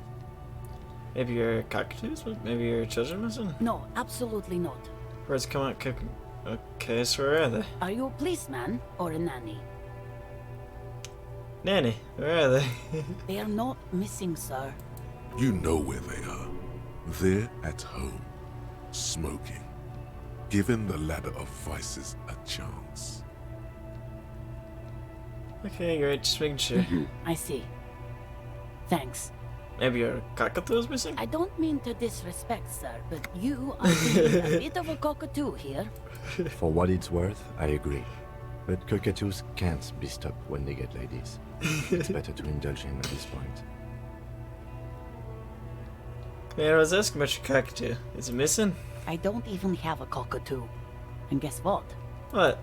Even if I had, it wouldn't be missing. Alright. Cockatoo not missing. Just wanted to make sure. Great. Just one more question. What do you mean by being a cockatoo? Nothing. Go read up on them if you're so interested. There's a great book in the bookstore. I have to say, I'm enjoying this quite a lot. Maybe you should. What if the cockatoo is your astral captain? Or your heraldic bird? Actually, that's exactly what I'm gonna do. Thanks for the tip. Wonderful. The store is open. Thanks for the moment. I'll let you read. The woman before you nods and returns to her reading. Wait, there's great stuff. Do you have a book on cockatoos? Hello again, esteemed officer, and welcome to Crime, Romance, and biographies of famous people. I'm looking for a book about cockatoos. A book about cockatoos? There should be one upstairs, right next to the shelf of biographies. Farewell for now. Cockatoos. Cockatoos. Cockatoos. Where is it? Where is this cockatoos? Shelves full of biographies of famous people. But that's not cockatoos. I need cockatoos. Is that cockatoos? A sulfur-crested cockatoo sits on the cover. Yeah! Its beak slightly open. I found the It looks cockatoo. as if the bird is calling out the book title. From A to Zurich, a guide to a well-behaved cockatoo. What about this guide to the cockatoo, storekeeper? It's a must-have if you own a cockatoo. I've heard they're quite capricious. Flip through the pages. Turns out that there are so many different cockatoo species, and they all have behavioral problems. I want to buy the guide to cockatoos. Oh, a nature enthusiast. Good choice. I knew it was a good idea to keep that around. Yeah! I got the cockatoo book. A cockatoo is a parrot with an erectile crest, found on the Seminine Islands and in southern Fas a la Mer. Known for their intelligence and general precociousness, cockatoos are popular birds in aviculture. However, they often exhibit various behavioral issues. Okay, what more? This book talks about the delicate nature of toos, as well as introducing some of the most popular species among the bird enthusiasts. The funeral cockatoo, the major majestic cockatoo, and the most common bang bang cockatoo. It's colorfully illustrated. I'm having the time of my life here. You don't know. You don't even know, man. It's amazing. What problems do these birds have? Where to even begin? All cockatoos are known for their needy natures, requiring attention for at least 2 full hours a day. They love to talk and have been described as lovable clowns who just don't know how to wrap up. I could handle that. It'd be nice to have someone to talk to when feeling lonely. Pet owners also report moodiness, loudness, and hostility as recurring issues. If left unsatisfied, cockatoos may scream non-stop, pluck their feathers, or become aggressive. Right, that's pretty bad. Anything else? It is not recommended to get a cockatoo if you're not able to cook them food every day and give them the full care that they need. These birds will never understand that you have a life of your own. Yes, but there has to be something great about cockatoos as well. You're right. Cockatoos are magnificent creatures. They love to perform, cuddle, and show off, and will even scream for fun, often as loud as up to 135 decibels. Read about the funeral cockatoo. This is a yellow-tailed black cockatoo. Its specific name, Psittacus venereus, relates to its dark and somber plumage. This bird looks as if dressed for a funeral, 24/7. There is something indisputably ominous about it. Cool. Cool. That's cool. The major majestic cockatoo. Perhaps the most impressive of all the species, the endangered major majestic cockatoo, is often described as the most flamboyant bird in the jungle. Its pink-colored wings and flowing crest embellishing its proud and bumptious nature. In the words of poet-explorer Sir James Fournier, few birds more enliven the monotonous hues of the verdant forest than this big, bold, and beautiful species. Read about the most common bang-bang cockatoo. Despite its banging name, the bang-bang cockatoo is actually the shyest of the species, common in almost all Seminoles forests, as well as zoos and homes all over the world. Its plumage is mainly grey and white. The Seminoles name, bang-bang, is thought to be of onomatopoeic origins. Honestly, this bird does sound a little bit like me. Yes, but all those cockatoo species are so different. Which one are you? Only the funeral cockatoo in its darkness can truly grasp the depths of my doom-laden soul. Isn't it obvious? Major Majestic, here I come.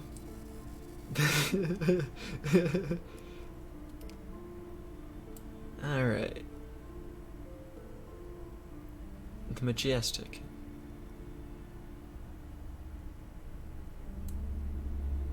Isn't it obvious? Major Majestic, here I come. You're right. Your Majesty embodied. This big, beautiful bird belongs on your heraldry. Yeah! Heck yeah! I found it. The fact that... Find your heraldic bird. I found my answer. Yes? I'm a cockatoo.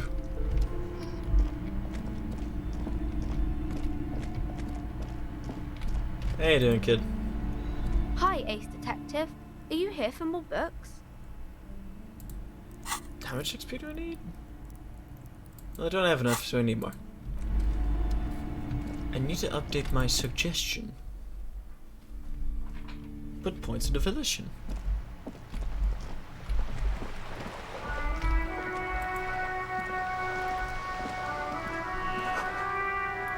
To roundabout north. Dude, the fact that this gives you money is so freaking useful. Like, holy crap. So I got my coat now. That means I have my badge, right? Can't I inspect this?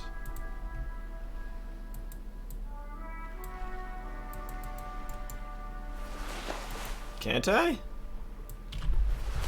Apparently not. Wait, that means I can talk to the kid now. Oh. Good evening. You're back. Good. What can I help you with?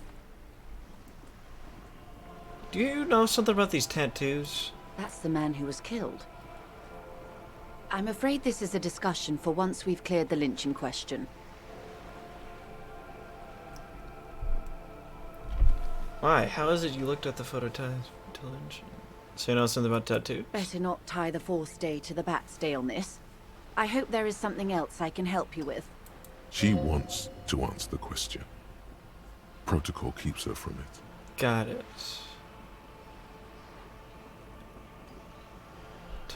Tell you why, Pinto. Wait, how do I get her to... By the way, I've talked to Everett Clare. You have? And how did you like Mr. Clare? He's a jerk. Finally, time to choose sides. He's a beautiful man, beautiful and just. Everett Clare's here, the workers' movement. He's bloated, rainbow socialist. I can do business with him for a socialist. He's not the champion I've chosen. I was to swear fealty to you and the cause of capital. I didn't. Oh, come on now. He has his uses. How else would he have stayed in power all these years? Or wait, actually... She answers her own question. Corruption. That's how he's done it. Fantastic, worm-like corruption, reaching into the bowels of the earth. She looks at the ground and nods. The position of my unusual colleague does not reflect official policy. I hope you understand. The RCM does not pick sides. Of course. And I don't expect you to share anything he told you with me. I'm not a corrupt worm myself. However, if you felt like discussing something, how could I stop you? Are we not human? Are we not curious to hear another person's take? It's only natural. We would only be gossiping. She smells. I like her more because like she like show off like wealth and stuff, but it's like she won't lord it over you. It makes her more trustworthy, let's say. Well, as the other as Everett, he's like pretending to be humble, like let's see eye to eye, and he has a very clear big chair, and he makes you sit in the most uncomfortable chair in your life. It's like, man, what are you talking about? This is not eye to eye. Tell her she'll like you for it.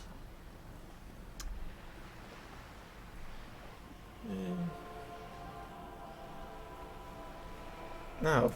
Of course, Detective. Should something come up later down the road, don't be afraid to drop by for a chat. Until then, is there anything I can help you with? Tell me about this alleged drug trafficking. It's quite straightforward. Someone is using Terminal B to smuggle raw ingredients from the Samaran Isola into Revachol with the Union's blessing. Wild Pines has suspected it for years. Ingredients for what, ma'am? Meth and dextroamphetamine, GBL, and various synthetic psychedelics. Honestly, it might be quicker to say what you can't make from the stuff. Let me get this straight. The materials come from Samara to Revachol through the terminal? Yes. After they clear the terminal, we lose track. The actual production is taking place at various sites in and around Jamrock Quarter, north of here. Wild Pine seems to be well apprised of the local drug trade, ma'am. Do you mean to say the Union also produces the product? Sells drugs, I mean? We're in logistics. It's our business to know. And no. As far as the company knows, the Union does not produce it. They transport the ingredients for a cut. You want us to investigate? Yes, but you won't get anything out of Evrat and the Dockworkers Union. Still, every chain has its weak link. What do you mean? The lorries. Someone needs to move the ingredients from the harbor into the city. Once they reach Jamrock, they're distributed to a network of local manufacturers well beyond our grasp. But in transit, they are vulnerable. Yeah. Like, a lot of people, like, give, like, big businesses, like, a bunch of flack. Especially, like, ones that require physical labor. But in all honesty, like, they really don't want to cause much trouble. Like, usually it's just like, we just want to work and deliver crap, man. We don't want none of this. And so it's like a big problem when, like, you have stuff like this going down where it's like, they're doing drugs. That's not good. Perhaps you've noticed that a number of lorries are tangled in a traffic jam at the roundabout just now. Interview the drivers who are still hanging about. One of them might be waiting for a crucial shipment. She gives you a knowing look. I'll be explicit. If you find this driver, I will share company secrets with you. Why didn't you come to the RCM earlier? We did. On more than one occasion. Apparently, there's some sort of inter-precinct disagreement about whose jurisdiction this area falls under. We know the company has launched its own probe into the Union's alleged involvement. We also know it's come up empty. It's not just the RCM. No one's been able to find any hard evidence. Well, here's your chance, officers. She smiles and points towards the roundabout. It's no coincidence that the lorries are stranded there like that, is it? No. We asked East Motor Track to raise the drawbridge. The road company is a partner of one of our subsidiaries. However... She pauses, looking at the sea. This is a limited time opportunity. Once the complaint has been processed by the Trade Committee, they'll have no choice but to lower the drawbridge, and the operation will continue. Alright, she looks north. Thousands of liters of raw ingredients will pour onto the streets of Revachol. Not the east across the river, but the west. The vulnerable, the weary. Alright. Well, at least this solves one mystery. Alright. What is that, Lieutenant? Why I had to call East Motor Track and beg them to open the drawbridge for me. I'd wandered since I first drove in, on my motor carriage. I am sorry for the inconvenience, Lieutenant Kisaragi, but we need them trapped here. This is a unique opportunity. I'm sure you understand. What proof do you have that the Union's involved? How do you think they're financing this strike? There are thousands of unpaid dock workers going strong for the 4th month straight. There was a shakedown of local businesses preceding the strike. Many were squeezed to bankruptcy to fund it. With all due respect to these desert cacti, the contents of a few cash registers cannot provide for 2,000 men. The local businesses can scarcely provide for themselves. So you think this, the strike is being funded with source ingredients for drugs? Precisely. Smuggled out of that very gate at night, most likely, then loaded onto lorries and driven to Jamrock. You simply need to find one driver who will open up to you. Well, I have some suspicions that one of the drivers was present at the lynching. The two might even be connected. Or not. Though, if you have evidence to the contrary, I'm eager to hear it. As eager as I am to share it, Lieutenant, once the job is done. Okay, I made my mind about the smuggling investigation. Yes? We will take this case, probe the drivers, see what it yields. Excellent. According to my reports, there are at least 3 lorry drivers lingering near the roundabout. Hopefully one of them will know something. It may come to nothing, or it may just blow the case wide open. I can keep the drawbridge up for a few more days at least. You should have the time you need. Got it. In the meantime, let me know if there's any other way I may be of assistance. She takes another long sip from her seemingly bottomless thermal cup. Thank you. That's all for now. Of course, Detective. Take care.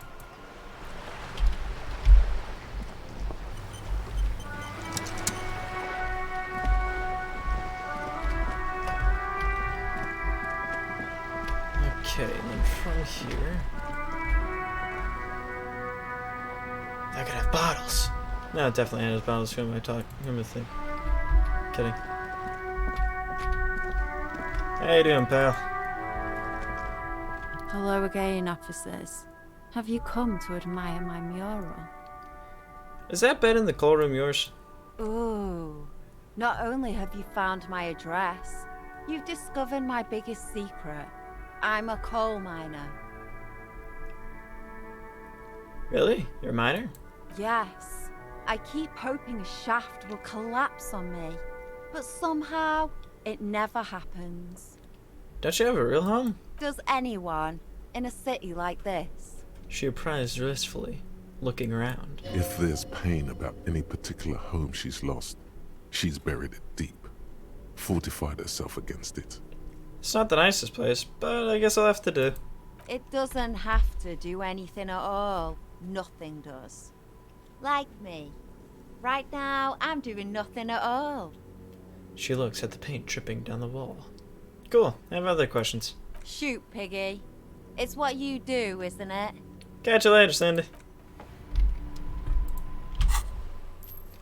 I have to say, her charm is really growing on me. Interrogate the drivers about the smuggling. I want to feel that dude's soul first. Anything about this? Just an ordinary wall. Nothing to see here. Wait, am I wearing something that decreases my shivers? +1 to shivers, +1 shivers. How's my shivers? Nothing that changes my shivers, I guess.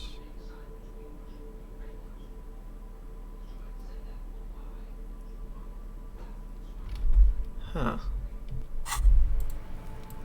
Just an ordinary wall. Nothing to see here.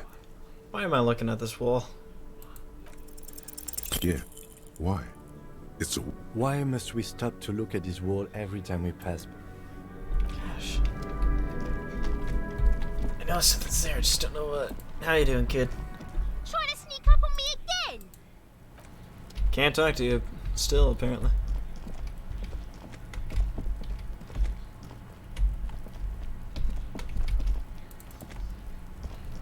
Can I do anything with that? No, I cannot. Can I check out the greenhouse? No. Can't do that either. Huh. So we're gonna go back there at 9. But in the meantime, I need to talk to the drivers.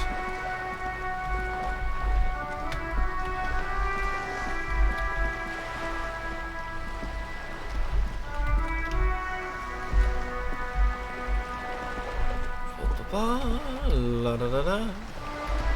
Oh yeah, I was talking to the old dude with a picture. It's probably very bad. There. Working class drunk. You know what this means, right?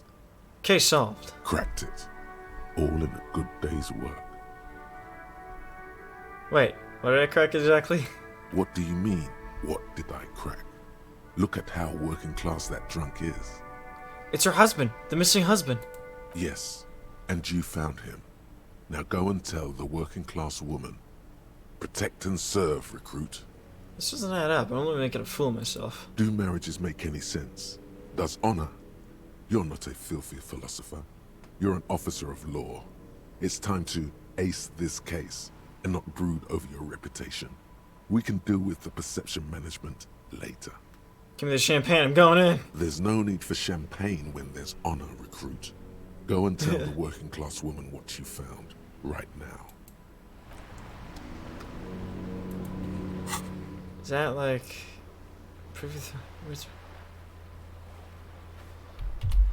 Let's not do that. Don't get... Okay. We're still waiting for a replacement for the bull you sent sinking. Reen, I found your guard booth. Yes. The Debardeurs Union pays me to stand vigil during the nights. Not out of any political allegiance, mind you. I'm an old man. Don't sleep more than a few hours every night anyway, and money is tight. He gets a slight sigh. He feels like he has to justify himself for some reason.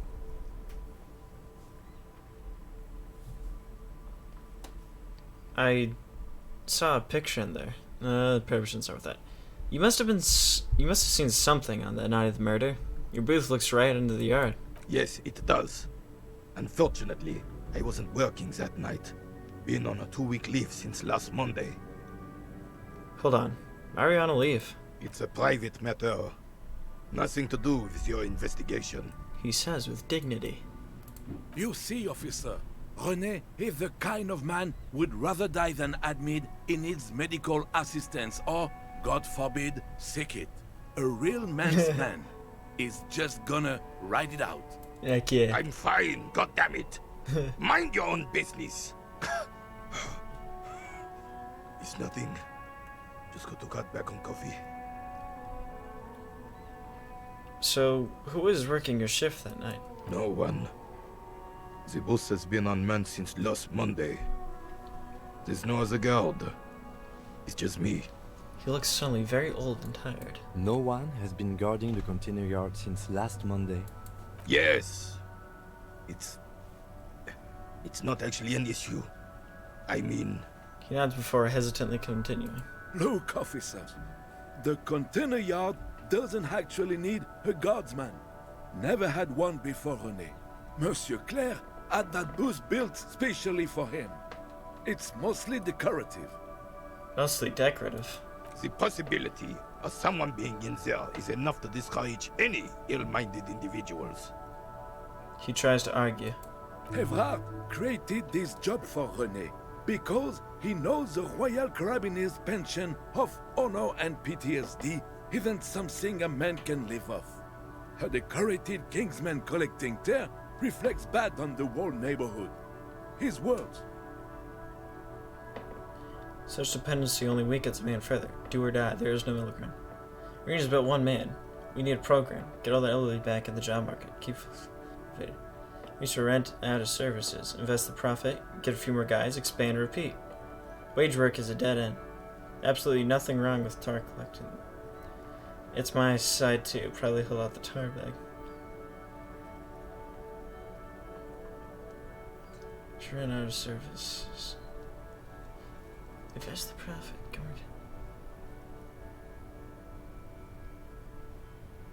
on. Huh.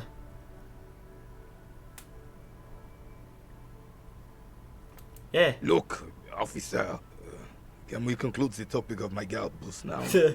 He pauses like he doesn't actually know how to reply. Yes, it does. And no one. No one has... Yes. Look, officer. The container yard doesn't actually need... Must be decorative. Evrard created this job for René because he knows the Royal Carabiniers' pension of honor and PTSD Such isn't dependency something a man... It's not charity. Not to me. As he grabs the paint on the old soldier's face. Looks like he wants to add something, but can't find the words. Finally, his eyes light up as he says, Up there, I give it all I got. I earned my keep. But you're right, officer. There is no middle ground. It's do or die. He looks towards the guard booth and sighs. I wonder what happens if we do like an expand thing. Unfortunately, No one. No one? Yes. Look, officer. The post. Evrard created this job for René because he knows. Yes, yes, yes. Can we conclude the topic of my guard boost now? He is not going to become an entrepreneur. Oh, man. I saw a picture in there. You're in it. You looked happy. Who's the girl? She is nobody. This is none of your concern, and I refuse to discuss my private affairs with the RCM. His features stiffen and he gets a cold look. The lady is Jeanne-Marie Beaulieu, and she sure as hell wasn't a nobody. She? The lady is Jeanne-Marie Beaulieu. Thanks. Yes, yes. Like I said, it would be up anyway, so might as well keep an eye out. It keeps my senses sharp. Thank you for your time. Hello? It's clear you like the hard stuff, Bruta. The what? It sounds like my stomach is growling. Evening falls. The time has come to take the vow. Vows? The vows are blood and flesh. What is my lower intestine going on about? Lower intestine? The term is metabolic and circulatory system. Okay, but what's the hard stuff? Fascism, Brota. What is... Okay, so wait a minute. What is fascism? Many things, but it's mostly about trusting your gut. Who does your gut tell you is the source of Revachot's problems? I thought you were in a circulatory system. Quit stalling, Bruta. We're talking about the weakest, worst, most insane thing. The weak link. I'm gonna close my eyes and select a random one. Yes, them. But also... Oh. Women. What? Women. Men of war. You don't like them. They're insane. What? Their idiocy needs to be... That's what fascism boils down to. The rest is also important. But the main thing is that women... Am I having some kind of stomach seizure? Stomach truth. You're having a stomach truth. Why am I getting this? Because you've said the hard things that others won't say. The good things, you've said them many times. It's not so bad, though.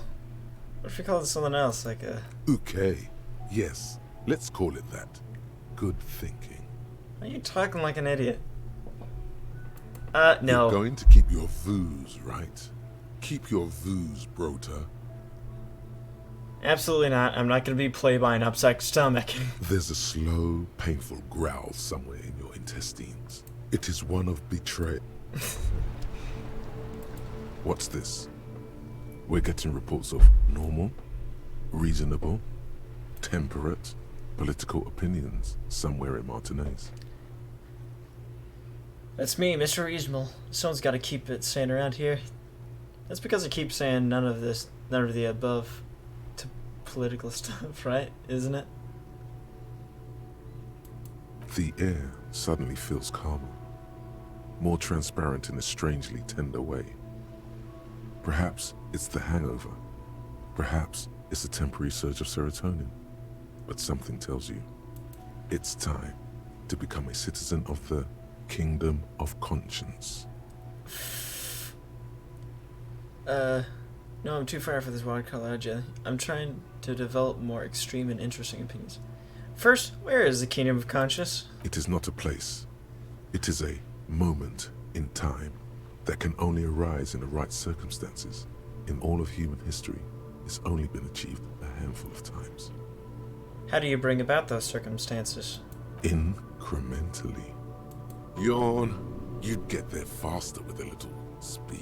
Shut up, electrochemistry. History's greatest catastrophes have been brought about by people trying to make the world a better place. Too quickly. That's the genius of Dolores Day. She recognized that progress is meaningless if its gains are lost because of instability. Real, lasting change can only come about gradually, increment by increment. What about all the things that are wrong now? Tisk tisk. Just because you live in the present doesn't mean you have the right to place your needs above the needs of the future. You What? may never live to see the kingdom of conscience. Your children may not. Even your grandchildren might not. But that's no excuse not to keep working. What a fucking joke. Wait, is Kingdom of Conscience really about doing things or just preserving the status quo? Do you believe the status quo is preferable to chaos and bloodshed? Yeah. There you have it. Sometimes holding the line is progress. Okay, but what is the Kingdom of Conscience actually like? The kingdom is difficult to comprehend, and even more difficult to describe. Okay. Partly because humanity will need to discard many of the categories that define and limit it today. The kingdom of conscience is post-capitalist, post-national. It's also post-industrial, post-ideological, and even post-sexual. Let's go there right now. Slow down, Mr. Reasonable. Did you miss the part about compromising and taking things slow? Alright, but let's get there eventually? That's right. Remember, real democracy is just around the corner for Revachol. When that real democracy kicks in, a long time from now, we are all going to be so much happier. Ah. I kind of like how, like your head space is always, like, fighting with itself.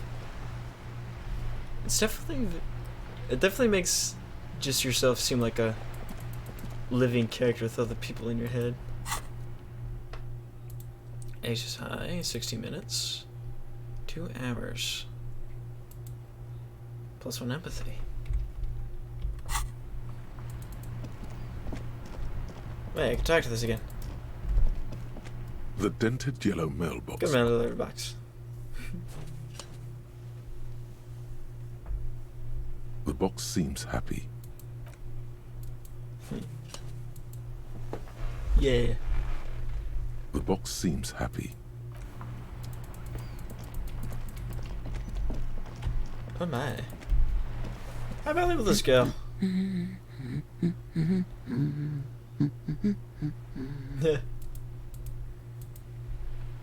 Gosh dang it. Why the face break? Okay, hold on. Please stop breaking. I just want you to work. For 1 session. Well, preferably all of them, but still. Okay, that's better. Please don't break anymore. Yeah, blinking down, and there goes the head movement. You're right, I'm a cockatoo. I went and ran up with him, just like he said. I even decided on what kind of cockatoo I am. Want to know? I don't know. The most talkative one? No. I'm the Major Majestic Cockatoo. The what now? The Major Majestic Cockatoo. It's the most impressive one. You truly are one strange god, aren't you? The woman looks baffled by a personal revelation. She says, slowly shaking her head. Alright, that's all for the moment. I'll let you read. The woman before you nods.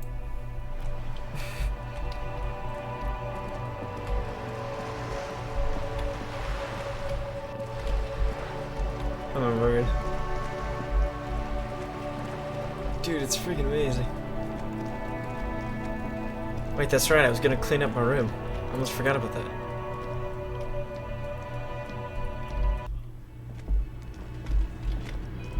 Still there.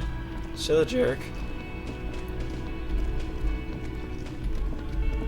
I wonder if we can help out with film. Can I help you? I saw another thing at the Gwirling. Another thing. Great. I love those. So the phone line is dead? Yes, and the phone company is taking its sweet time sending someone to fix it.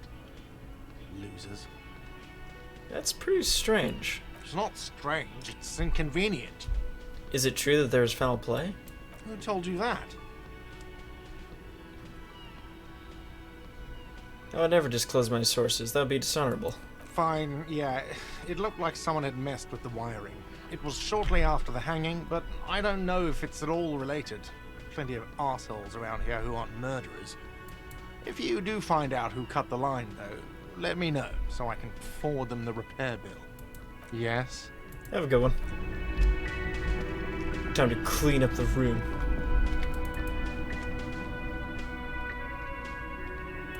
Can I knock? The door is closed. That's not. It's time to get this place into shape. Do I gotta be a man? No, Kim, please. Not there, not yet. Okay. Take that. Take this. I'm doing it. I'm cleaning. I can't pick up that bottle for some reason, but I'm cleaning. Anything else I can clean up? No? A mirror hangs on the bath. So I can't do anything but that. Got it. The bag.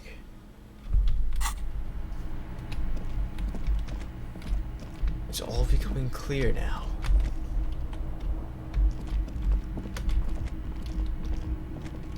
Forward! March!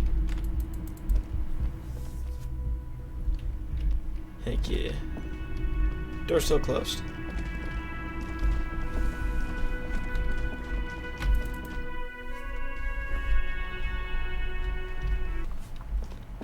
Alright.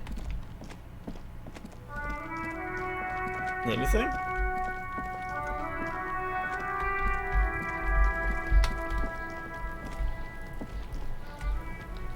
Looks like we're gonna have to take you apart. The rotting man lies on. The lieutenant adjusts his glasses and takes a deep breath.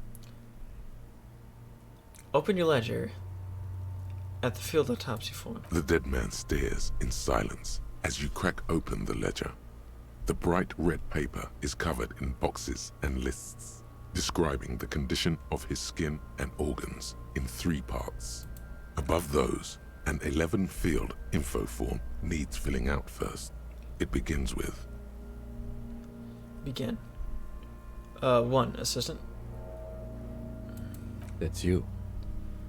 Right, Harry Dubois. The corpse is indifferent to your scribblings, just lies there. The next box says... Coroner's case number. KK57. Write it down. Next. Name. NA. Next. Date of birth. NA. Age. Roughly 50. Right. The corpse looks ageless, like meat on a hook. Race. Mondial. Fair to olive-skinned, from the Isola of Mwindi. This is as vague as it gets. You might as well say whitish. Write it down. The pudgy mess of curdled meat looks neither mondial nor anything other. C'est me. Fucky, fucky! The little monster exclaims energetically. Male. Pigs can have sex! Right, male. Nor does he look male, with his pregnant belly and indistinguishable face. Date of death. We're still going with March 4th. 51. Yeah. What else? 9. Body identified by is non-applicable. 10. Case number is the same as the coroner's case. Alright. KK57 0503 0815 listens, motionless, with the cargo belt still around his neck. Only 1 box remains. Evidence of treatment. None. At least not after the initial examination. I'm not so sure. Didn't the footprints look like he was carried over? They'd have to have incapacitated and carried him over. This man was more than a match for untrained dogwalkers. He places a hand on the dead man's chest, as if in preparation. Your central nervous system recognizes this gesture. It's the stations of the breath. Ecclesiastic, religious in nature, a holdout from pre-DeLorean burial rites. It takes him 2 seconds to perform. Then, somewhere in Jamrock North, a small wood shed behind Rosencrantz Row, Lieutenant Nick Feuerbach puts his hand to the chest of a small corpse, no larger than a monkey. It's raining outside, light drizzle. There is darkness in the shed. Elsewhere yet, an obese female sits in a wicker chair, her silhouette bull-like against the window. Outside, Grand Coudon. The day is turning dim for Sergeant Mac Dawson. Hand extended, he approaches, to make sure she is dead more than anything else. Interesting. The building is tall, 7 stories, wind-wrapped in solitude. Most of the apartments are unoccupied. This was a suicide. The other, an accident. The small one. And so, all across Jamrock, Coal City, GRIH, 42 deceased persons found today. 42 stations of breath. Huh. We should start the post-mortem. Turn the page. The corpse cannot feel Kim's hand on his chest. It no longer meaningfully interacts with its surroundings. A thicket of boxes and lists on red copier paper tries to answer why. External examination. Clothes. The deceased wears armored boots and white briefs. The make of the briefs is Babrodine, I think. Let's see. Turns this body onto its side to check the underwear label. See? It's happening? Babrodine, yes. Inexpensive. Size M. Color white. The disappointment is palpable. The red-haired thing was expecting something more lurid. Write it down. The boots are ceramic. Vitreous enamel. They are fused to his skin from blood flowing downward post-mortem. Removal of the boots is left for processing. It would be clever of you to omit the boots altogether, sire. If you are to keep them for yourself, as you ought to, you have deserved them more than anyone else. With the boots. Tattoos. He stands up, feels planted on either side of the body. The upper torso is covered in a single continuous tattoo, resembling a national pattern. It reaches from the right shoulder to the heart. The ink is blue and white. The assistant has a color photograph of the markings, to be added to the case files as document A1. The photo is taken on the scene, using a Trigat Mini. Write it down. The deceased has a belt for airlifting cargo around his neck, tied with a hangman's knot. Color yellow. Length 3 meters. There is a buckle on the other end. Write it down. Well nourished, athletically built, measuring 1.8 meters. Generally consistent with age, about 50.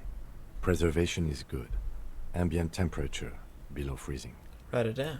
Body hair is light brown. Distribution is consistent with age. The deceased had male pattern baldness. Hair is combed back, short. Touch the corpse's hair before moving on. The hair under your latex fingers feels cold to touch, wet. Stroke his hair gently. The stench is suffocating. Strands of dark brown hair start sticking to the latex of the glove, like thread off a rag doll's head.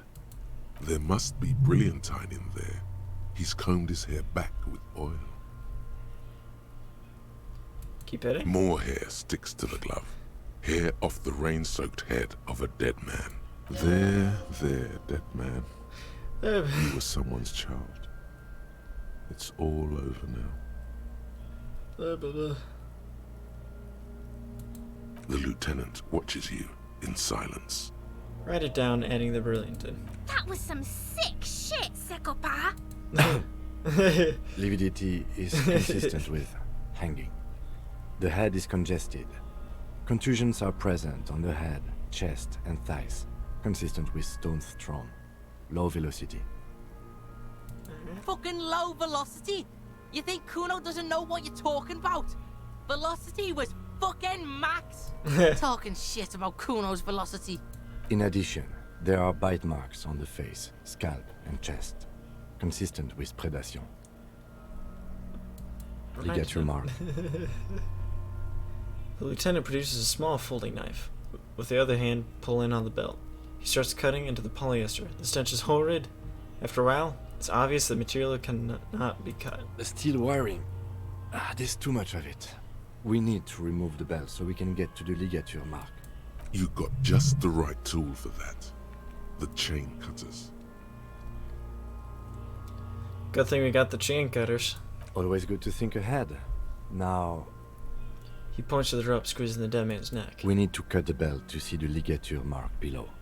Carefully, with as much precision as you can. See, my pig is gonna fucking. No, he ain't. Your pig's a boring fuck. Look for a good spot to cut. The belt is equally tight around the whole circumference of his neck, swelling over the edges like white bread rising from the east. The knot is the weak spot. The chain cutters fit in there, steady now, like a flower arranger. 2 cuts and it should come loose. Heck yeah. After some deliberation, you sink the cutters into the knot tying the belt together. You squeeze the rubber handles together, sweat forming on your brow. It's so nerve-wracking because it's never perfect, because if you roll a snake eyes, you just fail. But I love it so much. It adds that extra tension. Snap. The knot is slashed. Another cut and the belt falls apart like a flower bouquet, revealing the dead man's neck and the dark red ligature mark around it. The rope rises to a point, leaving a gap in the ligature mark. The suspension point is in the back of the neck. The lieutenant has Neil closer, running his finger along the dark red groove until there's a gap. As it ought to. This is where its grip on the curdled meat is gentlest, pulling up. Hemorrhaging is observed on the skin, above and below the ligature mark. The mark is well pronounced, consistent with a drop from 1 or 1.5 meters. Write it down. Chest is intact, normal contour. Abdomen is protuberant, pelvis intact, genitalia. No! It's gonna. I fucking knew it! This is clearly what they've been waiting for, ever since the autopsy began. The lieutenant is trying to make it as boring as possible. Genitalia is male and unremarkable. No evidence of injury. Does it look like he was enjoying his motor death? Ah yes, your hunch before. We can have a semen analysis requested from processing, if that's what you meant. Yes, processing. Science, that's what I meant. Mm-hmm. Just write down that we request an analysis. The corpse with his pants down does not have an opinion on the subject. All he has is genitals and a deathly odor. Chaos. The dead man's penis is average-sized, congested from the downward collection of blood. The Back is symmetrical and intact. Upper and lower extremities are Made me intact, cross my legs. but asymmetrical. There are combat injuries on the right hand, thigh, and hip. Bullets have bitten little pieces out of him. It must have been excruciating, especially the hip. Before you is a temple of pain that knew little tenderness in life. In addition, I see smaller, residual scars, too numerous to count, covering about 30% of his skin. There's the body of a soldier. A mercenary. Mm-hmm. We have a real museum here. Of battles, wars. Write it down. Last item. Hands. He takes the man's right hand in his, inspects it, then moves on to the other hand. Let the lieutenant work on alone. Hands are clean. No sign of a recent struggle. Were we expecting any? I was. Maybe I'm just not seeing them. Honestly, this stench is making it hard for me to think at the moment. Write it down. Ooh. That's all for the external. Well done. What next? Internal examination. Central nervous system. I have nothing. Do you have anything on this man's central nervous system? You don't even have a joke. Nope. Musculoskeletal. Purge fluid is coming from the mouth. Not injury related. Eyes and tongue protuberant. Hyoid bone. Let's see. With his eyes almost closed, the lieutenant puts his hand on the dead man's throat and begins to massage it, gently. A rotting smell erupts from the mouth. Purge fluid runs down his lips, black and viscous. Yeah, The hyoid bone is fractured. The rest of the musculoskeletal system is intact. Unremarkable. Huh. Respiratory system. Unremarkable, sure. Let's go with that. Respiratory system. Back hunched, as if in prayer, he begins to pry open the dead man's jaws. He stops to exert more force. Both hands are used. Oral cavity shows no lesions. The victim has received dental implants, possibly after a combat wound. Mouth swollen, hemorrhaging present in mucosa of the lips and mouth. Look inside the dead man's mouth. No scream, no sigh of relief rises from the darkness inside. It's humid there. Sickly sweet air, unlike anything living. You feel like you're about to throw up again, straight in that mouth of his. No, you don't. You can keep it in. You can keep anything in. Hey, how you doing? How goes it? We're inspecting a dead body. Look deeper inside. You manage to suppress the contractions trying to enter your stomach. All it takes is concentration. Through it, you see nothing but darkness. More meat and darkness. There are ancient mysteries down there, Kobo. Ask me later. Okay. Hemorrhaging present in mucus. The lieutenant repeats impatiently. Let's go the jaws. The mouth snaps shut before you. Write it down. Hepatobiliary. NA. Why, don't we have anything? Are you a hepatobiliary expert? I don't think so. He looks at the corpse's stomach with a mixture of tiredness and disgust. Neither am I. And that's it? That's it. Okay. NA. Same for toxicology and serology. NA. Both? Unless you have untapped reservoirs of knowledge there. The completionist in me wonders if there's something we could still do. We already have one test as per regulation, and we already requested semen. Pigs requested semen. I'm not even interested in these boring mulkus anymore. I haven't sucked him off Alright. or anything. Yeah. Better leave. Can we change to toxicology? Seems prudent. At a request, then. We'll know if drugs or poisons remain in his blood. At this stage, I doubt processing will find anything, even if he was brimming with it. Right, NA and add toxicology requested. Cardiovascular. The body exhibits heavy lividity. Blood has gathered in the hands, feet, and neck. Hypostasis is visually consistent with the hanging. What done? Gastrointestinal. He breathes a sigh of approaching relief. This is the last field on the list. He looks around to the ground. The pool. Digested semi-solid food in stomach. Voila. He touches the corpse's bloated lower abdomen. Briefly. Write it down. You made the voila. What's next on the list? Description of injuries. Let's see. We have bite marks, contusions on the head and chest, and a ligature mark encircling the neck. You'll need 3 fields. Leave a 4th one too. What's the 4th injury field for? Nothing. Just in case. Alright, bite marks. Head, chest, and scalp bite mark injuries. Predation by birds has caused damage to the body. Odontologist does not need to be consulted. And your opinion, officer? Non-fatal post-mortem. Agreed. Next injury? Contusions. So, the scalp bleeds from a post-mortem head injury, a stone. The injury does not have the rim of an early inflammatory response. The perpetrator on the scene has confessed to causing it post-mortem. At maximum velocity. Has confessed to causing it at maximum velocity. Write it down. Coagulated blood sticks to his scalp and chest, where the countless stones have hit the dead man. Beneath, the description of injury. 2 boxes. Non-fatal post-mortem. Right. Next. Ligature mark.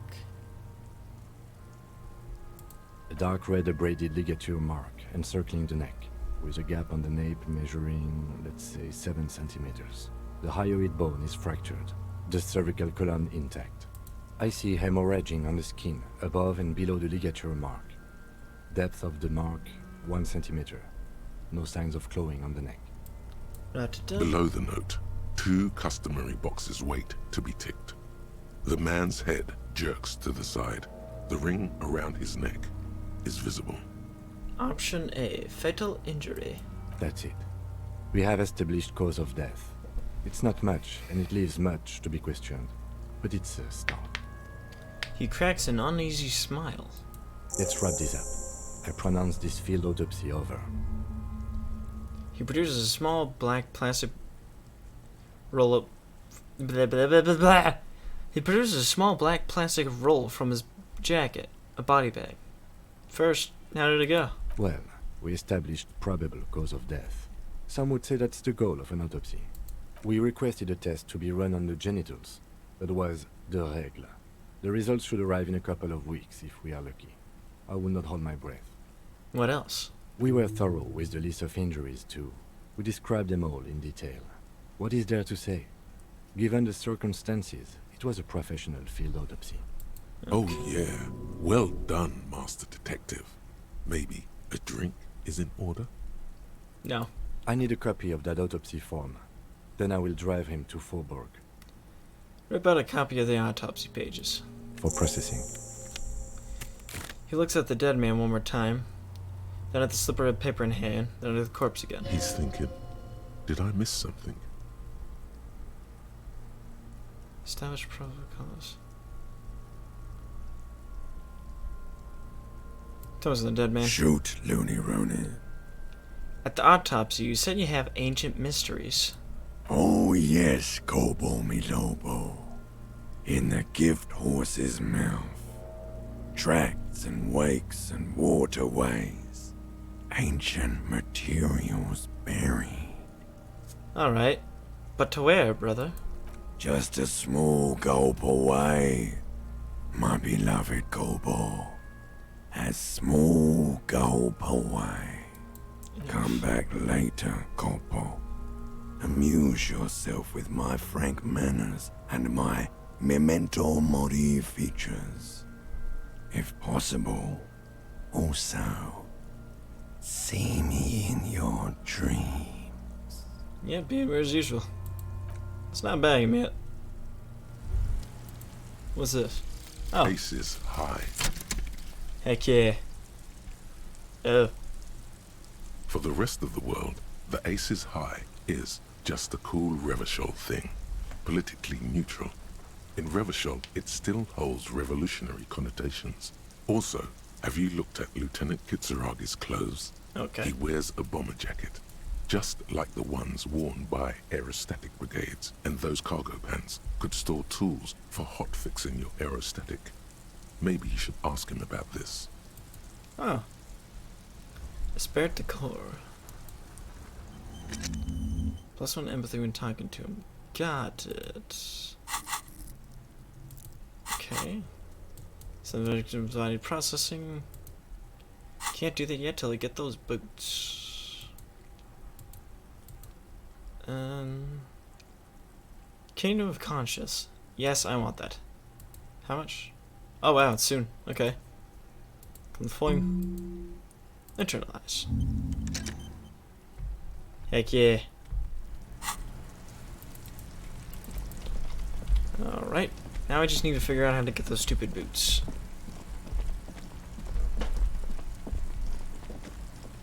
How much time left till the other things? This one's 2 hours. No, wait, internalize. There we go. I had something appear there for a sec. There it is. All around you, rain falls on the great city of Revachol. Rain drips from the eaves and floods the gutters, washing the filth away. The spring thaw must be here. The snow is melting. What am I doing? Looking up at the sky, cold water dripping from your hat. What do I see? Grey sky like great battleships, clouds colliding with one another. Rain falls down on the world. How does it feel? Humid. Your coat shields you from the rain while the city shivers around you. What's in the west? Sheets of rain over the water. A flight of stairs leading into the ocean. Wave after wave washing the coast of Martinaise, with its motorboats and gently swaying reeds. The ruins of a half-sunken sea fort crumble on an inlet beyond the Bay of Revachol. Ghosts rise into the sky. Who are you, ghosts? The skyscrapers of La Delta, the financial district.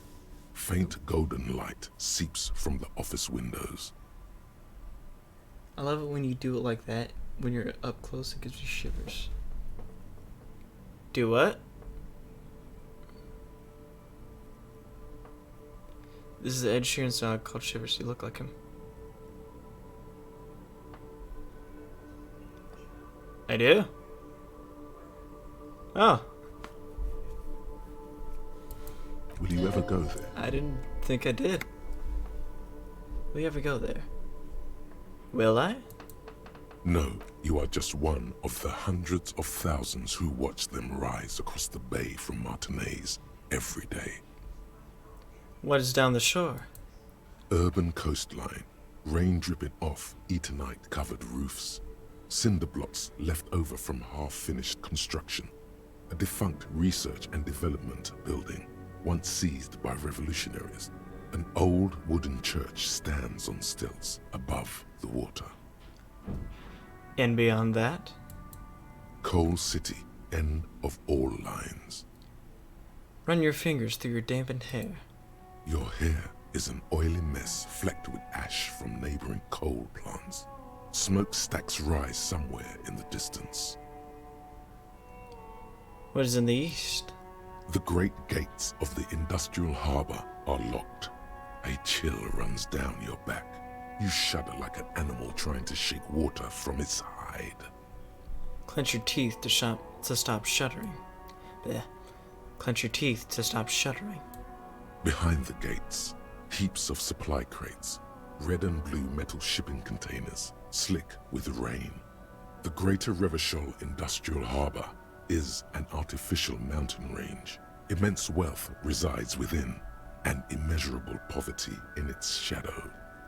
And beyond that?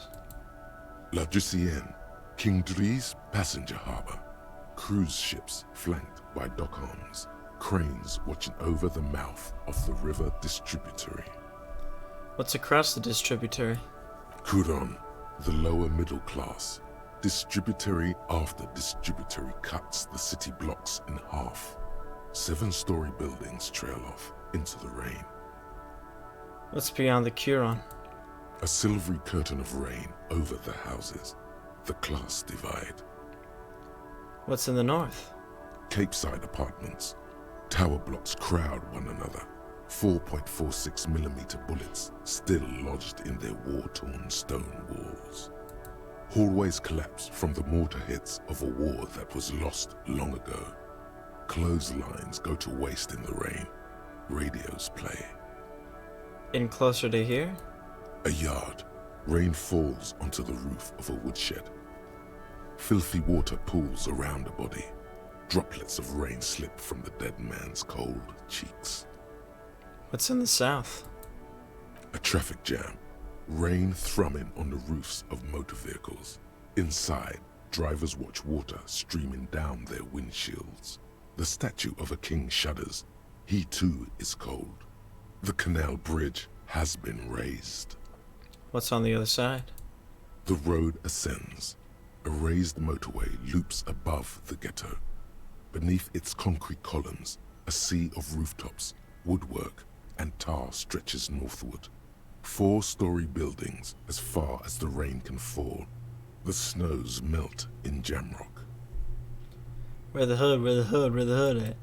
I've a brother in the cut. Where the hood at? Interesting. Why am I not there? To be in Martinez, where no one goes, at the runoff point of a long-forgotten canal, in the whitest part of town, in the shadow of the day the revolution failed. What am I doing here? Standing in the rain, looking north, where Jamrock Rock City stretches inland. Shudder. Look further. In the rain-swept distance, above the rooftops of Jamrock, a repurposed silk mill stands perched above the motorway exit. Precinct 41 hunches in the rain. Your vision blurs. You wipe your face with your hand. The rain stings your eyes, making you look up and blink. What's above? Coalition-era statics hang like apparitions under the cloud cover. Way up there, where rain forms, rotors flutter silently. Your sight clears. Gosh dang it. This rain will not let up anytime soon. At least we are dressed for it. Let's keep moving. And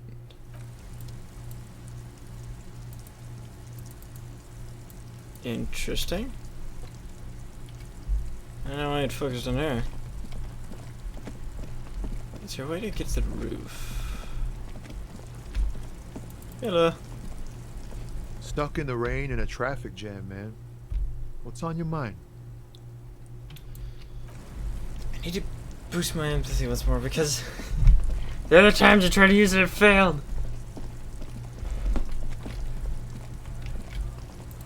You look a dude at transport Looking trucks. for something, Hunt? Come to tell me to fuck off again? You're a lorryman, right? What's your stance on drugs? Drugs? They are shit, man. I don't let anything pollute my body. Takes a long drag on a cigarette.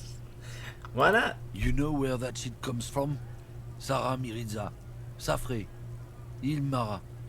They take the money from our local junkies here and then use it to outcompete us in the manufacturing sector.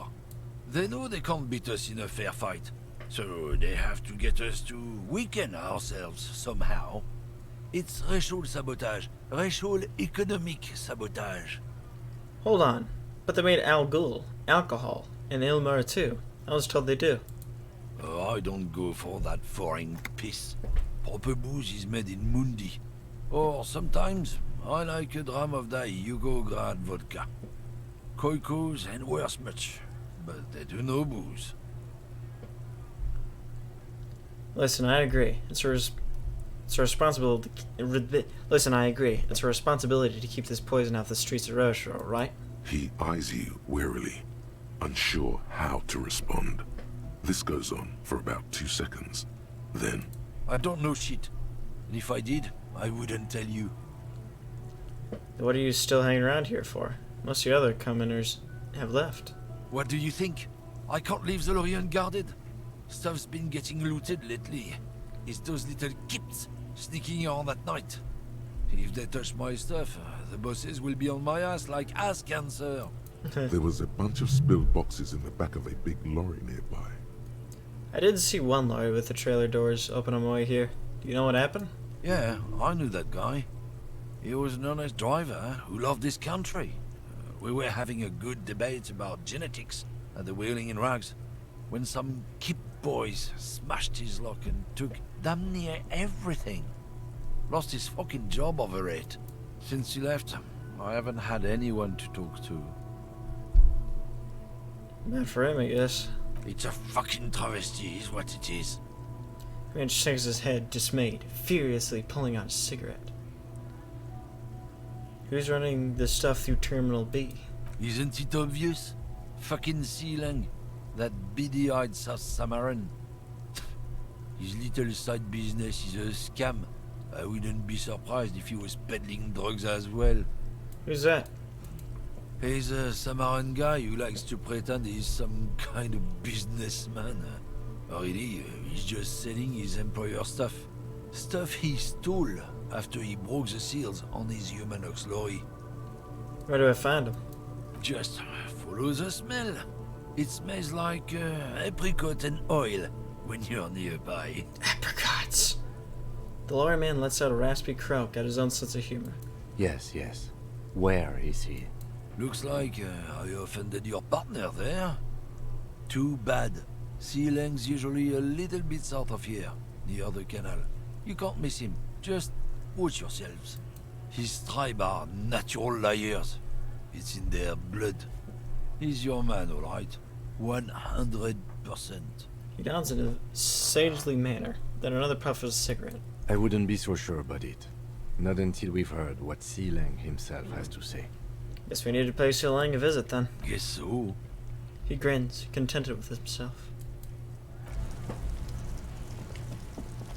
Let's go. You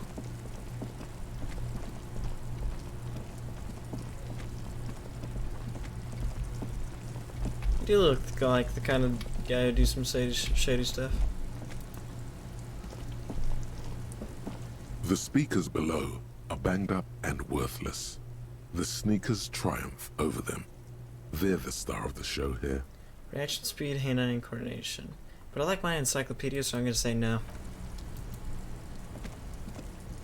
You see a Samaran street vendor surrounded by a motley assemblage of goods. When he realizes you're looking at him, his face breaks into a wide, welcoming grin. The name Sileng is embroidered over his breast pocket. Well, at least we know who this dude is. Happy shopping, officer! Everything's cool here. What's so cool? Everything's cool. The goods are cool, the customers are cool, the place is cool. And one more thing, officer. From out on the bay, a cool wind gathers. It sweeps into the city, tugging at the textiles hanging around the stand. Some distance away, the sound of a tin can clattering across the street can be heard. You're very cool.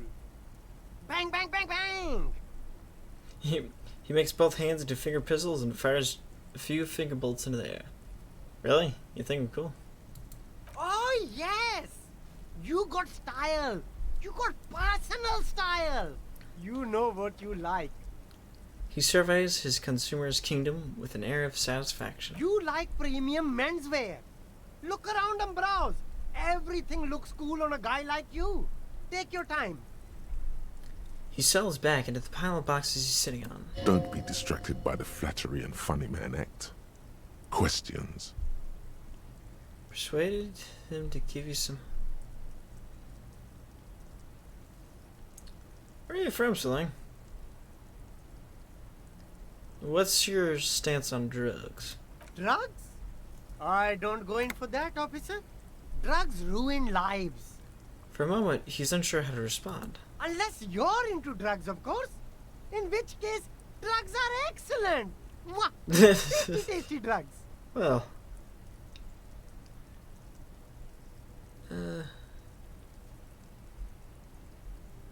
proceed. That's very cool. A lot of the coolest detectives do drugs. Sadly, I don't have any drugs on sale. Or at my home, or on my person. We're looking for a lorry driver who's transporting drugs out of the harbor. He or she is in the traffic jam. That's even cooler. You investigating that and all. But, I am not a lorry driver. I'm just a street vendor. I don't know anything about that. But you are a lorryman. Another driver has identified you and your lorry. Who said that? It's the fat racist, right? I bet it's him. He has an agenda against me because I'm an immigrant who works harder than he does. He's a hater. So you admit you're a lorry driver? No, I just said I work harder and he's an asshole. He stops to think. Okay, maybe I'm a lorry driver too. A little. But that's not the most important thing about me. That's my day job. This is my dream. So you're embarrassed to tell me? No, I just forgot. It's such a small part of my life. It's in the rear view mirror now. I'm climbing out of that hole. With ingenuity. Your ingenuity, huh? So, like, my source tells me you're the one transporting drugs for the Union. No! That's insane! It's the fat hater. He's been eyeing me for a week and he sent you here. Maybe he's the one, huh? Have you thought about that? Stop squirming. What do you know about the drug operation at the harbor? Nothing. I told you. I'm not a dumb guy. I don't get involved with that crowd. And what crowd is that? Crowd? You know, the drug crowd? He doesn't want to talk about them. He's afraid. Who are you afraid of, Sileng? Look, there's bad people doing bad things here. That's all I know. Please don't get me into this mess. I've spent 15 years working my way up. We're buddies, Sileng. Help us out. No one will know it was you. It's a she, okay? The other drivers call her the lady driver. You're better off staying away from her. The way they talk about her, She's no lady. Is the lady driver the old woman back there? Dazed out? Strange? I don't know. Maybe. If she is, I haven't gone near her. I don't get involved. I told you. It could be. She was strange. Who are these other drivers who talk? All of them. I don't know. I told you all I know. Are we cool now? I really want us to be cool now. Who exactly is talking about this lady driver of yours? The racist or the other one with the tattoos? Points north. All of them. Even the ones who've left. I don't hang out with them. I don't remember who has tattoos. Okay, we're cool now. All right. I scored. Let's cap this off with a purchase. You can walk away from here with funky sunglasses, detectives. Both of you. You deserve it. Where are you from, Celine? Me? It's a boring story, officer. Who cares about the past? I'm all business now. All reversion. This man probably comes from Seaguy, sometimes known as the Apricot Suzerainty, an archipelago in the Samaran Isola. You're from the Apricot Suzerainty, right? See, guy, apricot suzerainty. It's all the same to me. It's all cool. I'm interested in sales. Go ahead, let's make one. Super high quality, friendly prices. I'll take a look around. Thanks.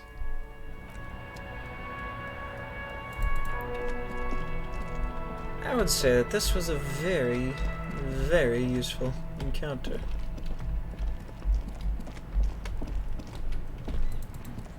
This woman is gonna give us time, isn't she?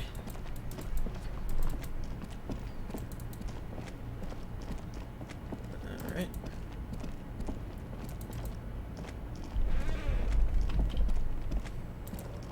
Oh, you. Wait, no, back there. Talk to her.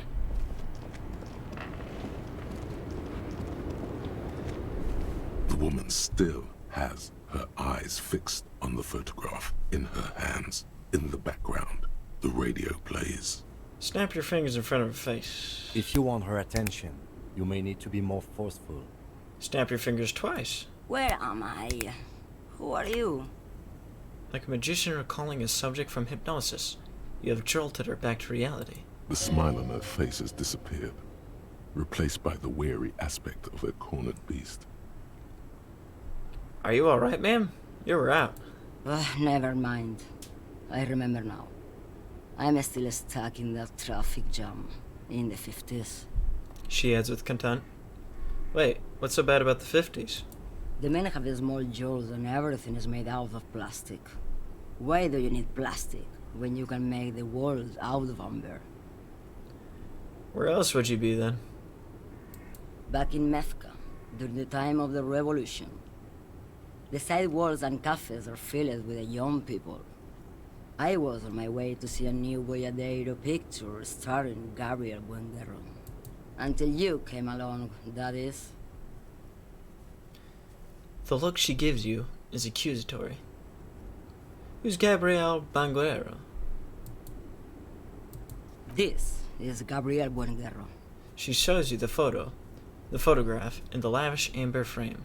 A strikingly handsome man looks straight at you, his head crowned with a wide-brim hat. His hair is dark as an oil slick, and his jaw the most perfectly chiseled thing you've ever seen. He was the biggest star of his day. Girls used to faint in the aisles of cinema whenever he came on the screen, and schoolboys used to memorize all his lines. She leans back, savoring the world she's conjured up.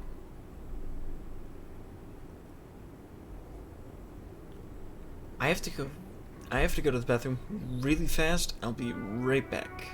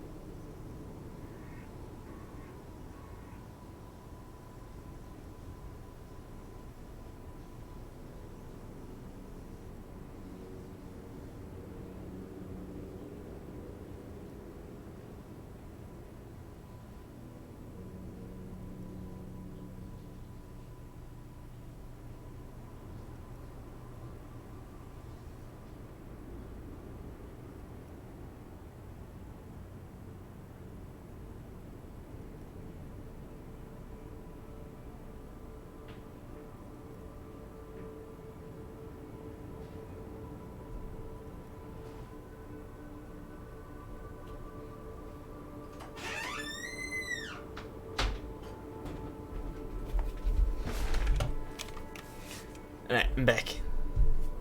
Thanks for the wait. So I take it you're in Moscow? You were young?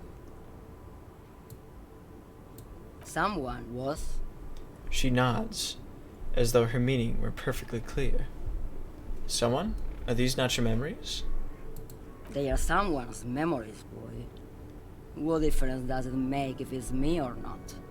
She gets gruff suddenly. They're beautiful. That is all that matters. Beautiful and true. And they will win. They're coming for this, you know? All of this. She seems to derive some bitter pleasure from this strange thought, as if the past will one day wipe the present away, like a tidal wave approaching. Sorry to interrupt your dreaming, ma'am. I wasn't dreaming. I was there, Lowman.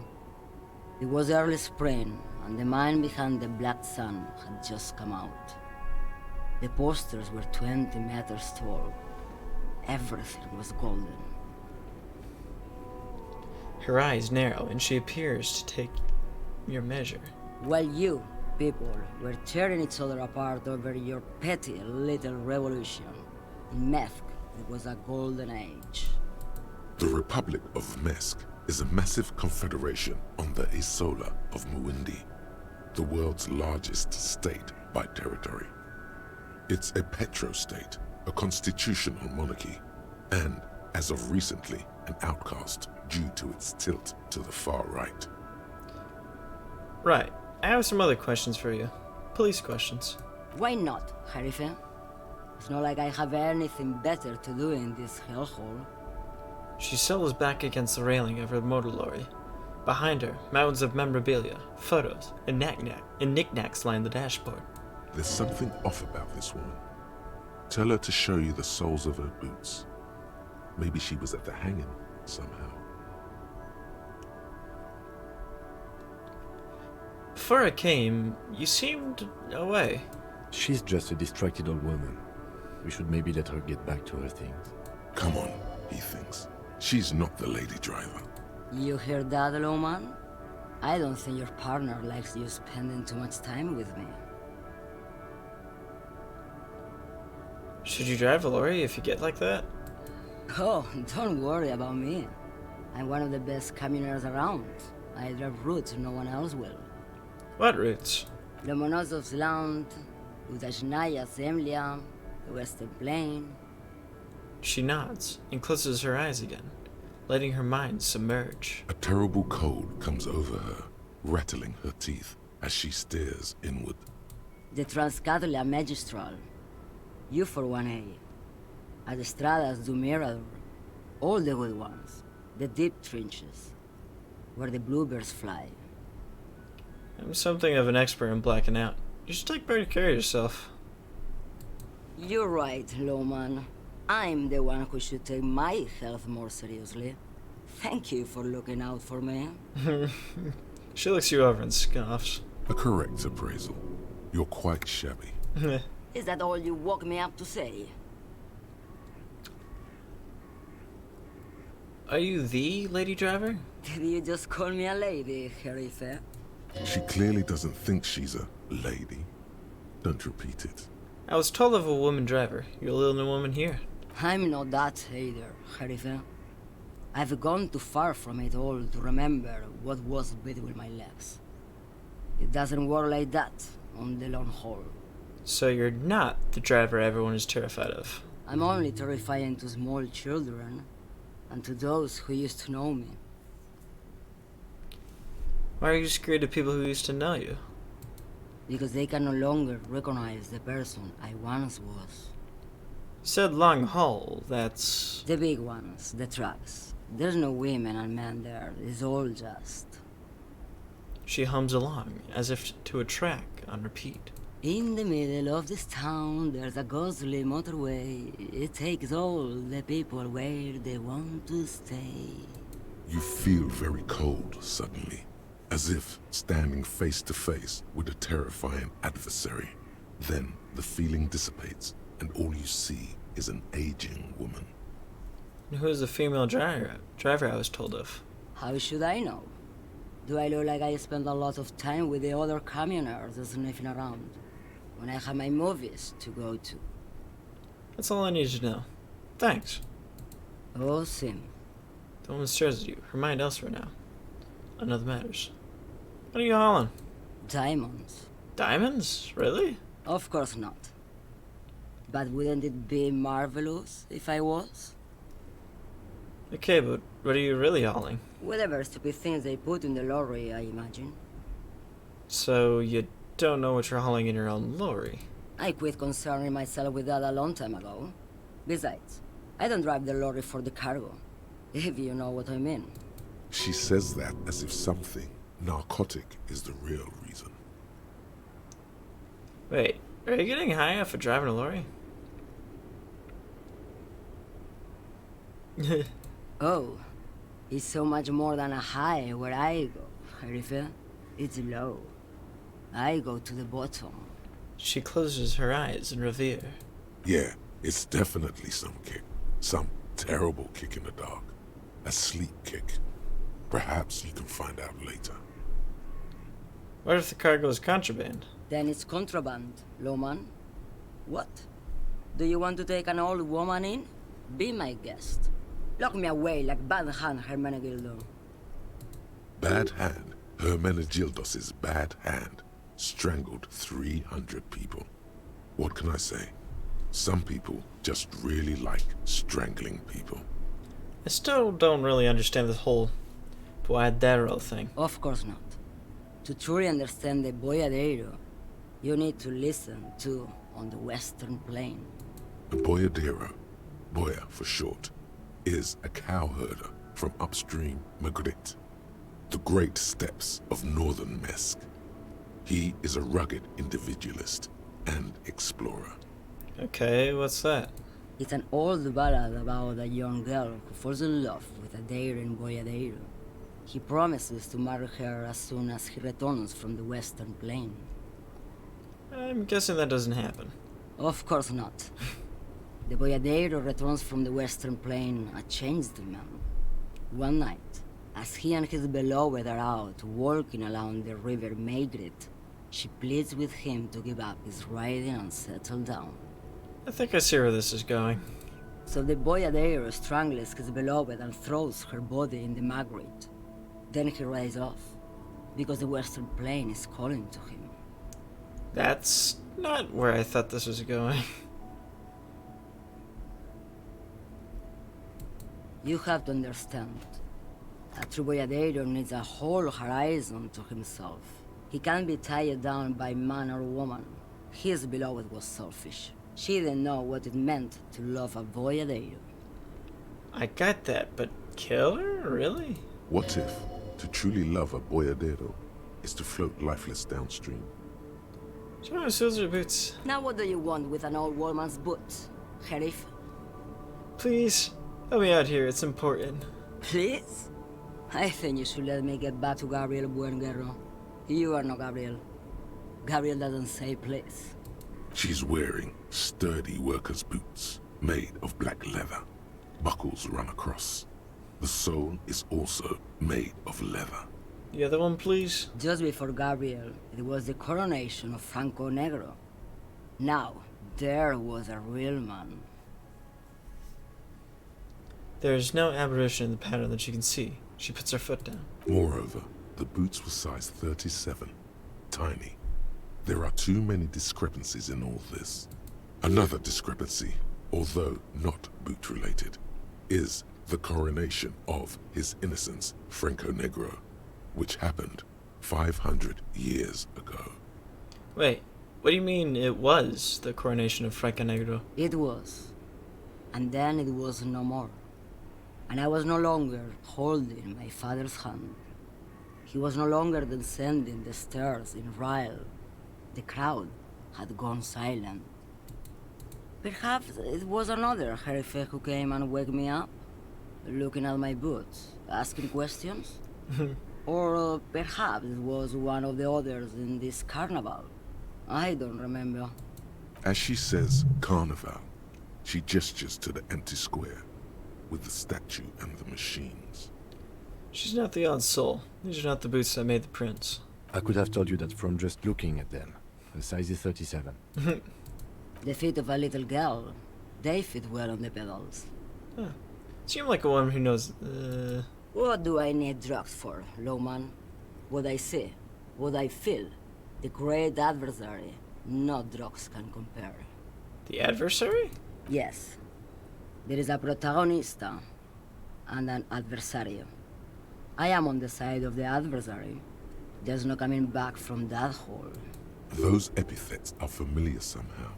The great adversary. The great unrest. That's not really what I'm getting at. Then what were you getting at? What is your hauling exactly? Your man, Lowman. What of it? Okay, let me put it another way. You're smelling drugs to Charlie B? Maybe. Probably not. Makes no difference to me either way. You said earlier you don't know what cargo you're hauling. Could it be drugs? Just this month, I made half a dozen trips from Saramiriza to Grat on the U41A. What do you think they take from Saramiriza to Grat, Lowman? I don't know, that's why I'm asking you. It's diamonds, Lowman, obviously. She grins. If you had to guess, who do you think is smelling drugs around here? Easy. It's the skinny man who thinks he's a poet. Never trust a poet. Also, he's the only one I can see from here. She squints across the square. That's correct. There is no visibility of any of the others. I didn't ask about that. Okay, if you're not involved with the drug trafficking, then why are you still in here? Where do you want me to go? This isn't so bad. I can listen to music, or the seagulls. Oh. Look at all the colors and the futures of this world. It's a good palate cleanser, this jamboree. Thanks for the redeems.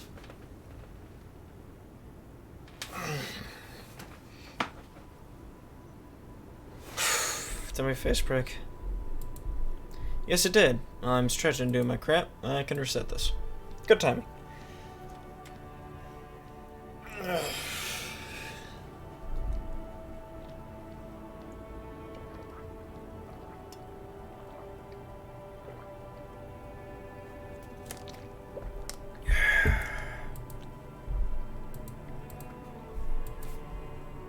Close.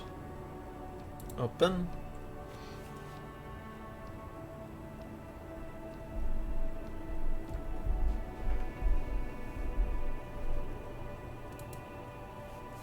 Get that. Start. Click that. Mouse moving.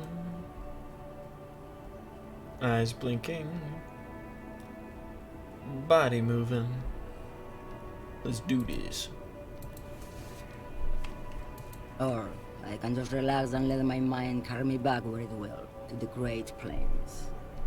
I think we're done here, no? He closes his notebook to stress it. Thank you for now. Yes, go. Enough jamboree. I need to get back to Mesky. Her voice trails off. The jam mystery. Find out who's the lady driver, and where's her lorry.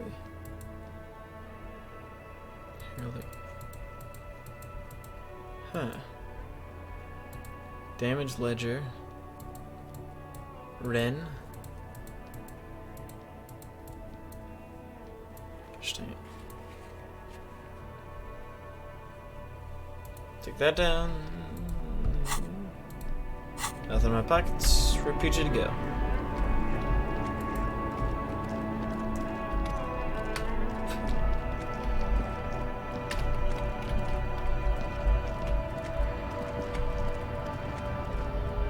Can I interact with any of you?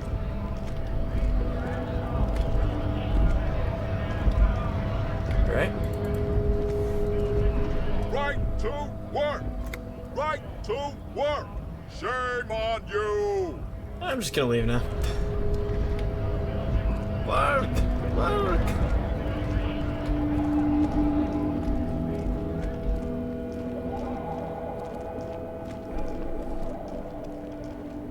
Okay.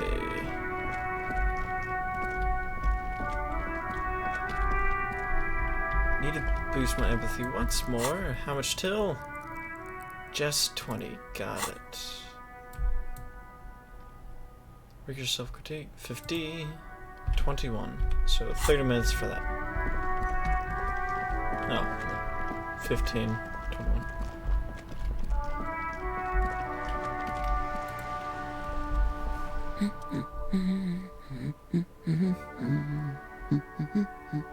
Watch your browse books. Her hands move over the book covers. The tips of her fingers look rough. Stay. The woman before you nods. Alright. I wonder if there's any questions I can ask this lady. Any at all? Hello again, esteemed officer. Nothing. Got it.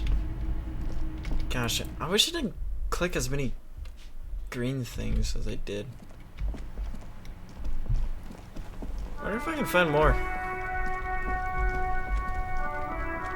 Because now I can get past the dude.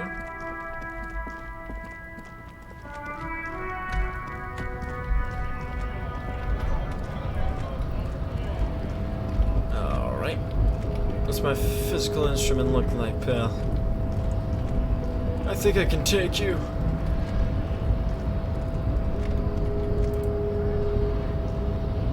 Your race descent has only worsened since I last saw you. You have really let yourself go. Why are you not with the Hardy Boys? I am not the first line of defense. I am the last. In addition, these so-called Hardy Boys are an effeminate clique of bodybuilders. Their company is spiritually degrading. But you're all part of the Union? The Hardy manlets are on the pay of the company. I answer to the Union alone. And I do this out of race heroism. Finance is an alien concept to the Simonies. Now leave me be. I must luxuriate in the company of my woman.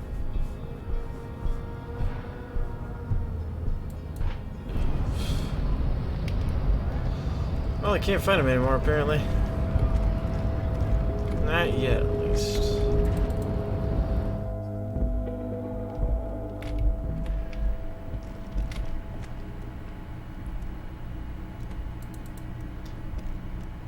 The file cabinet stands steady as ever, and the under drawer slides shut Somehow. smoothly. Evolution was defeated. I don't know how. Okay, so... I got from here last time. Anything else I can find? Oh, I can pick these up. Snow is quietly covering the numerous wine bottles and cigarette butts on the ground. Someone partied really hard here. Wait, how hard? Well, they went through 6 bottles of potent Pilsner, 3 bottles of Commodore Red, and almost 4 packs of cigarettes. It must have been pretty hard. Did I do this? Well, yes, I think we can say with relative confidence that it was you. Lieutenant looks at you, then the bottles. It's really sad. It must have been miserable. I'm still not completely convinced it was me. I must have been on an advanced scanning mission at the harbor. I'm still not I am, but it doesn't matter, right? Gosh dang it, Kim. Can't you have a buddy's back?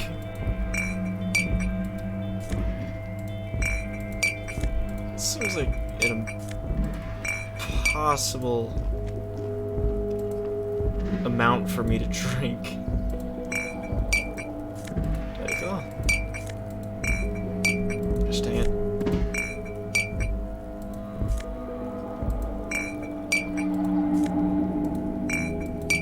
I so slow. Okay, got all the bottles. There's gotta be some other green spots for me to click, right? It can't be it. Can it? What was here?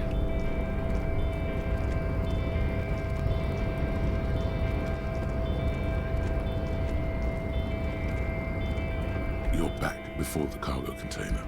Rather Its get draw thorough. has not lessened I've been in the since world you were for last 2 here. days. If anything, it seems to have grown slightly. And as it's always been, it's impossible to open a container with Rhetoric. If it actually works one time, then it looked real stupid, huh?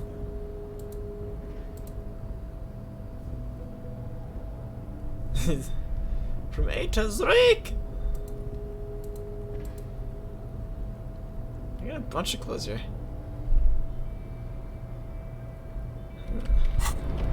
Still not the pants the kids has, though.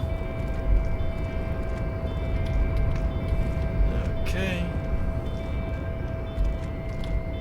That was interesting.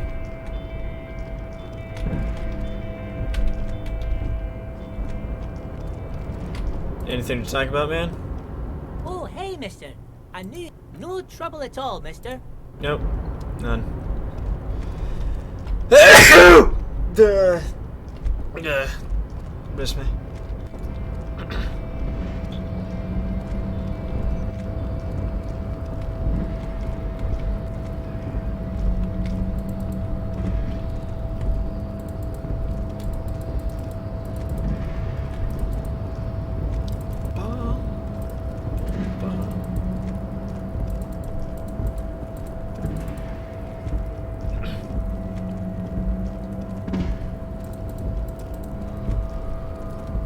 Heck yeah. The check can only be completed once, which is irritating because I always want to succeed those. My one's also, but it's like, gosh dang. Wait, why can't I fight him? Why did I do that again? Shame. Yo, why can't I fight you?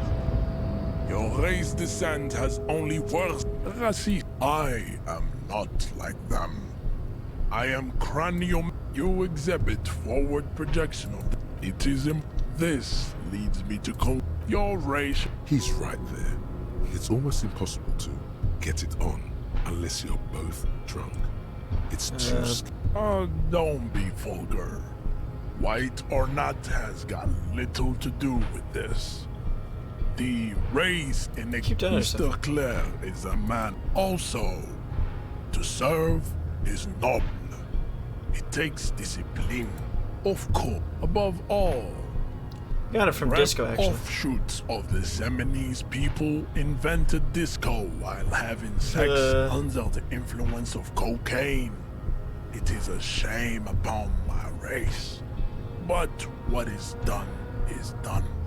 I am not surprised you enjoy it so much. This has happened to many of the side products of the inevitable cultural victory of the Seminese race. Okay, I'll ask. Who are the Seminese? The South Island race. Haplogroup A4A. We are the rightful man. We are the future. That is all you need to know.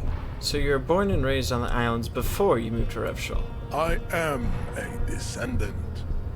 The narrow streets of Elysium are with me in my genetic dreams.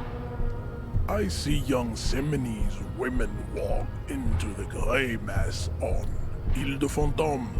So you did not come from the islands? No. I have heard about it on the radio.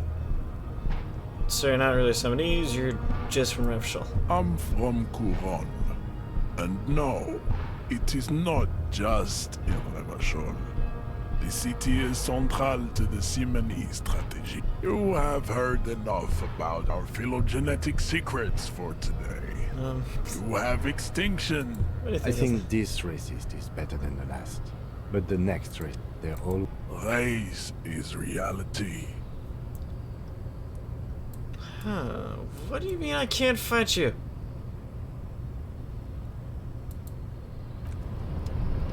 I just want to get through the button.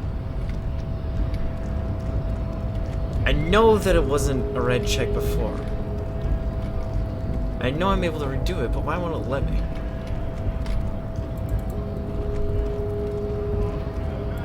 Why you don't let me fight? What you got for me, man? Right to work! Right to work! Shame on We were promised work. Main gate's locked, and I don't mean the scrawny mess. Wait, measure? Yeah, bad. I don't know how the Union has a trained killer up there.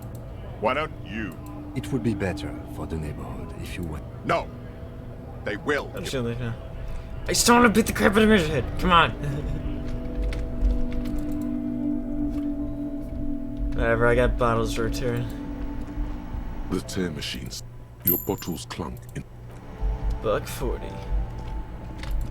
Now I just need some more crap. Gosh dang it. Okay. I just more until I can deepen my empathy. 15 more. Exactly. Actually, what are my goals? Apartment number 10. Report. Oh, I never reported back to the cleaning lady. That's right.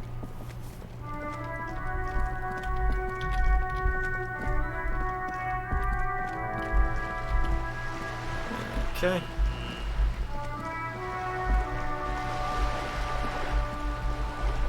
Forward. March. Go to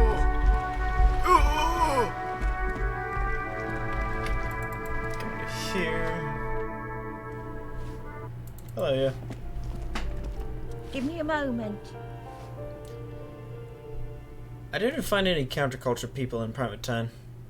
There's just a real estate agent setting up the room for new tenants. I see. I hope some good people are finally going to move in. This place needs them. No one is coming. There'll be nothing but squalor unless you start killing the real estate agents. I'm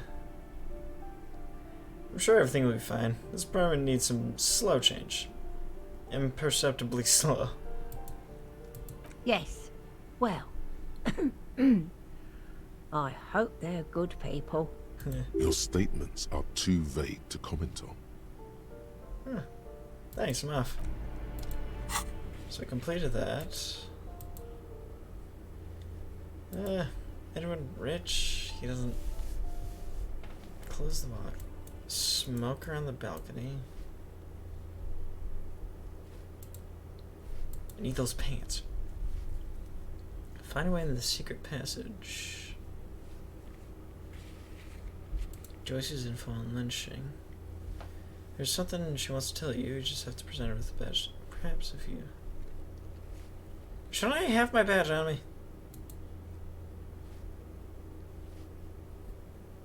Place lost rule. Who are the culprit report of the crime? Report your badge missing. Peeing competition. Gotta report it.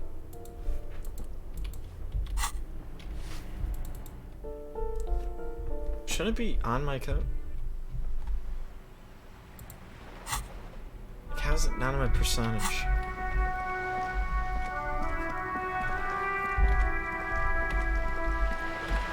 Well, so many crap, but not my badge.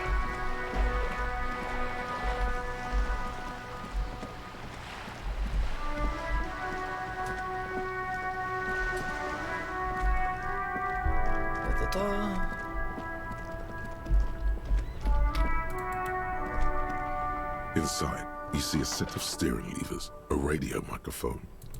This is Precinct 57. How may I assist you? Just a moment. 10-4, come in, officer. 10-9, over. A badge, can't find it anywhere, basically it's gone. 10-4, message received. This is a very serious situation. Any other good news? He's saying he lost... He what? He lost his badge? Say nothing. Who lost his badge? Dick fucking Mullen. Who do you think? It's Officer Dick Mullen from the bestseller Dick Mullen and the Lost Identity. He says, fighting off laughter. Dick Mullen is not your name. It's the name of a fictional detective who would not lose his badge. Defend yourself. Immediately. They're laughing at you.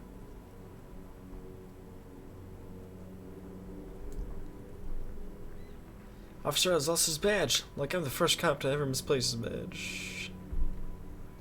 Can we just move on? I want to get a report and be done with it. 10-4, I hear you, officer. I'm just going to make a note here that you are in pursuit of your misplaced badge. Over. Fuck me!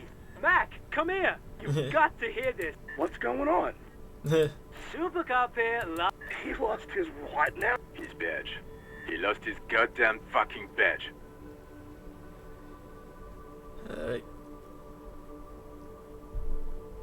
Can you all just please stop saying I lost my badge for a moment? He asks you to please stop. Why? Did he find it? Sergeant Person was wondering if you found your... You don't have a comeback. Sorry. It's hard to think like this. Challenging. Alright. Say nothing. He's not replying. Looks like he's still looking for it. That's for now. I have other things to do. 10-9, come again. New heights even for... Ask him. Ask him if he's lost his gun, too. Sergeant Orson wants to know if you... Oh, fuck. I don't want to spend on that. So I'm not going to.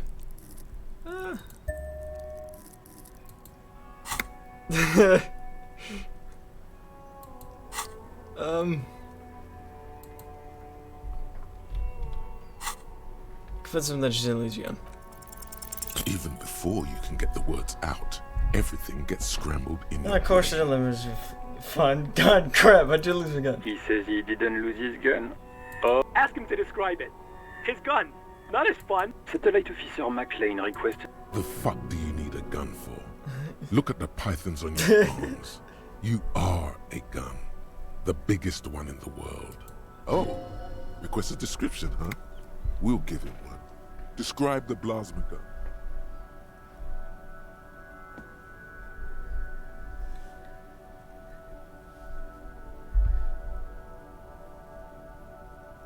Trick question. I'm a martial artist. My entire body is one big gun.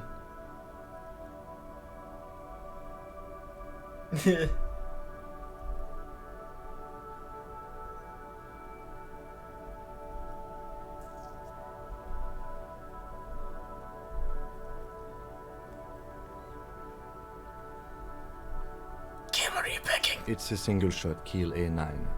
An armistice to be Says it's a kill armistice? What, is he a fucking... Clearly he doesn't have his Villiers anymore. Dear God, he lost his gun? This isn't really a laugh. Mac can face a giant of cocoa noodle by himself. But Disco hit. Oh, I can't. Fuck. He lost his... I'm not going to. Ask him. Sergeant Orson here is wondering if you are still in possession of your genitalia. Over. Yes, last minute or two. Just lay off, okay? He acknowledges... Lay off. Lay off? Tell him we'll lay... Satellite Officer... I heard him. I'm on it. 10-4, affirmative. Oh, God,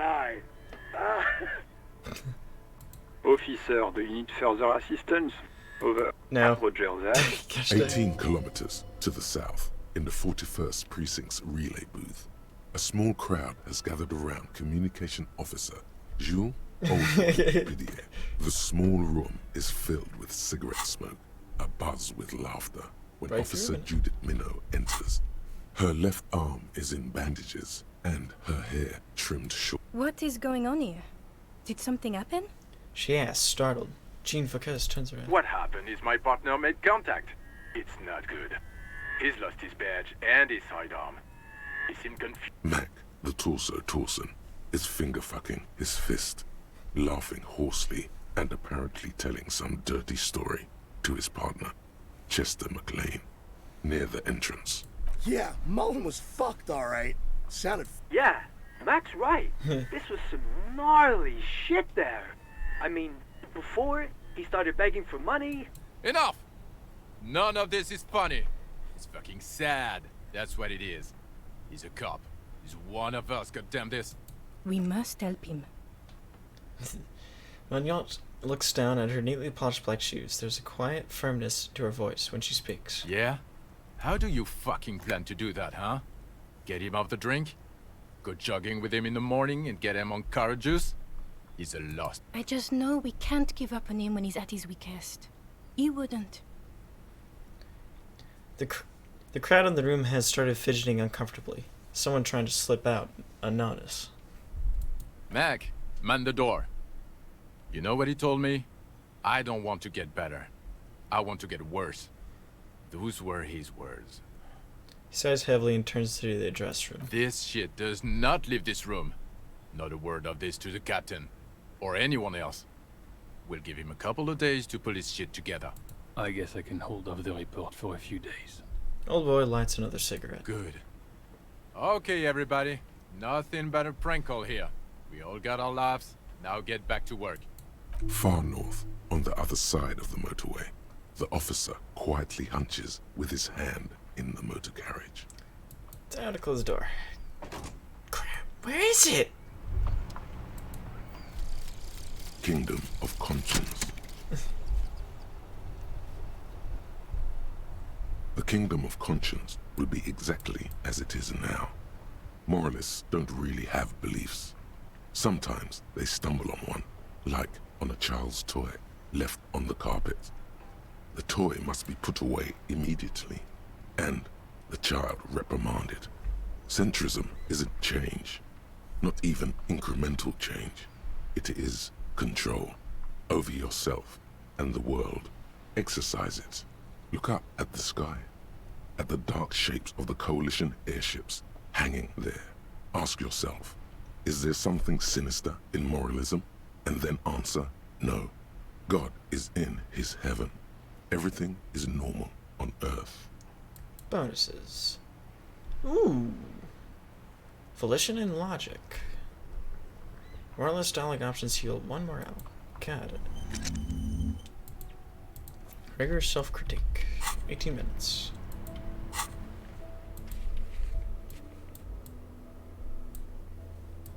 Tamil him. I can talk to him now. Yes? Now it's turning into a kind of a snow limbo, man. What's on your mind? What are you seeing in his eyes? In his eyes, an unfamiliar longing. Flecks of brown and gold. Familiar how? It's hard to say.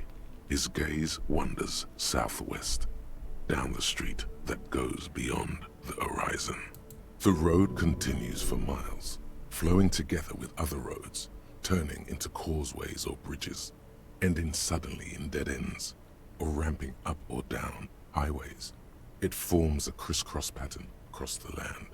Where does it lead? Above the Jamrock Quarter, in the form of a raised motorway, and then the never-ending sprawl of Forburg, high above buildings, new and old, the air filled with the rumble of motor engines. Further. To the old south, to the farthest outskirts of Revachol, through the checkered fields of farmland, upstream to the river Esperance, past Montmartin, the border approaches. What's beyond the border? You cannot see. It's out of the city. Up ahead, the mist blocks all sight. A gale blows across your cheeks. It is cold. Before you stands a tall lorry driver with sad eyes. What's on the southwest? Excuse me? He emerges from the river. Really? You can tell me. Heck, I get longing. I felt something similar since I woke up. Man, I don't know what to say. Not much anyone can do. There's no helping in absence, you know. I miss my family. They're all I have. My wife, second kid on the way, waiting all the way in Diora. And here I am stuck in this shit, so far from home. Diora? Diora of the Seven Seas. It's on the other end of Le Caillou, pretty much. On another island called Laurentide, off mainland. We've got a little place there. Can almost hear my kid laugh when it snows. What's it like to miss someone? What's it like? Good. And bad. An ache that brings you joy. I think of them a lot. I dream up these silly scenarios in great detail of living with them. It comforts me. He smiles warmly. What about you, Copman? You missing someone? Is that what it is? This feeling? No, it's scarier than that. You're pursued by a hunter, smelling of apricots and sorrow, and the past. I miss someone, but I don't know who it is. I feel for you, my friend. It's bad enough to know who you miss. Missing like that doesn't feel like it has much of an upside. But, thanks for this. It's nice to talk to someone, and I know it wasn't easy to ask. I hope you find your way through your own troubles. Fudge. Okay. 35. I heard that one of the drivers is a woman, but I don't think she's here. Do you know this lady driver? I don't want to talk about that. He shifts around, suddenly uncomfortable, and looks away. I don't mean to pry, but I need your help. Looks like she may be involved in some drug trafficking.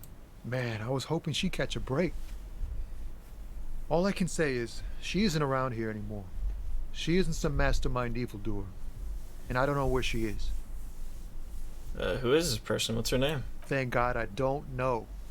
People here call her the Lady Driver. She kept her name a secret. From me too. Now I see why.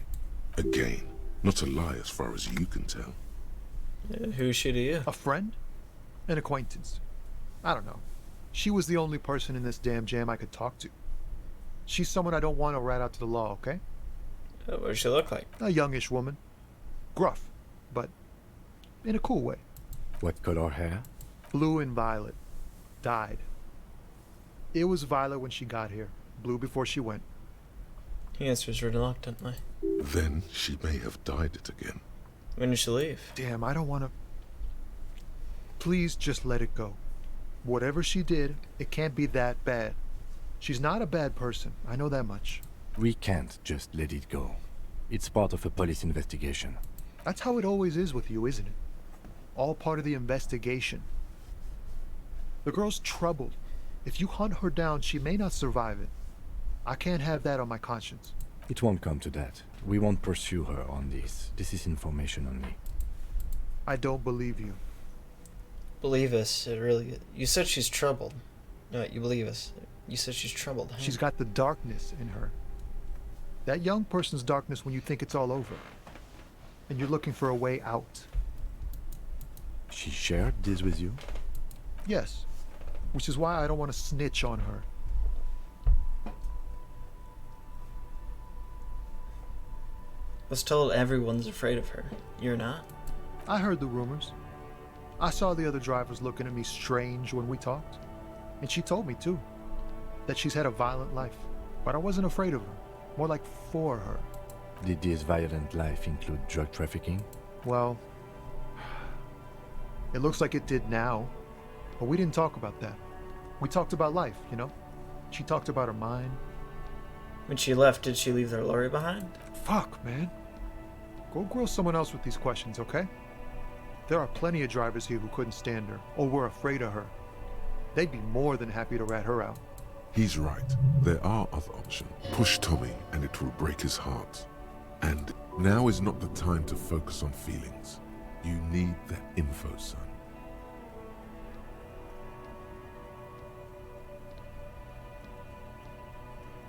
Fine, I'll drop the matter for now. Thank you, friend. Wow, this makes me feel like I should pick up smoking again. Would help with my rhymes, too. That's all for now. Bye. He is smoking, what do you mean?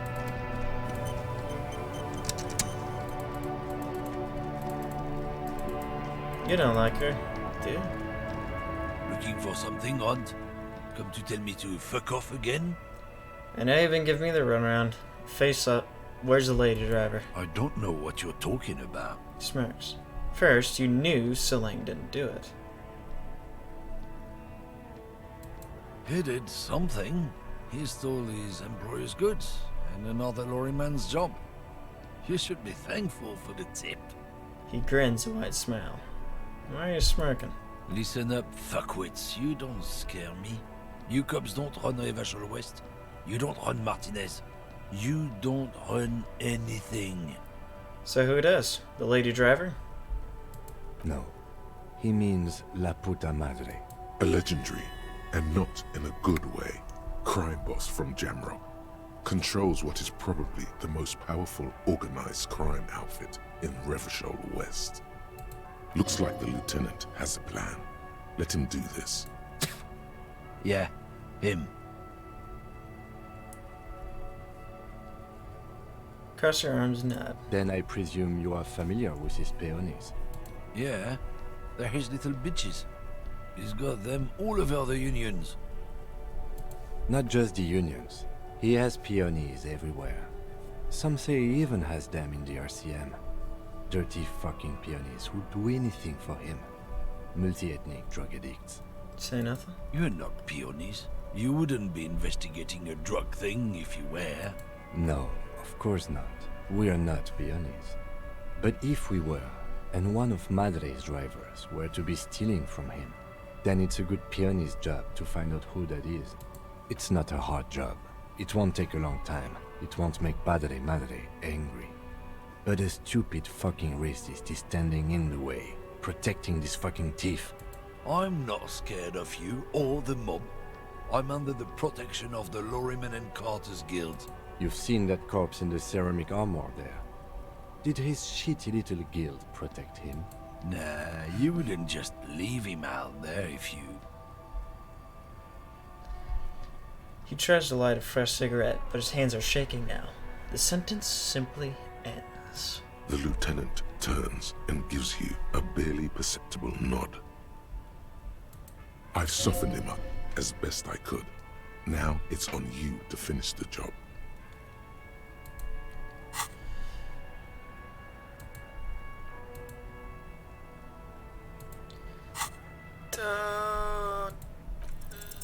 The main thing is to not overdo it, even when you're trying to scare someone. The most important thing is, how does it look on your resume? Why don't you and me step outside for a little talk?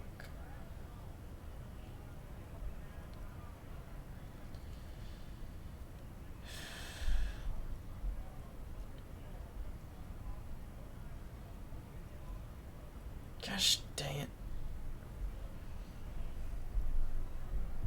How did I roll it so hard?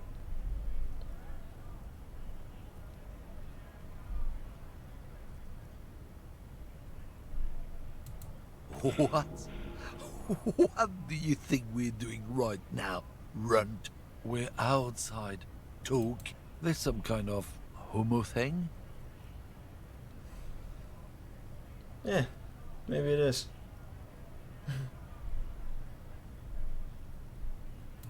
Okay, that's enough. Let's just go and ask Tommy, alright? We are wasting our time here. Gosh dang it, I need to boost my half-light. Rigorous self-critique. What is this? At least it was a white chick. Here it is. Hard facts from the man you are. You once jerked off in Brooklyn and were caught. You held a young woman by the arm and kept her. Rigorous self-critique. Bonuses from the thought in red check failures heal plus one morale. In feels 1 health. Learning cat from pain festival. Raised to 6. Interesting.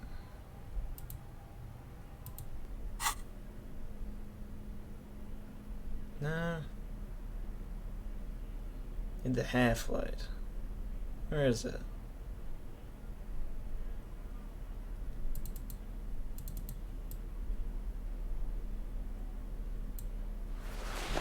Fallen Ultra Series gloves. How's it about now? Looking for something? Whatever for now. Okay.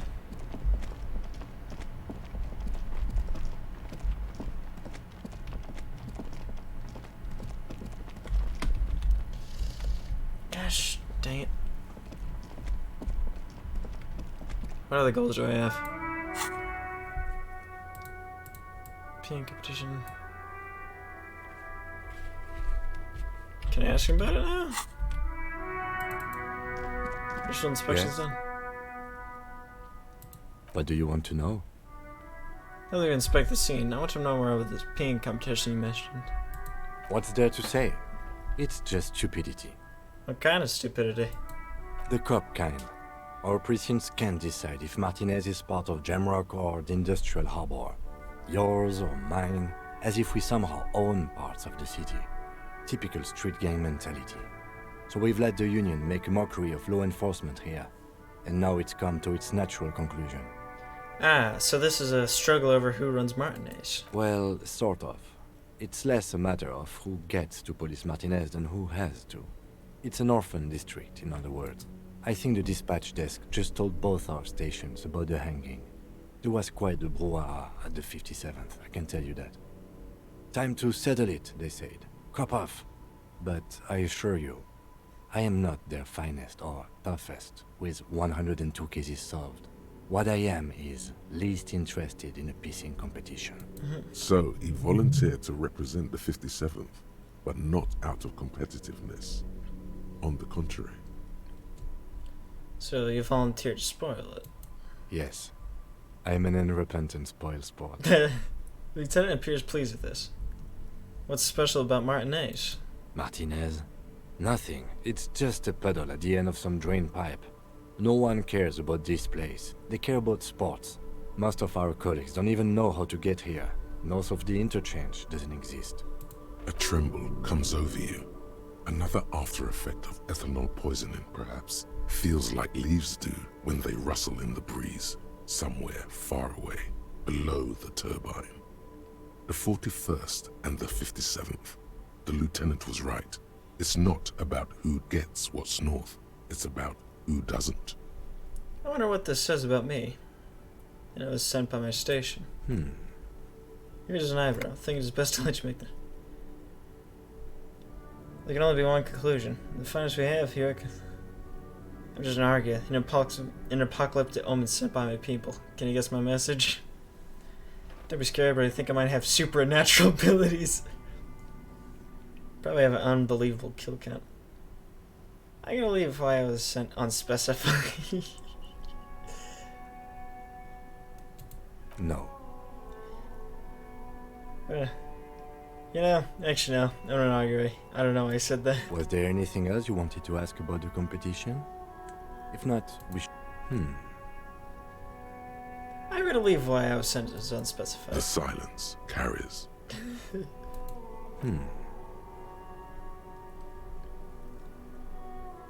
There can only be one conclusion. The finest we have. Supernatural abilities. He opens one hand and looks at it. A moment passes. Which school do you subscribe to? Mambo or Jambo? Mambo, I've been into I see you feel things at Jambo. I get these strange shivers from being hungover just before a chill whisks down my neck. Hangovers do give officers superpowers. Many drink only to receive the gift. It's not the behavior. It just feels a bit strange as though. It is good to have a para-detective in a labor dispute. I can see why they sent you. Should we go? Alright, enough the competition then. Time for something else. Yes, it's a wholly pointless matter. Forget I ever mentioned it. Why did the 41st... Sorry and Roy mention suicide? Why did the 41st send me? Because you're the best qualified. No, that doesn't seem right. Damn brain. I'm good for nothing. You look dumb if you keep the lieutenant waiting for too long. Gosh dang it. Need logic.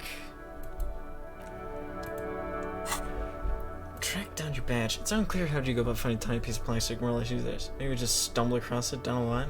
Miracles happen. Jam mystery. Find out who lived. First you should find the vehicle the joyrider used in this escapade. Ask about tattoos, possible meaning. Get boots off the victim's feet.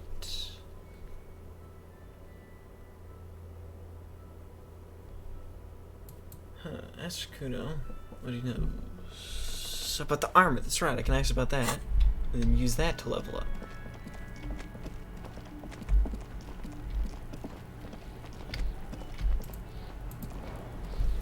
Fuck, does Kuno care? have a question about the crime scene. Yeah? The kid. Yeah, whatever. Kuno doesn't give the fuck about it. Where's the rest of his armor? Kuno doesn't give a shit about the armor. How come? Kuno's fuckgimp's got one big thing wrong with him. He's a fucking mutant. A mutant? Look at him. Fucking growth hormone shit. He's a giant. The armor's too big for any man. Kuno doesn't give a shit about that freak armor. Kuno threw that shit away. Oh, come on. He's just pretending that he doesn't care because he's too small for the armor. What do you mean you threw it away? Kuno tried to get the helmet on. It was too big. He performs a kickoff in the imaginary helmet. Kuno kicked that shit in the sea, rugby style. That shit means nothing to Kuno. You threw it in the sea? Yeah, that shit means nothing to Kuno. Kuno doesn't give a shit about material. You wanna fuck on someone about that armor? Go fuck the mustached union fuck. The jolly troubadour shit at the gate. What do you mean by troubadour? Yeah, cock and boot. You know that jolly union cow fucker? Came around talking about cows or some shit. Came around pretending like he cares about cows. So yeah, he's the one you want to talk to. He's fucking crazy about that armor shit. Coming here pretending like he likes cows. Trying to catch a peep at Kuno's armor. Go to the gate. Ask him yourself. Yes, this troubadour has it. You can feel it. There are contusions all over his body. Did you do that? Fuck are you talking about? What is... He says you're stupid, Kuno. They want to make you stupid again. A contusion is a bruise. I'm talking about the marks your stones left on the corpse. Oh, did Kuno make your shit sniffing harder? Obstruction of shit sniff... You hear the lieutenant hum. Fuck you... He says you're stupid, Kuno. I hate words too. Words are fucking shit. Make you stupid. Kuno's... You're testing Kuno's patience here. Get lost. Kuno doesn't... Okay. Where we going, Kuno? Peeing competition? This isn't giving me much. It's unclear how you go about finding type. Cash tan. Okay, rest of the armor. Jolly Musk about the armor. You can take a while to guess as to who that is.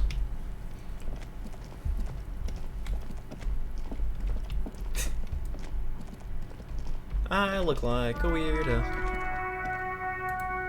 Is there any way I can get to the roof? I didn't think about it.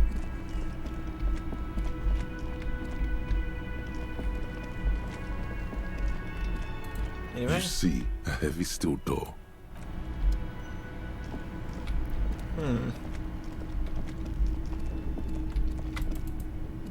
Okay.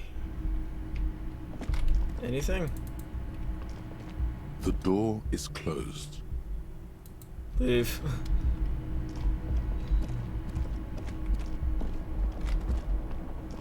How do we go up?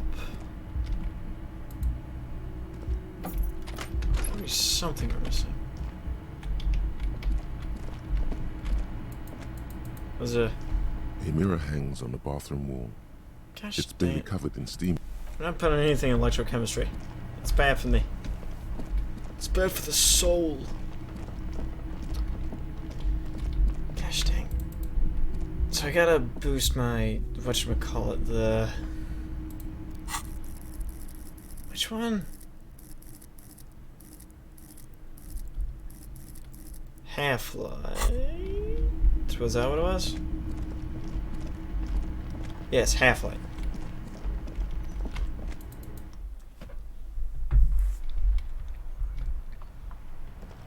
Okay, so from here.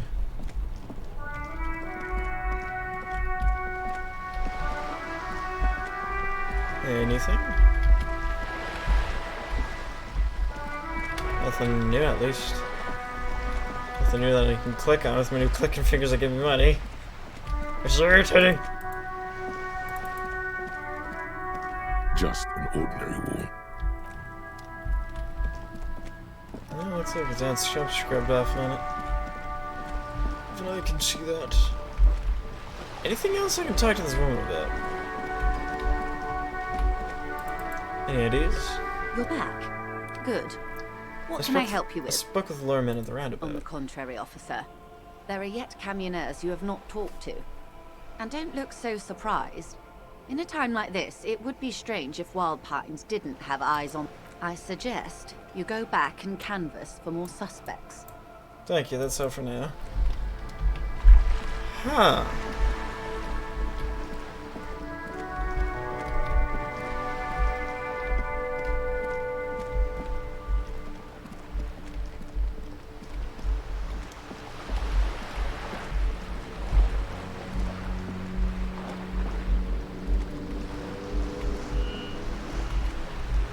Nothing. Maybe? We're just not seeing it. I wonder if we can hop across.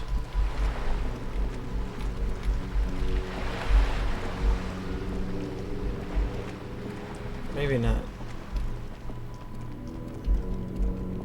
So I've gotta talk to the dude at a certain time. Doesn't open. An old callbook. These are useless. That's what the car hit. Footprints. I don't think there's anything in there. Huh.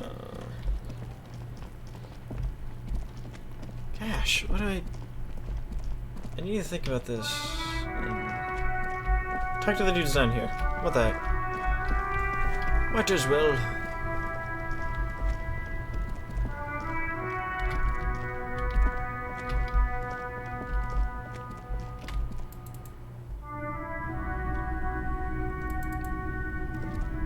Hello again. How can I help you? Let me ask, do you know anything about the traffic menace on the loose? Traffic? I'm sorry, officer, but I don't drive.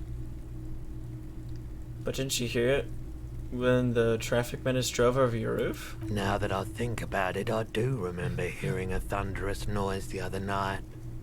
Some kind of powerful electric vortex hitting the shop, and then moving on. That sure narrows down our list of suspects.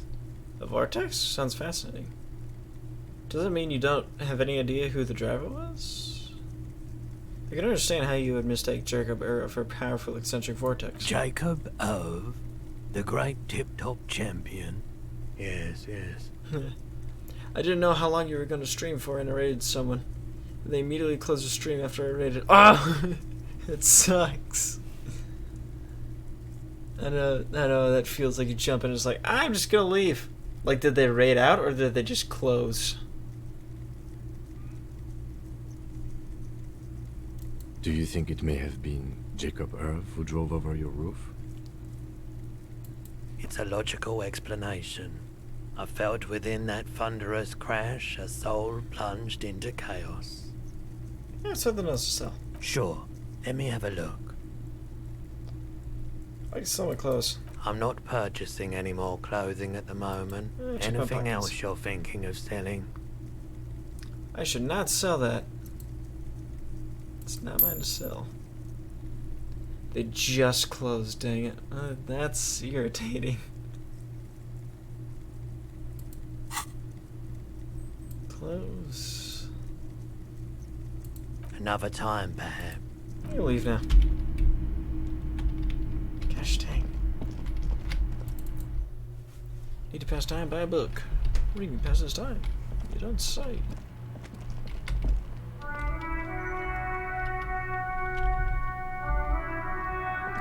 Can't talk to the dude on the other side, apparently.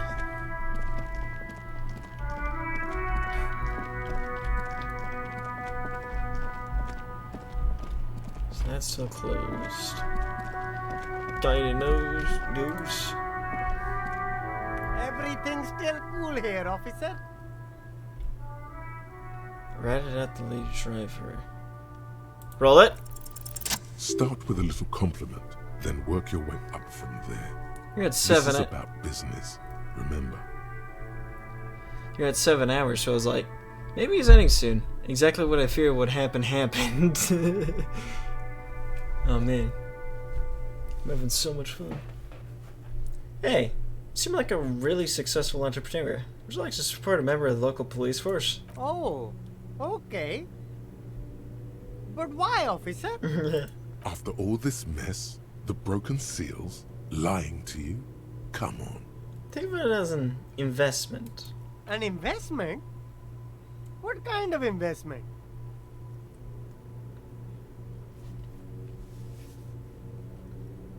I'm a policeman. The investment is in good relations with the RCM.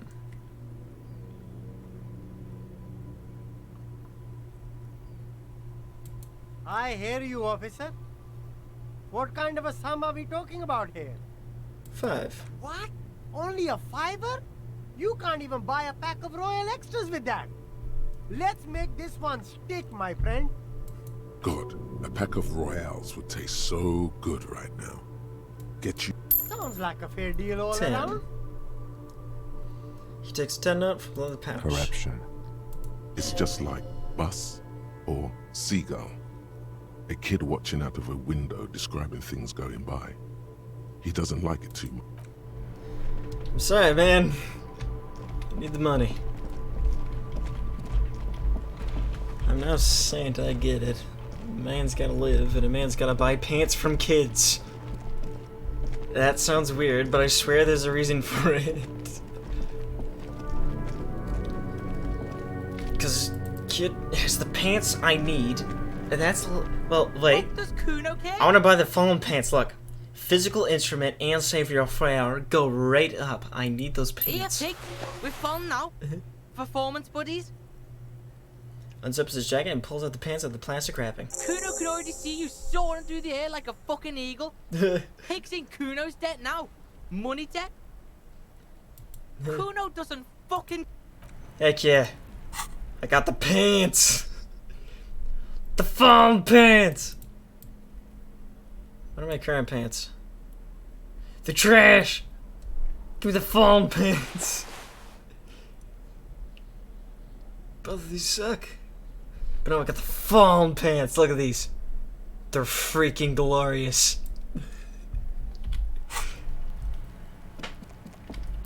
Heck yeah.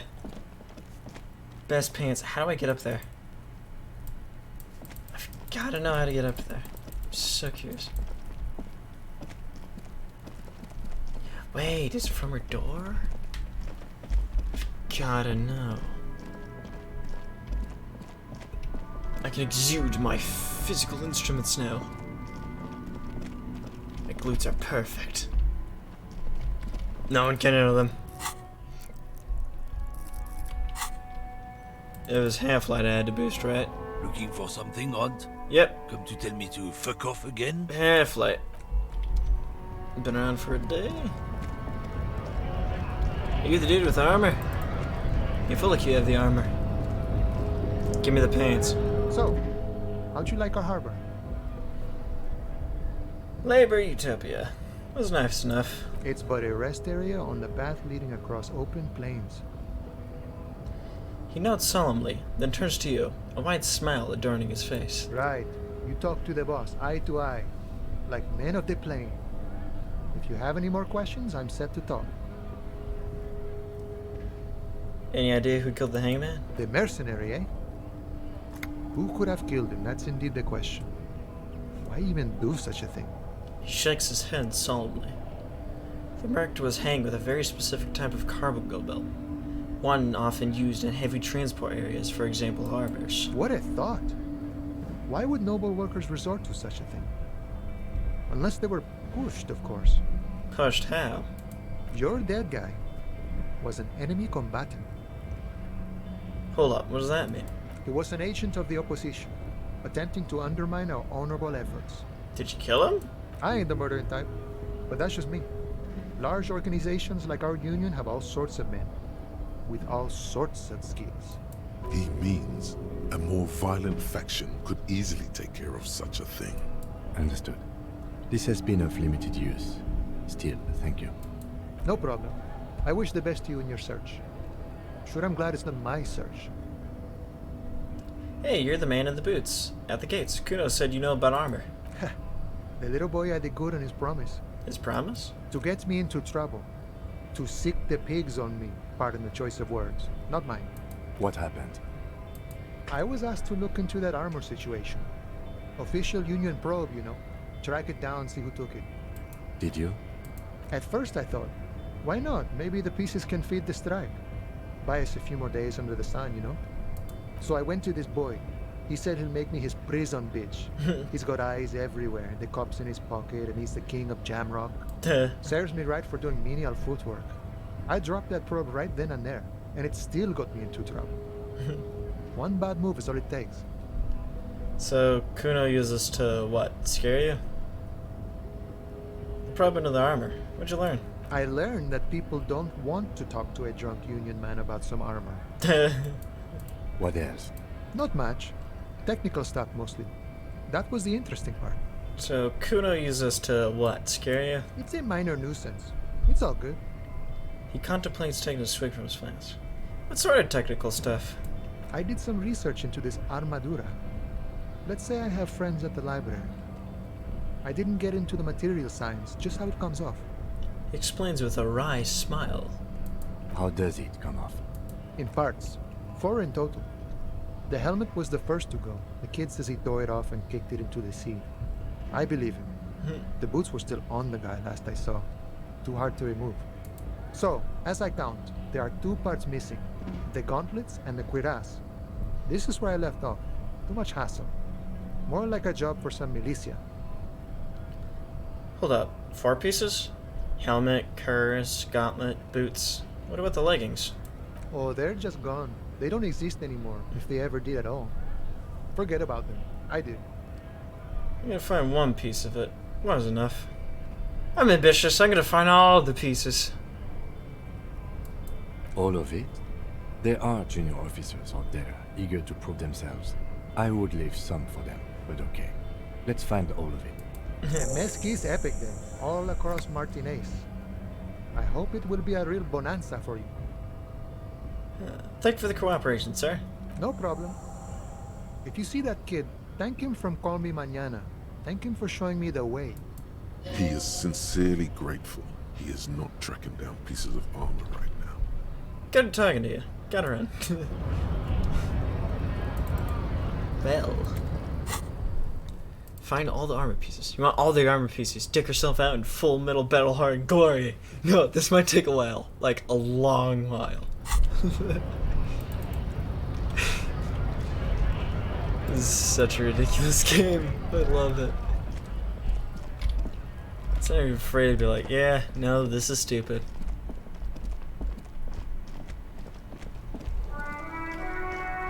Huh. What else can I find? Oh yeah, I gotta talk to Kuno about the dude.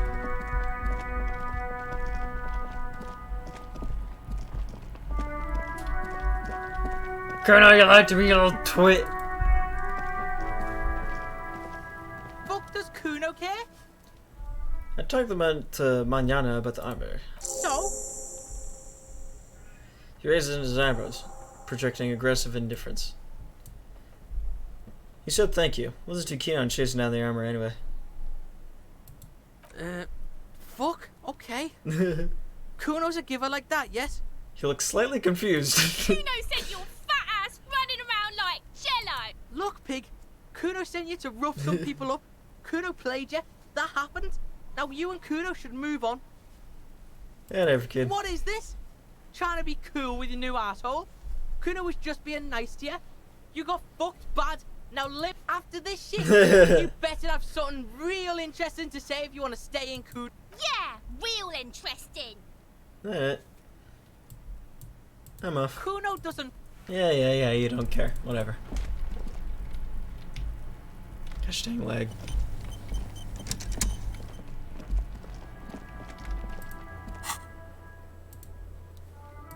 Where's the rest of the armor?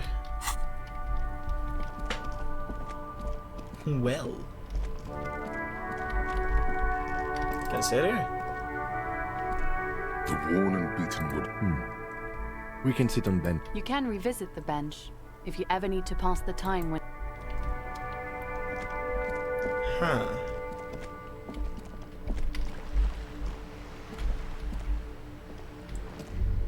Hello? The book says you must attain Frank Cognitive Hard Body at the nearest gym. What? I do remember I upgraded some crap I had, which means I can look at this! This bookstore is not strictly about crime, romance, and biographies of you sense. Oh, come on! Ominous emanating from the I shelf. was at 83. But it Let lacks it form roll. and substance. And I can't have rolled that bad, right?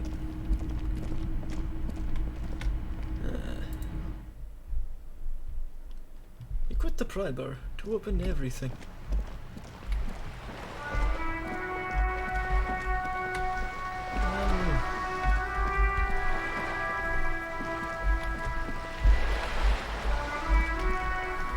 Seagull. Already know seagull.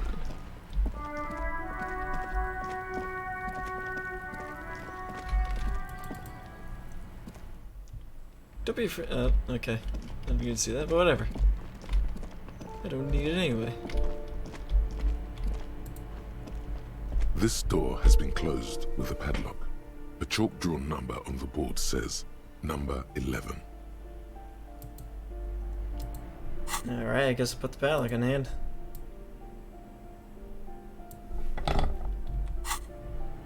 This door has been closed with a padlock.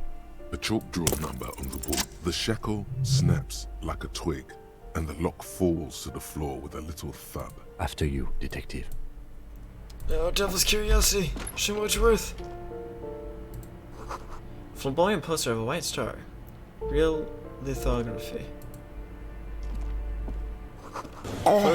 Thank you. Wasn't expecting that. I didn't get to see it. Books of critical theory on the monstrosities of capital and such. What's that?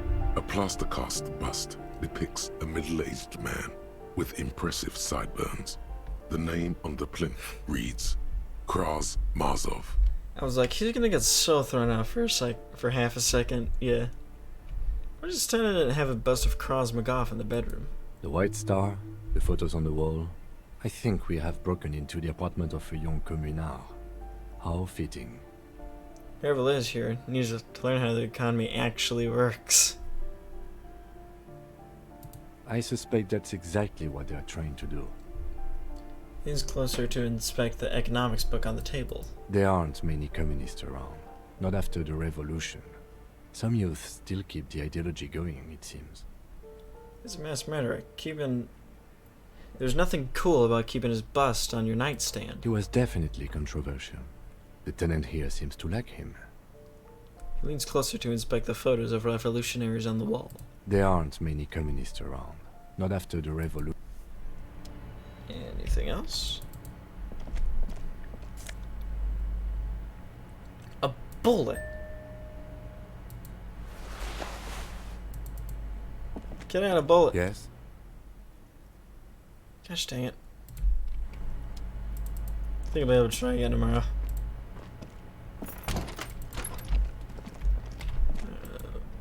What am I gonna do with a 9mm? That boosts my conceptualization.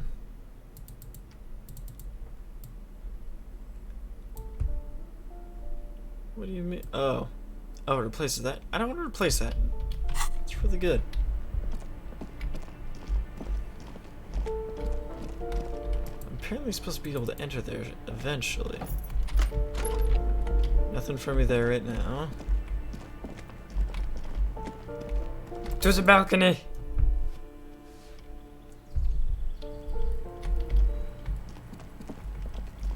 Door? Yeah, it's not opening. Door. This door is made of metal. No one answers. We should return in the evening. Okay, go over here.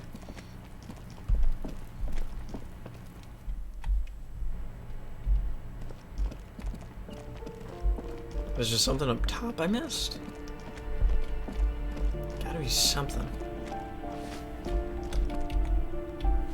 Maybe I shouldn't be holding these bolt cutters right now. I should hold them that.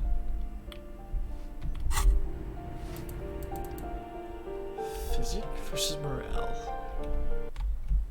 I didn't see that before. Give me money. Oh, battle. Give me. And I can't get into there. Giant skull though. How you doing, Rito? Hello again, officers.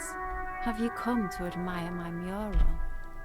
See, I won't talk about the murder, but maybe you can tell us something about the murder victim's missing armor. What do I care about some fucking tin eggshells? Isn't armor art? Art for the body? Ugh, alright. Sad piggy. Yeah. I'll give you this one. I saw a little girl in the fishing village running around with military-grade handwear. Looked cute as hell.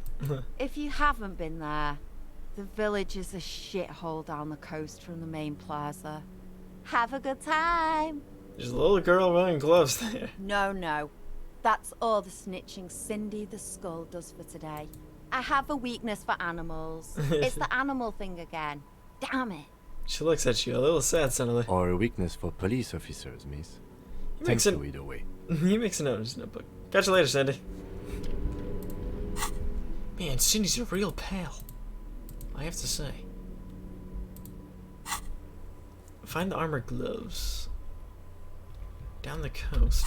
I can't get there though because it's still closed off and it's not open till tomorrow. Of course I can't sleep it off.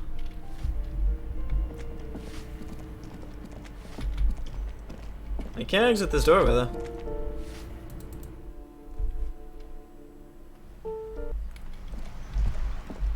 So I can't talk to that lady until I find out more about the thing. And I need to upgrade my half-light to do that. I don't trust half-light because half-light's a freak.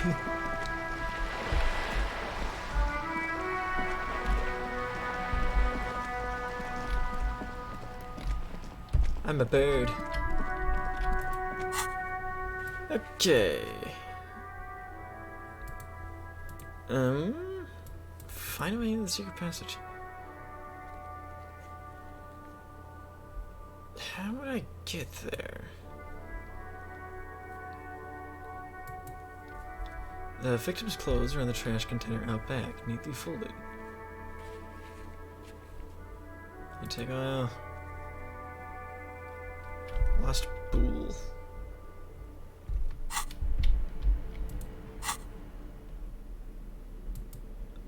A ball of sorts. Maybe I can find something like that in the trash.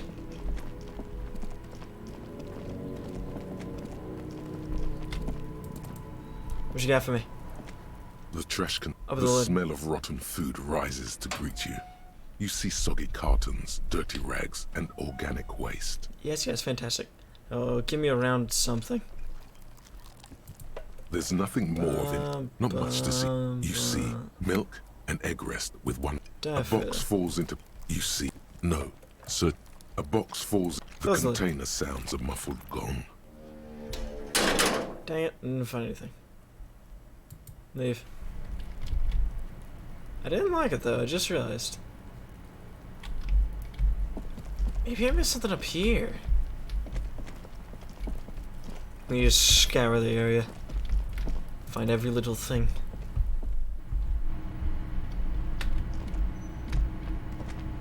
Pig's head. Pig head. Oh.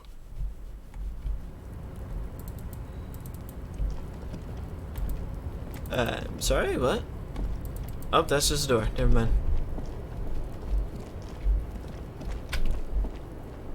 No. Nothing.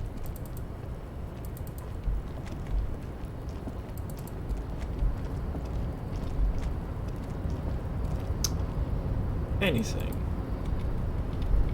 Anything at all. You can take that as a no. Gosh dang it.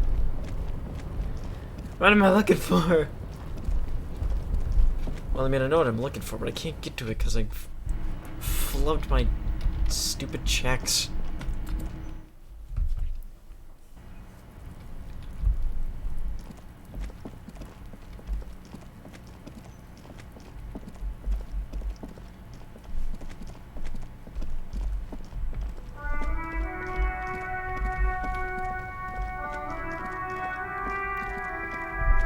Alright, shall I... No, you won't say Jack. Gosh dang it. I need to talk to the crazy lady. You won't talk anymore? He doesn't know Jack. Crazy lady time.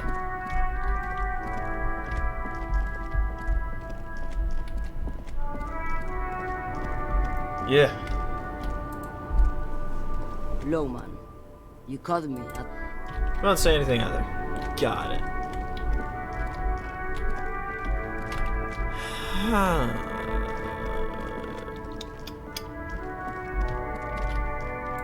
What else could I do?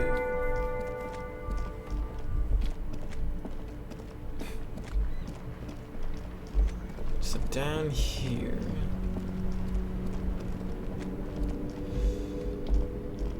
There are checks I can still do.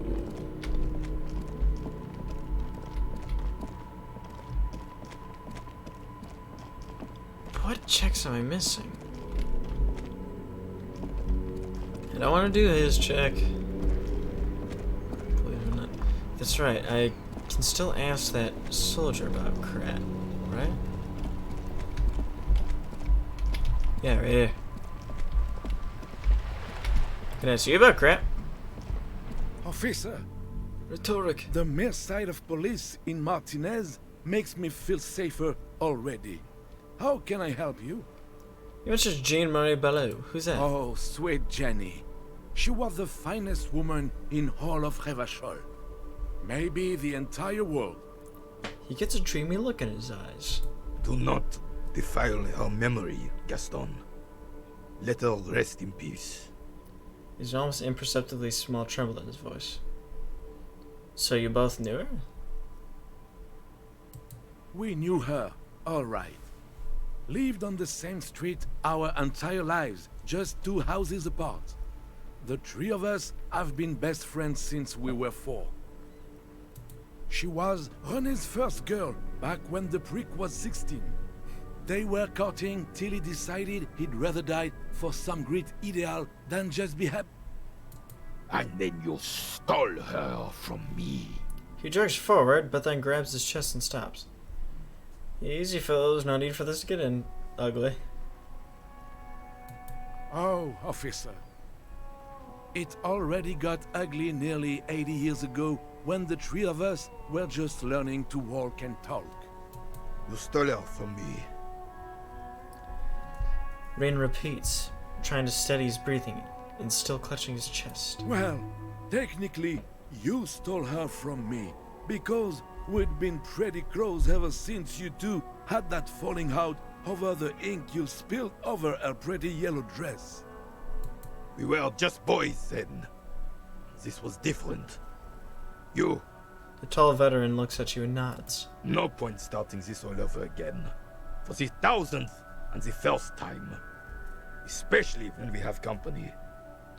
Officer. What happened to her? She died of pneumonia 2 winters ago. It was a quiet passage. Peaceful. He smiles faintly. René and I were both by her bedside when she... He pauses, searching for the right word. Died. No use sugarcoating it. Won't bring her back. Will it now? He sharply fills the silence. Departed. Until the very hand she couldn't decide between us. The most indecisive woman I've ever met. A quick grimace of pain passes over René's features, but he immediately regains control. His face now a dispassionate mask again. Why do you think she was indecisive? She could never make up her mind about anything. What to have for breakfast, favorite color, or which one of us to marry. The look in his eyes is happy and distant. She was always leaving one of us for the other. but never long enough to actually get married. Nothing wrong with weighing your options first. Heck, technically, we're both still engaged to her. You always confused her. Couldn't let us be happy. Seduced her with your fancy words and pastries. He suddenly remembers you are still there, falls silent, and turns away. Thanks for sharing. Of course, officer. Memories are all we have left. Sure, officer. Nothing there. Okay, anything I can talk to you about? The purity of snow always reminds me of the purity of the man. There's nothing for you to understand here. It is not her death you are investigating. Were the circumstances of her death in any sense unusual? Absolutely not. She died of pneumonia in her bed at the age of 79. This is highly usual. Where was the photo of you two taken? Revival Fair of 91 in the Faubourg district. A parade was held to honor Guillaume Le Lion's name day, and the Carabineers marched in the place of honor. You looked happy in the picture. Smiling. This was the happiest day of my life. This is said in such a matter-of-fact tone, it leaves no room for doubt. What happened to you, Gatson and Jean-Marie? I was 22 when I returned from King Guillaume's Akira operation in the south and found my sweetheart in the arms of this wretch.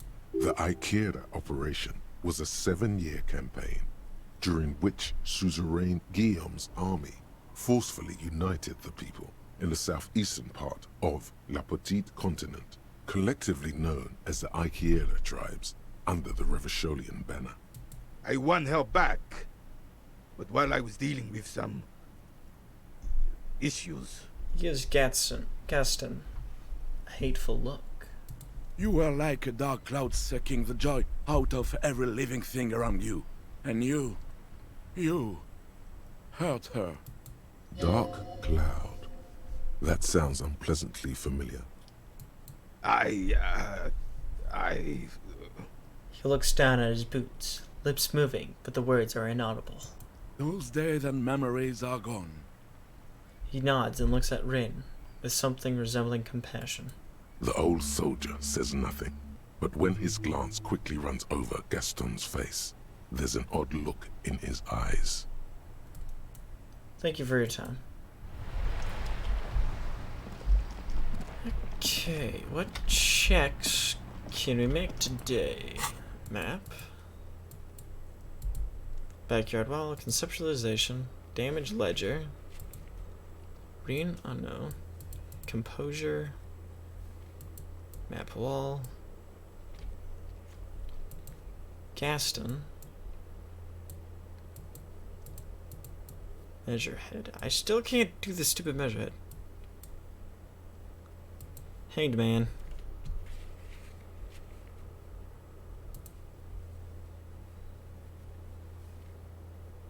Huh.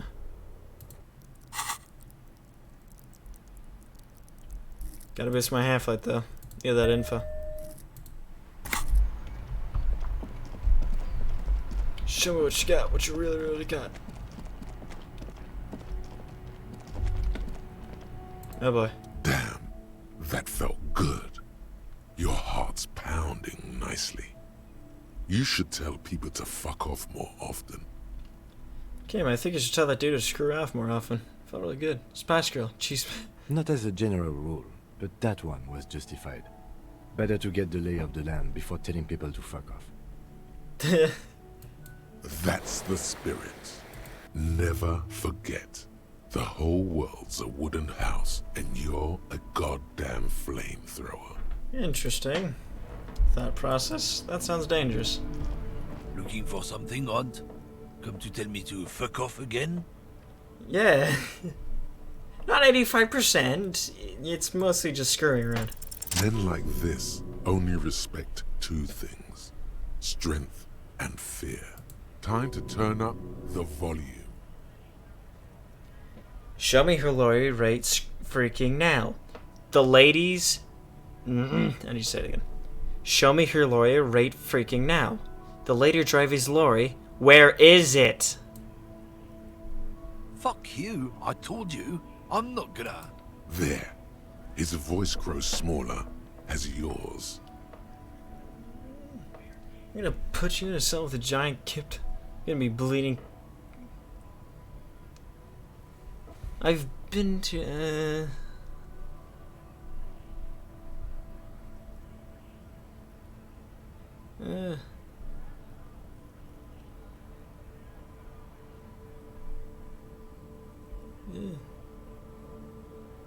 Look, fuck you, man. It's some lorry down there. Green, banged up thing. I don't fucking know who she is. When did she go? I don't know. I don't even know her name.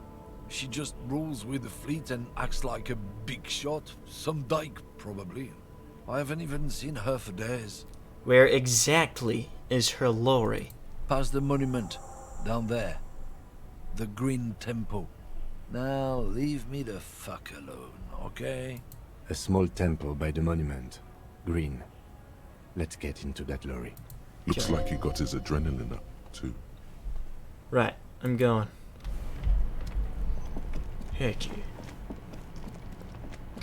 Fine with telling that dude to screw off. What do you got?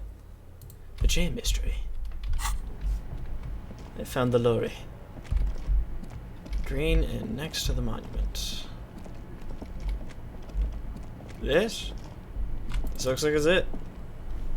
This green found, A to Z, contemporaire, is parked in the shadow of the ruins looming overhead. It's seen better days. This must be the one he told us about. Unless he was lying. Try to peek in the window. The glass on the side windows is tinted and covered with dust. You can barely make out the shape of a seat and 2 steering levers. Try the door handle. The door is locked. The handle looks shiny, like it's recently replaced. How are we gonna get this open, Kim? Use the pry bar to smash the window. Open it from the inside. Really? This has been hard enough. No need to make it any harder.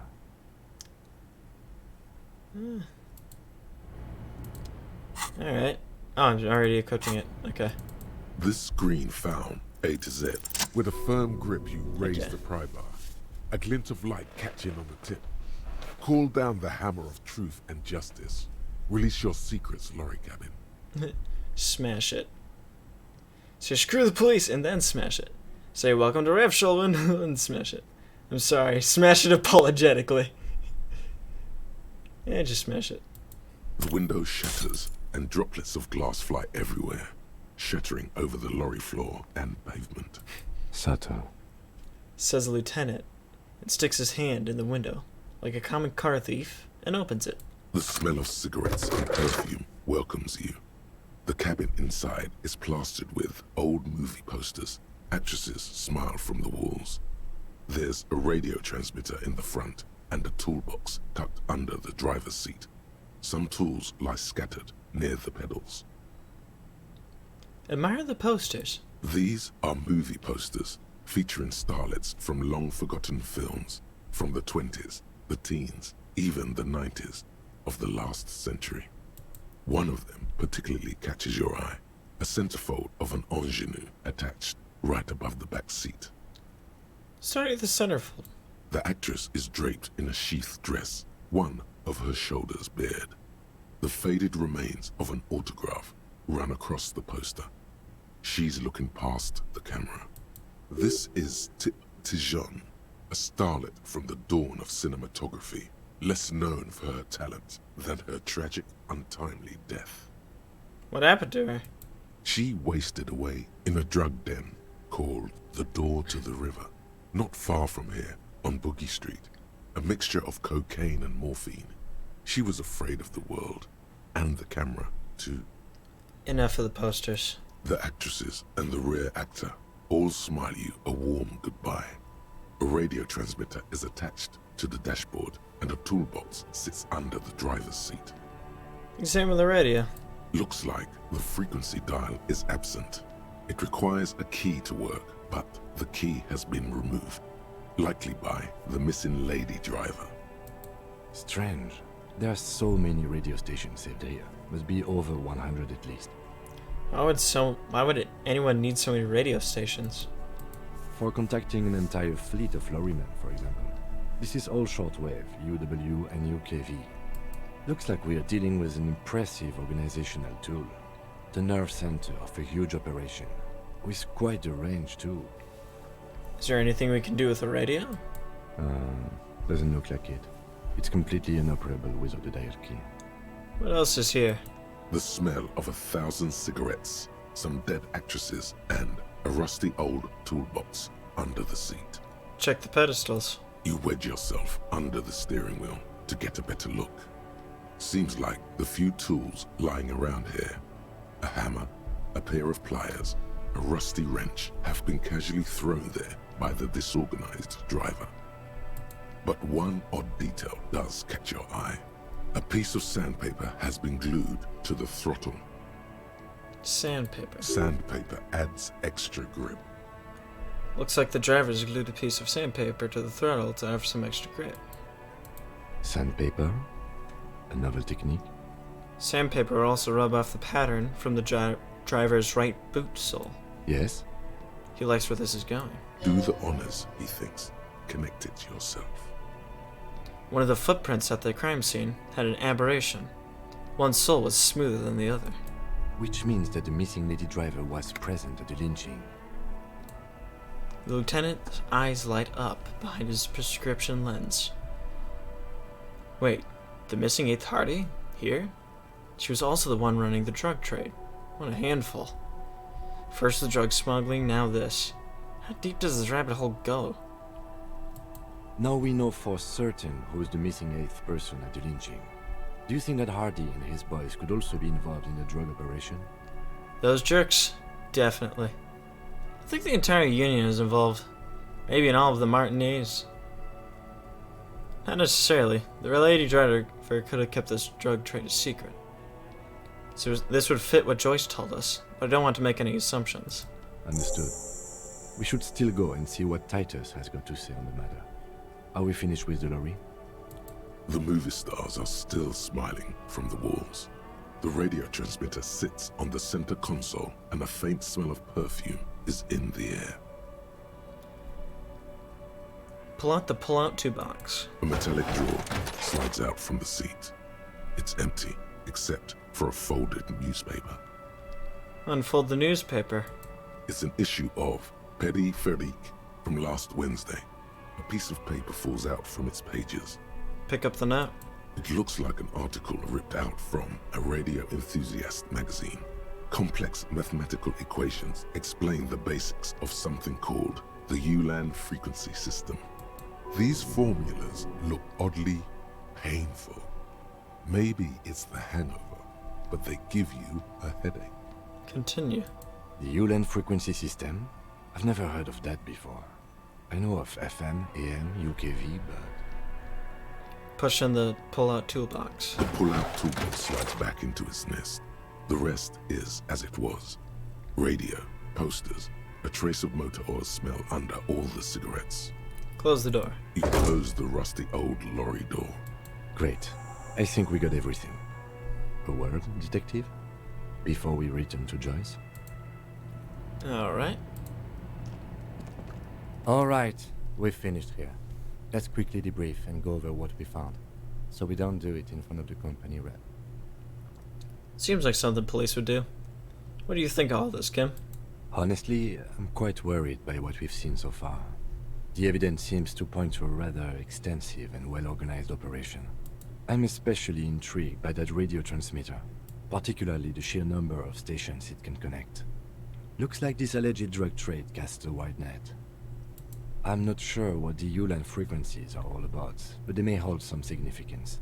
Perhaps it's a better way to connect between fleets while avoiding frequency bleed, or maybe it's used to tap into RCM networks. Listening in on your calls between you and your station, a worrying prospect. It's definitely a problem. And last but not least, it looks like the Hardy boys knew this driver, as we know that she was present at the lynching. This may be the Union connection we've been searching for. The probe and the case converged, he thinks. This was quite the find. What about the movie's What about the movie posters? How do they factor into all this? So it turns out this is connected to the Union. Will the RCM open an investigation into this? I'm gonna do the middle. Like Joyce told us, yes, logistically. But don't expect to bust this open during our stay here. At best, this is an angle we can use against them to other ends as extra ammunition. Movie posters. As elegant as they are, I don't think they are relevant to the drug trade. A lot of the women there are, especially for a lady driver's cabin. Maybe the trader was some sort of cinephile? Could the film industry be involved? Oh no, wait. I thought it was like a lot of them there are. Because like it was talking about like how like a lot of them like one of them died via by overdose. Yes, well... He doesn't say it more. Unimportant. As elegant as they are, Could the film industry be I'm involved? going to say no. Will the RCM open an investigation into this? We should return to the murder case. See what Joyce tells us about the lynching. When we are done for the day, I call my station and suggest our narcotics department look into it. Got it. There are more than enough grounds to start an official investigation, sometime later when we're done here. We do not want to get caught in that. He stops to think. What are you thinking? The fact that one hasn't started already gives me pause. An investigation, I mean. Especially if the Madrid grouping is involved, and I can't imagine they aren't. It's certainly worrisome. Corruption? All the same, I don't like the idea of internal affairs descending on the matter. That won't help anyone either. Alright, debrief over. Debrief over. After you.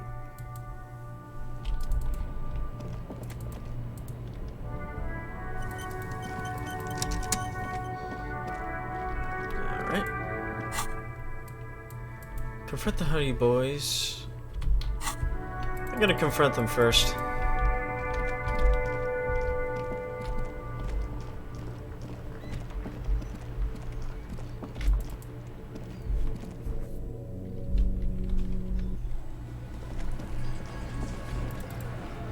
Looks like the circus left town, but the clowns are still here.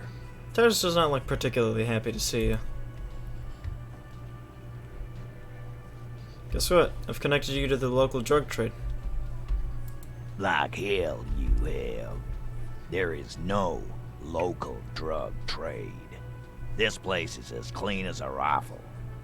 Go back to Jamrock and ask the local junkies how clean your streets are in Precinct 41 Kilos. We'll do that. In the meantime, did you know that there's an abandoned lorry at the intersection that was used to move raw ingredients for drugs from Terminal B to Jamrock? The person driving it was present at the hanging. It was one of you. We've connected the footprints. Detective, do you want to deliver the coup de grâce? No, do the honor. You've earned it. Thank you. You're right, Titus. There is no local drug trade because it's all controlled by you. You're the drug trade. That's a mighty interesting theory. I guess that's what you would need to do, theoretically. A big, strong, state-run monopoly would outcompete the runts on the street. Yeah, man. Theoretically, that's what you would do. To get rid of the gangs, the dealers, even some of the junkies. You would need good, trustworthy people to take their place, of course. Hardy men to run such a monopoly. For the good of the community, of course. Yeah, keep telling yourself that. I know for a fact there's still plenty of drugs out there. You're admitting to profiting off of poisoning your own people. Boo fucking who. People will always be taking drugs. Might as well do it clean and organized. Yeah, that's what the labor There is movement no is clean all and about. organized with drugs. Clean and organized. And the Hardy Boys are running it. Theoretically, of course. We're just talking politics here. My answer to your drug accusation is, how dare you? Go fuck yourself. Not quite yet, Mr. Hardy. There were 8 sets of prints on the crime scene. There are only 7 Hardy Boys here. The Gate Authority, the one who's missing. She runs the thing, right? My answer is fuck off. Mind your own business. There is no 8th Hardy. I run this. And here we go. Back to the usual. The women's size. I know! Fatty walked on all fours. He's so fucking fat he left 2 sets of footprints. Go fuck your mom, Dennis. That's more like it, boys. That made me You laugh. heard him. It was Angus on all fours. Anything else you need to know? Need to boost my authority.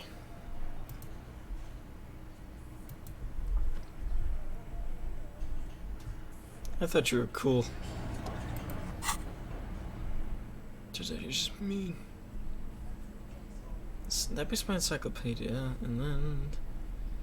What do I have that boosts my authority? This takes away from it. Facing, spread the core. Ah, it's probably in here. No. And then Empire and Empathy. Huh. Why does it require XP to forget?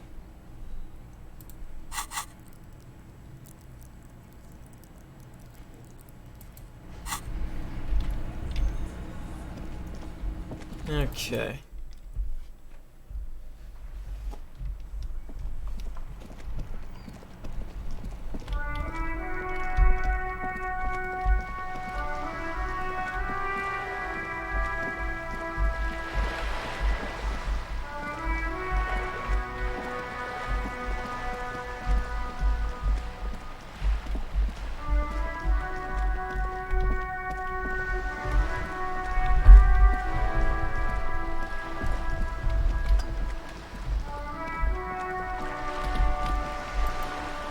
Alright, we got You're proof. back. Good. What can I help you with? I spoke with the lorryman at the roundabout. Yes, my eyes on the harbour have sent word to that effect. What have you discovered? Wait, where exactly are the eyes located? It doesn't really matter. And I do apologize for the surveillance. Wild Pines can't afford to be blind at a time like this. Okay. In any case, it's a relief to know someone has looked into it. If I may ask, will there be an official investigation? I assume you discovered there is an operation.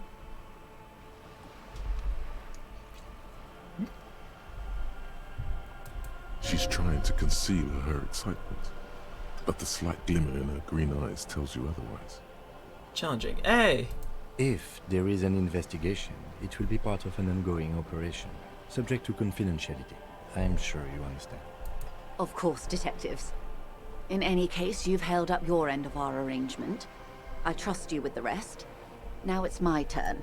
I wouldn't normally break protocol like this, but the situation demands it. If you don't solve this murder, I'm afraid we may have a bloodbath on our hands. Fantastic. The words bloodbath sound cold in her mouth.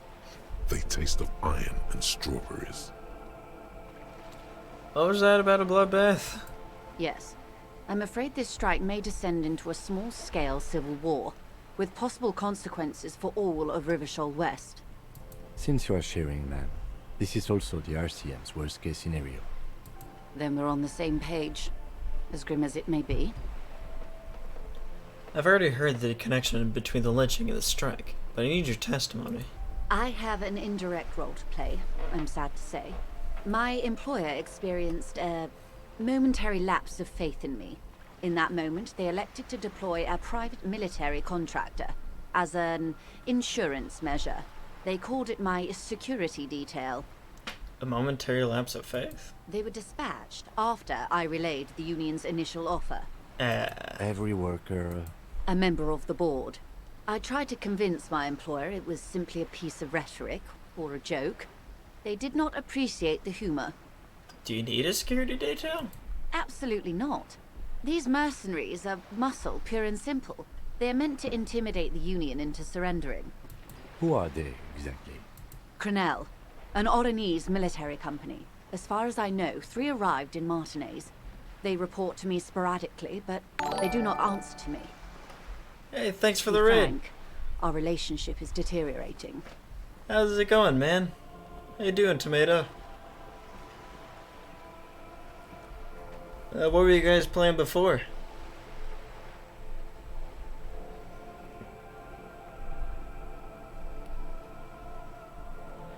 And I just realized my face broke. Gosh dang it. Sorry about that. Let me fix that. Ooh, Dishonored. The first one?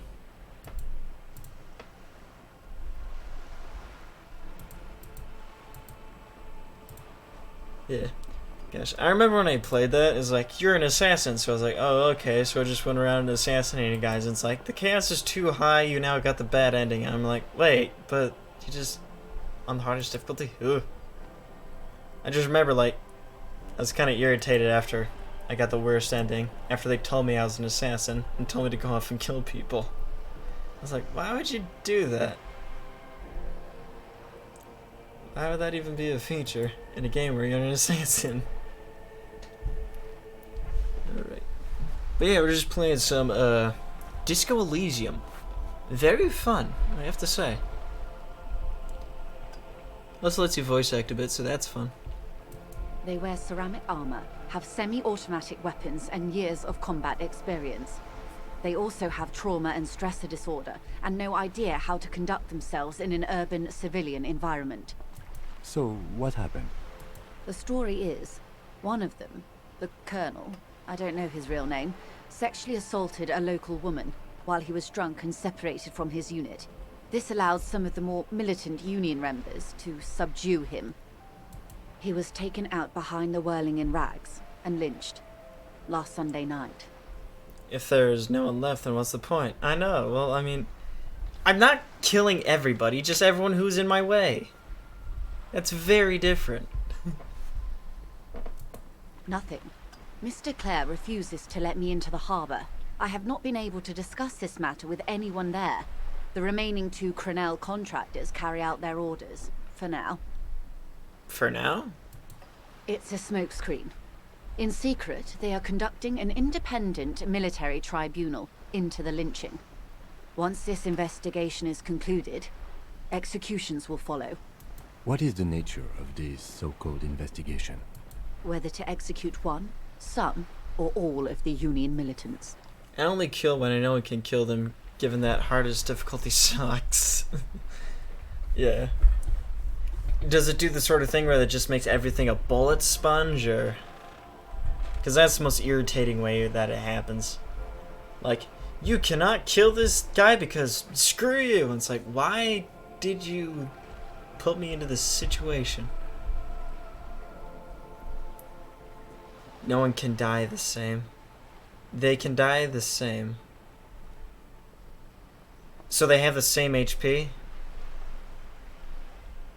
But, oh, you also die super fast. Got it. So it just lowers the amount of hits you can take. I understand now. It will be all of them. The decision is already made. I have to say, this is not disco. You've been missed here. Oh boy, this is not good. It's not good, no. My only hope is that you provide a single concrete suspect before the mercenaries indiscriminately pick theirs. Simply put... She grabs hold of the mainsail. If you don't pin this on someone good, and do it fast, they will identify and execute everyone present at the lynching. This in turn will force the Union to respond. The Debarders have over 2,000 men. It will be 1,000 to 1. They're way more alert and they deal 3 times more damage. With like a tiny health buff, but headshots and guard break kills still one shot. That makes sense. I assume you can still execute too. Have you ever seen a hornet invade a beehive, Lieutenant? It's not pretty. Oh dear. The Serai's giant hornet, the world's 2nd largest insect, can kill 40 honeybees a minute, while a group of 30 can decimate an entire hive of 20,000 bees in less than 4 hours. Well, that's interesting. And also morbid. These men work in tandem using semi and fully automatic firearms. Their armor is virtually impenetrable to muzzle-loaded weapons, even yours. Most Union workers don't have guns at all. But it's made me use stealth a lot more. Yeah, but where's the fun in that? I mean, you're an assassin, you gotta assassinate. The muzzle loaders need to be reloaded after every 1 or 2 shots. The automatics every 1 or 2 minutes. Oh. As I said, a bloodbath. Okay. I can't see it happen. Too many things would have to go wrong first. Isn't this a pretty bleak scenario you're describing? Wait. You're saying a lot of stuff at once. They're more alert. Alright, sorry. So, wait. Don't think I can do both. Don't think I can do both. I hate spelling. Oh. Thank you. Gosh dang it. Too many things that have to go wrong first. Too many things have already gone wrong. Nameless, badgeless detective of the Citizens Militia. Oh, come on. You really gotta do me like that. Is this a bit war? Maybe. All we can do is keep that which is not from following suit. One single concrete suspect delivered into civil court, and I may be able to defuse this situation.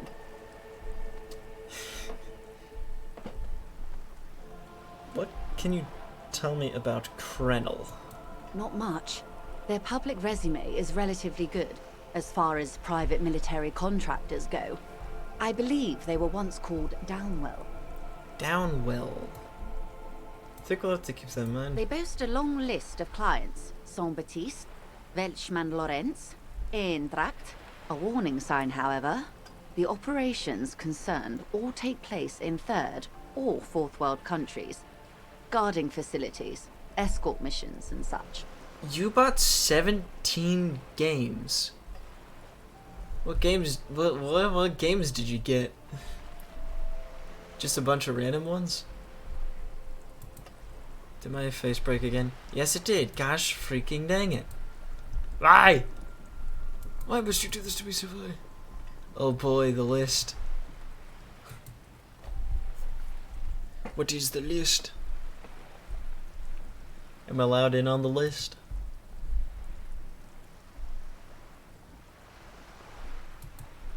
Close, so I can reopen you. So we can actually have a working face. I just want to see. I just want to feel. I just want to face.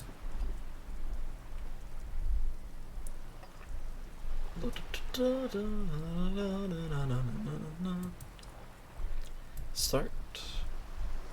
Hit that. Okay. Got me blinking, talking, and bodily movements done. We're back, baby. Meaning they're used to operating in war zones. Huh. Yes. All the good conflict corridors, Supramundi, Yesut, the Seminese Islands, countries that don't have a good record reporting atrocious military conduct on their soil. Okay. Anything else you got on them? Sadly, no. Before this happened, I had little interest in them. Now that I do, I don't have the resources. She thinks. If you still have access to the ICP's database, you could run a better background check than I ever could. It may take some time, though. She still thinks. The International Collaboration Police, ICP, is charged with coordinating law enforcement activities in complex multinational investigations. Their database is the single largest source of information in the world. Do you know a lot about the inner workings of the RCM and the ICP, man? In my line of work, it pays to do your research. I was prepared to deal with the RCM. I did not think I'd be dealing with a group like Krenel. Could you contact the company? Tell them to call them off? I have. And they will. However, these orders take time to reach what is basically a rogue unit out in the field here. Until they do, it's all on us. You said the deceased assaulted a woman. Or he didn't. This is information passed on to me from some teenagers loitering around the canal. I cannot testify by it. Who did the passing on, then? The remaining contractors. Their tribunal. It's what they believe. What do these teenagers about the canal say? That the man was killed because he assaulted a local woman. I've asked around a bit. This seems to be the accepted story around Martinez. The lieutenant consults his notebook, his eyebrows knitted in concentration. Odd. We haven't heard any reports about an assault in connection with the lynching. Where did it take place? And when? Last Sunday night, at the Whirling in Rags, the hostel by the gates. Supposedly, the colonel was drunk. Maybe on narcotics, too. Alright. So, the first game was a copy of Outlast. Outlast 2. One copy of Dragon Ball Destroyers. One copy of The Evil Within 1 and 2. One copy of Killing Floor 2. Nice. One copy of Hotline Miami 2. Also nice. And 2 copies of Payday 2. Yeah, 2 copies. That's nice. Yeah. Dead by Daylight. What? Oh, Dead by Daylight. Same difference. Gosh, what was I thinking? One copy of Fallout 4 Game of the Year Edition. One copy of Fallout New Vegas Ultimate Choice. 4 copies of Scribblenauts Unlimited. You can get that on Steam. One copy of Star Wars Jedi Knight Academy. One copy of In Sound Mind. And 1 copy of Just Cause 3 Extra Extra Large. I see. So do make sure to check out his channel, because you don't want to miss that. Either way, he's alleged to have sexually assaulted a woman. Sometime later, a group of dock workers got their hands on him. And who was this woman? That's a good question, officer. I don't have the slightest idea. As I said, it's a rumor about a rumor. In any case, it's what the Colonel's remaining colleagues believe. It's on Saturday for a 24-hour stream. Interesting. So you're gonna start like in the middle of the day, go throughout the day as long as you can. Are you gonna actually try and stay up for 24 hours? Or is there gonna be a point where you just like take a nap? You'll meet her soon enough, you feel. This colonel, the one who was hanged, did you know him? If you mean did I see him alive, yes. But I did not know him. This will be my second 24-hour stream. I've done all-nighters before. They suck. Okay, Dragon Ball Destroyers is a game that's out. In my defense, Miki. Last time I did it for charity. Ooh, nice. You don't know how you know. It's not written on her face, nor in her voice. But she had sympathy for this man. You liked him. Liked is a bit strong. He was the most charismatic among them. He handled all the talking. His departure left a major gap in the group's communication skills. This time I paid money to celebrate 300 followers. Did I get it right? Heck yeah. So this time it's 300. Oh, you hit 300 recently. Good job. Okay. Lely. His name was? His service name. A nom de guerre, most likely. He wouldn't divulge his full name. Only one of them did. A bad sign if there ever was one. Huh. Yeah, you see the YE. I respond that way all the time. Yeah. Ye. Tell me about the others first. This Lely. Anything else? Nationality? How old would you say he was? All the time. You would know. Tell me about the others first. One is a man, Corty, they call him, a nickname as well. The other a woman, Phyllis DePaul. Corty is the gunner, I believe. DePaul is a radio operator. What would you say was his eye color, the deceased's? She closes her eyes, trying to picture the man's face, then shakes her head. I can't remember. There's a pang of regret to her voice. That's all right, man. Anything else? Nationality? What would you say was his age? He was 40. Or 50. It's hard to say which. He had a combat injury on his lower jaw. It made it difficult to estimate his age, or gauge his facial expressions. I've been sworn to do some stuff because of stream. I have to be a Neko maid for my next cosplay.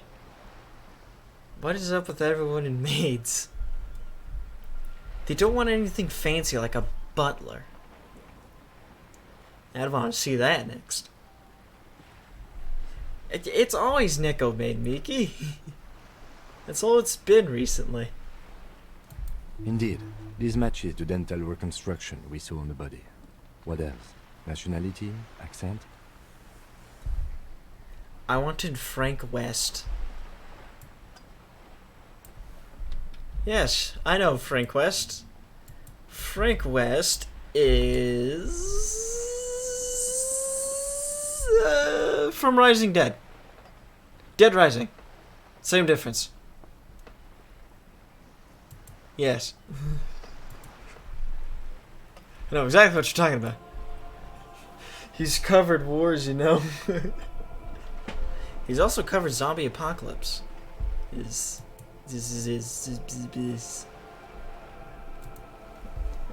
Okay.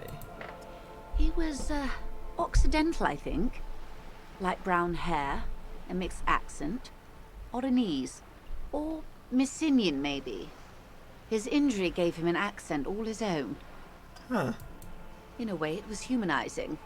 He had to learn to speak through it. Through the injury. That's all I know, I guess. I only met him once. I never joke about mini golf.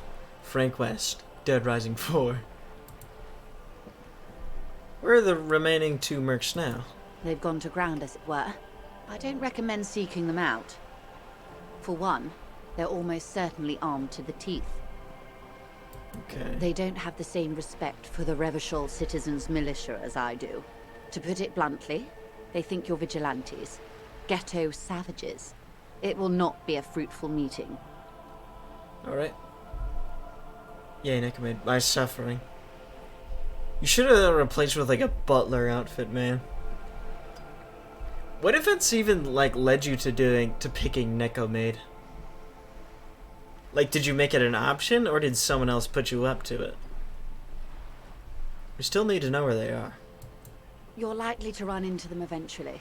When that happens, I'll be in a better position to mediate if I don't appear involved. What are these mercenaries? This is so embarrassing. How did You I have no fail something idea. so simple? There's something wrong with your brain. Luckily, the lieutenant still has his. Ma'am, with all due respect, Thank I've you. been around Martinez, and there's a giant hulk of a man in ill-fitting clothes at the harbor gates. Mr. Right to Work. His heart really isn't in it. I made it an option because of some stream goal stuff. Ah. Well, I mean, at that point, you kind of... My chat controls me. Well, I mean, at that point, since you made it the goal... Can't really argue, can you? Not a terribly good actor, that one. Still. Ah. And the other one, the Pole, must be in one of the 4-story buildings overlooking the roundabout. She was reporting back to you while we were canvassing the lorry drivers. If Cheese listened to his chat, he'd be in a fancy suit. Butler Cheesecake Boy. Maybe I should make that a goal. Why don't I make it a goal? Alright, Not that. Followers. Let's go big. Let's make the goal big. Hold up, we're gonna end the goal and then change it to the goal. Get this to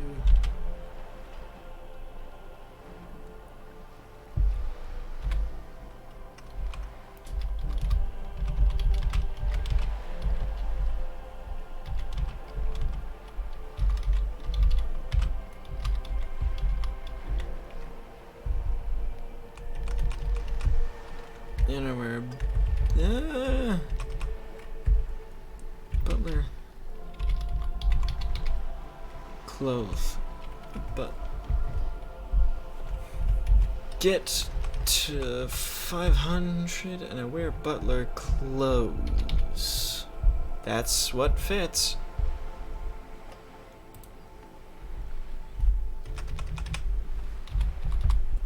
Heck yeah. I've created a new goal. I didn't get the link. Copy that. Heck yeah. Now it did. Oh, it did it automatically. Never mind. Bet.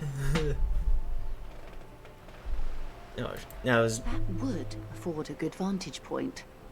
Still, I hope you heed my advice. There's no need to kick the hornet's nest. Wow, that's your 500 follower goal. Yeah, why not? Time to go shout you out on every Discord and back channel. Thank you. It'd certainly help. I desire growth. Hey, it's better than mine. I mean, might as well. Why not go for something fancy? How much time do we have? Until the executions start. Truthfully, I don't know. It depends on their progress identifying the members of the lynch mob and their impatience. We already know. They don't report their progress to you? Not on this matter. I'm afraid they consider this a personal initiative. There's a brief silence. Seagulls squawk over the bay. It's a matter of days, not weeks. You knew that if it was a sub goal, I'd get it one day. So you're saying if I put down 500 subs, you would have gotten it immediately? That's enough for now. I am sorry to have been the bearer of bad news. If there is anything else I can help you with, please ask. Now, can you tell me about these tattoos? Of course. Excuse my hesitation before. He's fighting on the bits.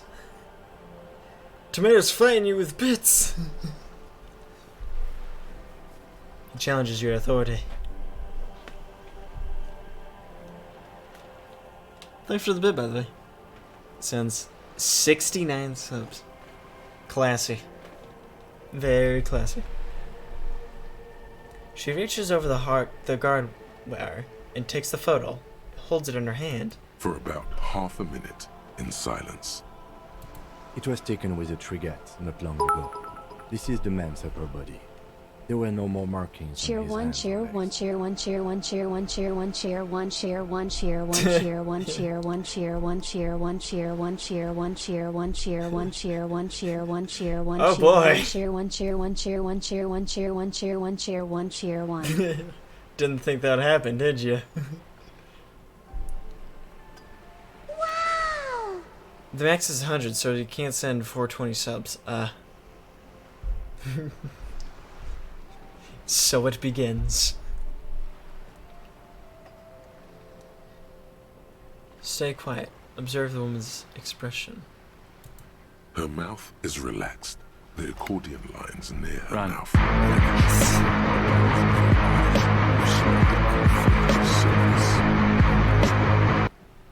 What are we running from? This is my channel. I won't get bit/gifted. I won't be out bit/gifted. What if like someone like PewDiePie were just start like rocking in, and he just donates like 50,000 subs, but then he's fighting hard. He's going for it. Actually, another thing about it. When it comes to bits, Tomato Crusader seems to be catching up. If PewDiePie walks in, I'd leave. He's like, what do you mean? Dude, PewDiePie's my freaking childhood. That's actually not true. I only found out about him during high school. It's because my sister Anna. Still think he's cool, though. How did I not hear about PewDiePie until high school? Jeez. I really am out of the loop. Oh. Am I catching up? Yeah. Oh. Alright, so, Tomato, you've exceeded Miki by, 22 bits. Congratulations. She has no excess of emotions for this cadaver. Has she seen dead bodies before? It's likely. What do you think? Sorry. I was trying to see if I can read the web of interdependencies between these points. The stars. She points... She points to one of the photo paper. To one on the photo paper. Pufferfish's best sound. I have a couple of sounds there, don't I? I can't. But that's how you read this story. The points themselves don't have letters, numbers, anything. Their size, location on the body, and distance from each other tells you what they represent. I think Miki has, like, the possibility to, like, get, like, enough channel points to activate the super secret thing. She sticks around enough. Yeah. You think he beat me? I don't know. Miki's just 12 away from that from meeting that. I could probably beat you. I could probably beat you. Yeah. You enjoyed that one, didn't you? Tomato keeps his lead. He won't give it up. Not for anyone. Like blooms in a pattern? Close. Port cities. This is an Oronese map of the waterways. A sailor's tattoo worn by wayfarers of the Dolorian century. Over 300 years ago. The sailors would mark their bodies to map their travels. But I like playing sound effects versus donating. No, God! No, God, please, no! No! No! No! Got him! Maybe I should put like a time limit on these. What is the use of this map? What travels did the dead man make? The sailor's soul would use it to fly back home if they should die abroad. This is a sort of contraption to be reeled back in by. The silver cord, they would call it. Where is he now? This one is going nowhere but the mark. I've spoken to him. For now, the soul is fastened inside his corpse. That is precisely what the sailors feared when they drew these maps. A fear of drowning within one's own corpse. Show love one, show love one, show love one, show love one, show love one, show love one, show love one, show love one, show love one, show love one, show love one, show love one, show love one, show love one, show love one, show love one, show love one, show love one. I mean, if I want, I could just drop 10,000 bits, but I quite like having money. Gosh.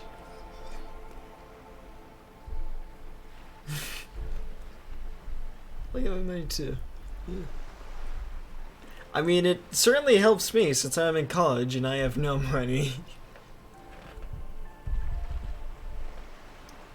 What travels did the dead man take? Quite a few.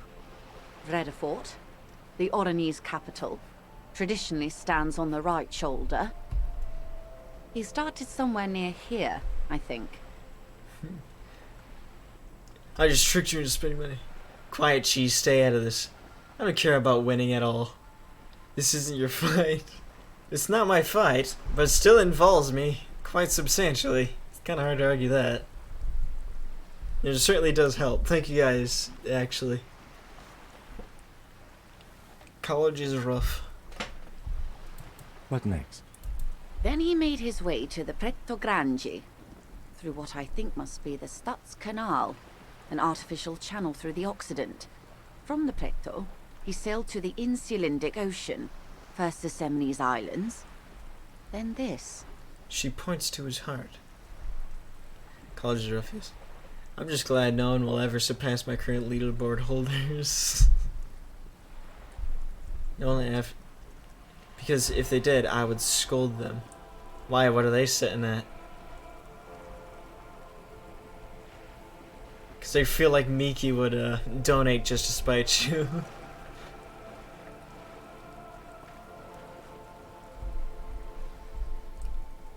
What is that? Revachol. Those are the two constants. Redefort on the shoulder, and Revachol in the heart. They started the tradition of these maps right after the discovery of Insulinde, at the dawn of the Interinsulary Age. So, about $50 worth of bits and 25 gets the subs. You can beat that. And to dono 250 top. Huh.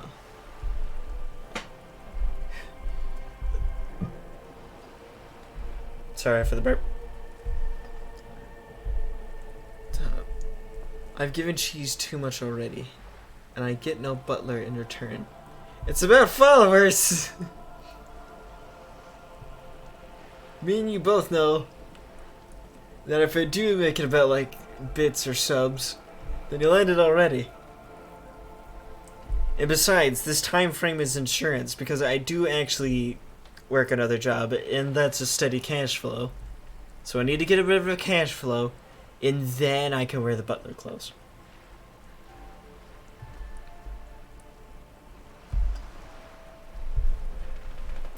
You said you can't read it. I can't. This man was no sailor, and these are no ports. I can understand geographic fragments, but not their meaning.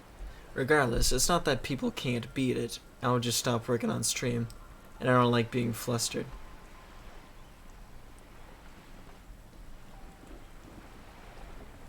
Yeah. I get that. I don't know, but there's something fun about it. Throne list butler outfit. Live stream pouring tea all day. Throne list butler outfit. Are you saying that if I throw a butler outfit on my throne, all of a sudden it'll get completed? Is that what you're saying? You want a butler cosplay? Apparently. I wonder what I would do with butler cosplay. Ooh, wait. I could, since I don't technically want to show my face, I could get a unique mask. Huh. I wonder what mask I should go for. But I should probably continue this. Who could tell me more? His platoon members? The other contractors. Though I do not suggest you go and show them that picture. This man was their friend and comrade. Got it. You showing your face? It could go this or the other way. Maybe if you're tactful, it could be beneficial. You showing your face. Well, that does make it certainly doable. I also live stream sometimes. I just have like a crow mask to hide it. To hide my face. I also have a fox mask. Miki, do I need to fear you? Yes, you do. The answer is yes. Surely there are other people to ask about the tattoo. This is not necessary to complete the task, officer. It's a dangerous side task. Search elsewhere. Like the guy who threatened to merch in like 20 towels? Why, yes, fear. I'm cute and innocent. Wait, oh. Why, yes, fear. I'm cute and innocent. You didn't use your punctuation. Buy. Just to buy merch in like 20 towels. That sentence sucks, sorry. No, it's fine. Wait, what the heck is this story? What do you mean 20 towels? What happened here? Is there something I missed? Am I that far out of the zeitgeist? Challenge accepted. I say we do it.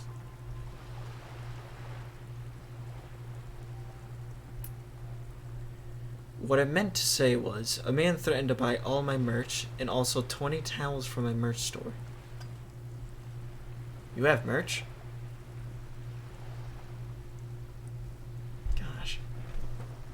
Like, did you get a deal with something, or like, how does that work? A friend of mine is getting body pillows made for his merch store. I have my own website. Huh. Gosh, maybe I should make like a joke Daikamura and just sell that. Like, it's not me in like any central position. It's like me just like in a sleeping position that looks like I fell from the 4th story window. I'm just unconscious and drooling. Funny enough, I'm making a body pillow.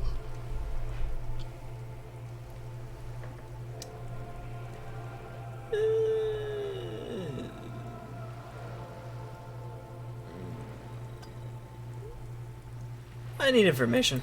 Do what you have to do, Detective. I don't think deciphering that tattoo should come before public security. But if you should wade into the mob to find out, I couldn't stop you. We will be careful. That's all for the tattoos. Thank you for your help. Is there anything else I can help you with? I have a clip of me doing an ara ara. I can't believe I'm here again until almost 2 a.m. We're going all night, baby. No one can stop us. Thank you. That's all for now. Okay. Victim's tattoos. Ask another about tattoos' possible meaning. Person of the mercenary can tell you about the... Maybe not. We're gonna level up. Anything.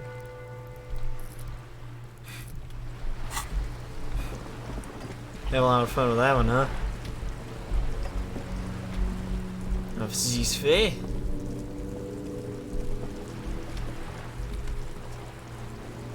What do I need to do this? Just an ordinary wall. Nothing to see here. I need to up my conceptualization, but that's at Herculean before, so maybe not. What checks can I redo, actually? Map.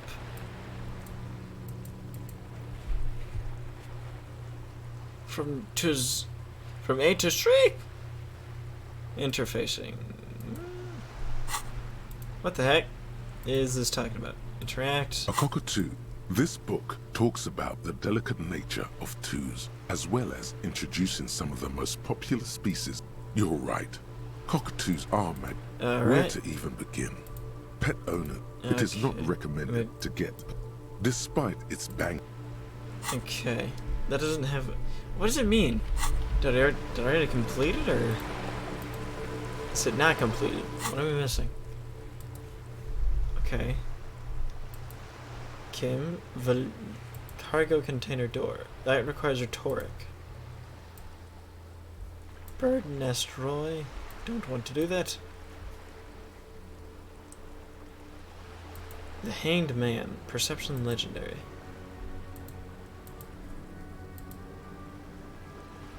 Gotta up my authority. I do know that.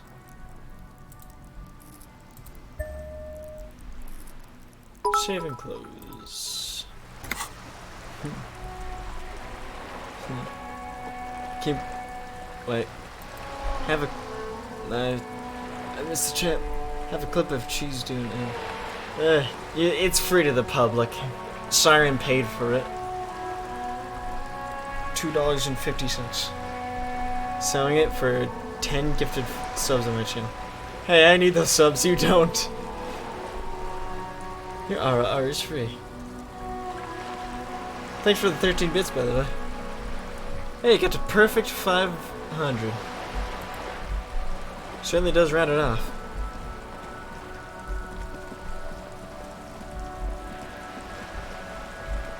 To the window!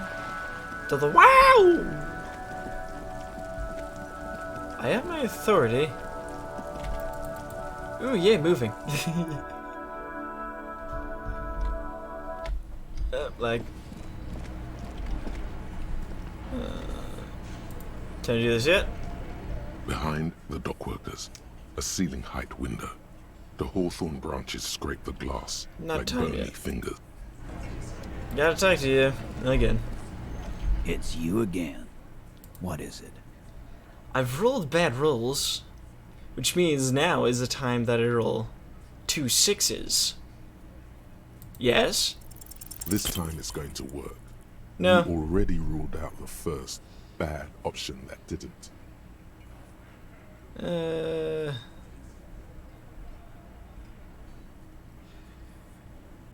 Stop shitting the law. Yeah. Gosh dang it. Aren't you listening? It's done. No, asshole. Stop yelling about. Let's just all cool off. We had some questions, that's all. Gosh dang it. Fine. Look at that. Come on. What's gonna take me to roll a double 6?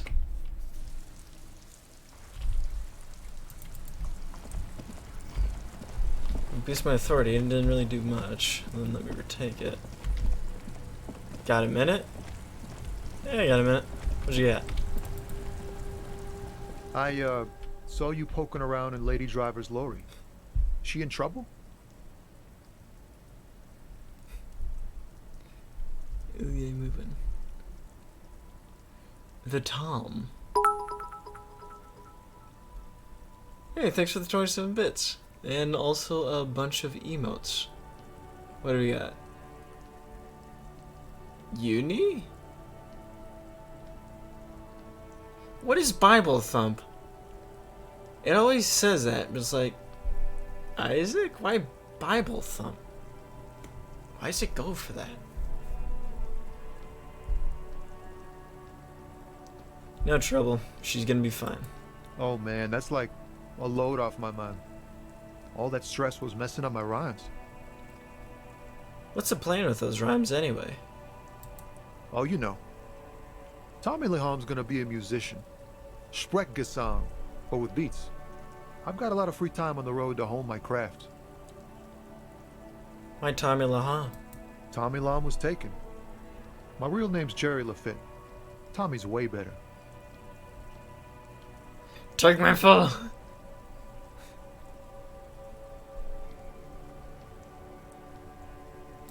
It's more him. Yeah. Take a follow and live follow. Actually, I had another question. Alright, I had another question actually. The if man I can talk. taps his fingers rhythmically against his arm. Alright, conceptualization. He's a poet. Hit him with your best verse. Try not to fail. Your best verse? You don't even have a bad verse in here. Gosh dang it. Just tumbleweed and liquor stains. Wait, 3, no. 4. What are you doing? That's brutal, man. But you know, time won't. No, stop. He's already mortified. That's, In the name of God, what are you doing? It's not real, guys. It's not my actual thought. It's a poem.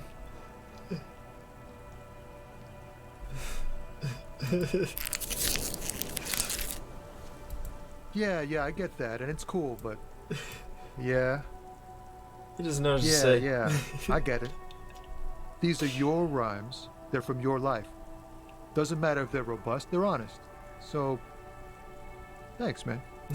Yes, and I also thank you for stopping. We have a murder investigation to return to. How about we do that? That's all for now. Oh boy. Should have put on conceptualization. This guy right here is a jerk. This guy's sort of cool. Right to work! Right to work! Shame on you! Are you the mercenary hired by Wild Pines? Hell no. I'm just an honest scab. I won't have talk like that around here. You understand? His neck muscles tense up. The veins on his neck bulge. Alright. Be careful, he's holding it deep. He's holding it deep in. But there's things in there you don't want to meet. Say very quietly. Is there a tribunal being convened by any chance? Fucking wrong. He breathes out slowly, his giant chest deflating and his mouth slightly open. How about you fuck off now, huh? Okay, of course. The lieutenant says, his voice, a soothing calm. He looks at you. There could be weapons aiming at us right now. Somewhere above, in the buildings. The other merc. Don't push this, he's thinking. This is not the time. Alright. The man's breathing steadies, but his eyes are still narrow. Slowly, he's trying to get his right to work dance back on. I'm just gonna leave now. Can I stay? Here. This way. Deal with this guy. Well, I should probably sleep. Yeah. Have a good night, man. Descent has only worsened since I last saw you. Yeah. You have. Ask what kind of races there are first. Classification. This is for the thing. What thing? We already got in the harbor. You are. There are 3 categories of race. Type A, the heroic races.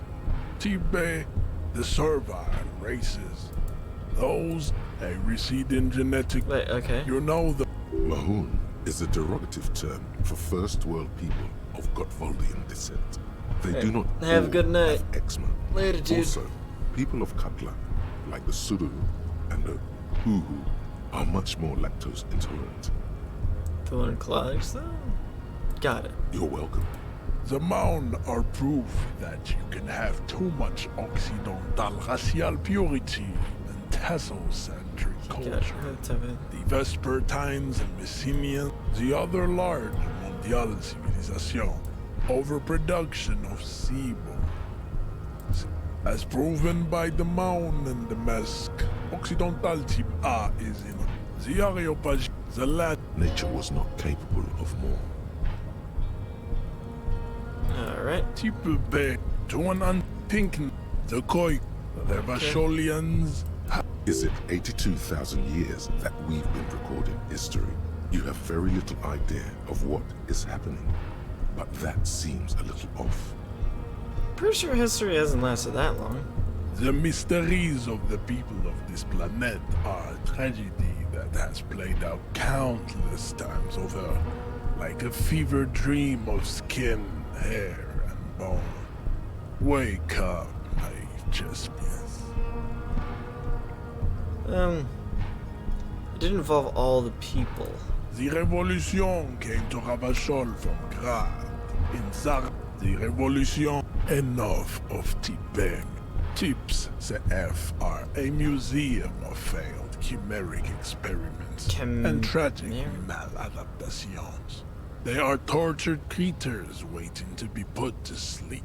Chimeric? Your morbid interest in them worries me. Chimeric experiments. Lesser races like the mosquito, a grotesque mixture of a mess. The mosquito is born sterile, like a donkey. Anymore? Then there is the Simino Koiki Chimera. Are you sure you wish to know of the Simino Koiki Chimera? It is not the Koiko. There is a strange sadness in his tone, a less than heroic melancholy this time. You seem kind of blue about this, Measurehead.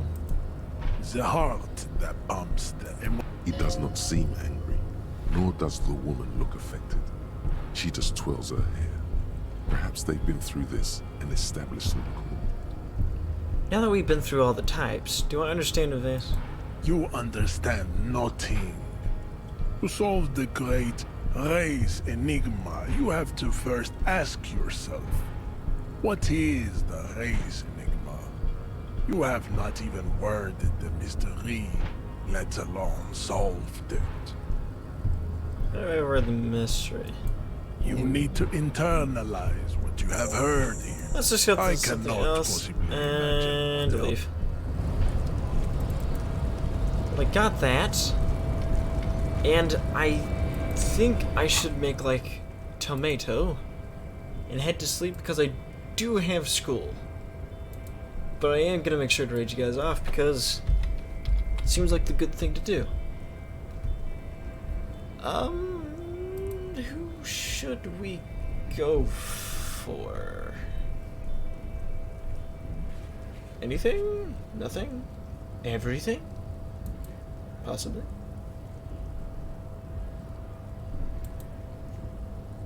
Yes, no.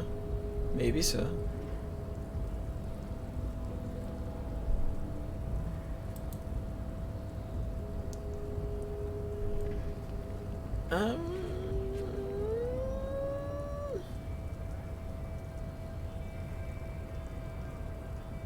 Let's give this person a good time.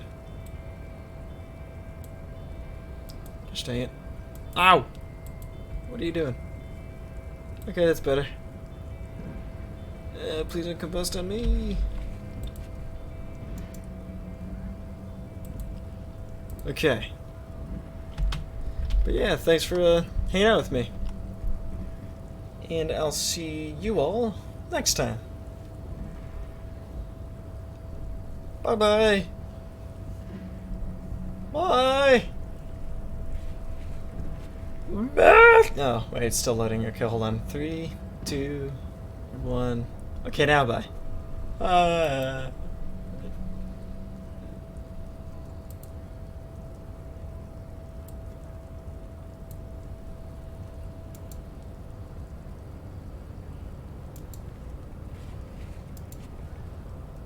Hello, Cheesecake Lord. Welcome to the Streamer Cell. Thank you for the Raider Cell. Hello, little Raiders. My name is Sunako Nyaru. I'm a Nyarlathip VTuber. And I'm also #1 Dummy Mommy as well. Welcome, welcome. How are you guys doing yourself? Hey, Cheesecake. How are you doing?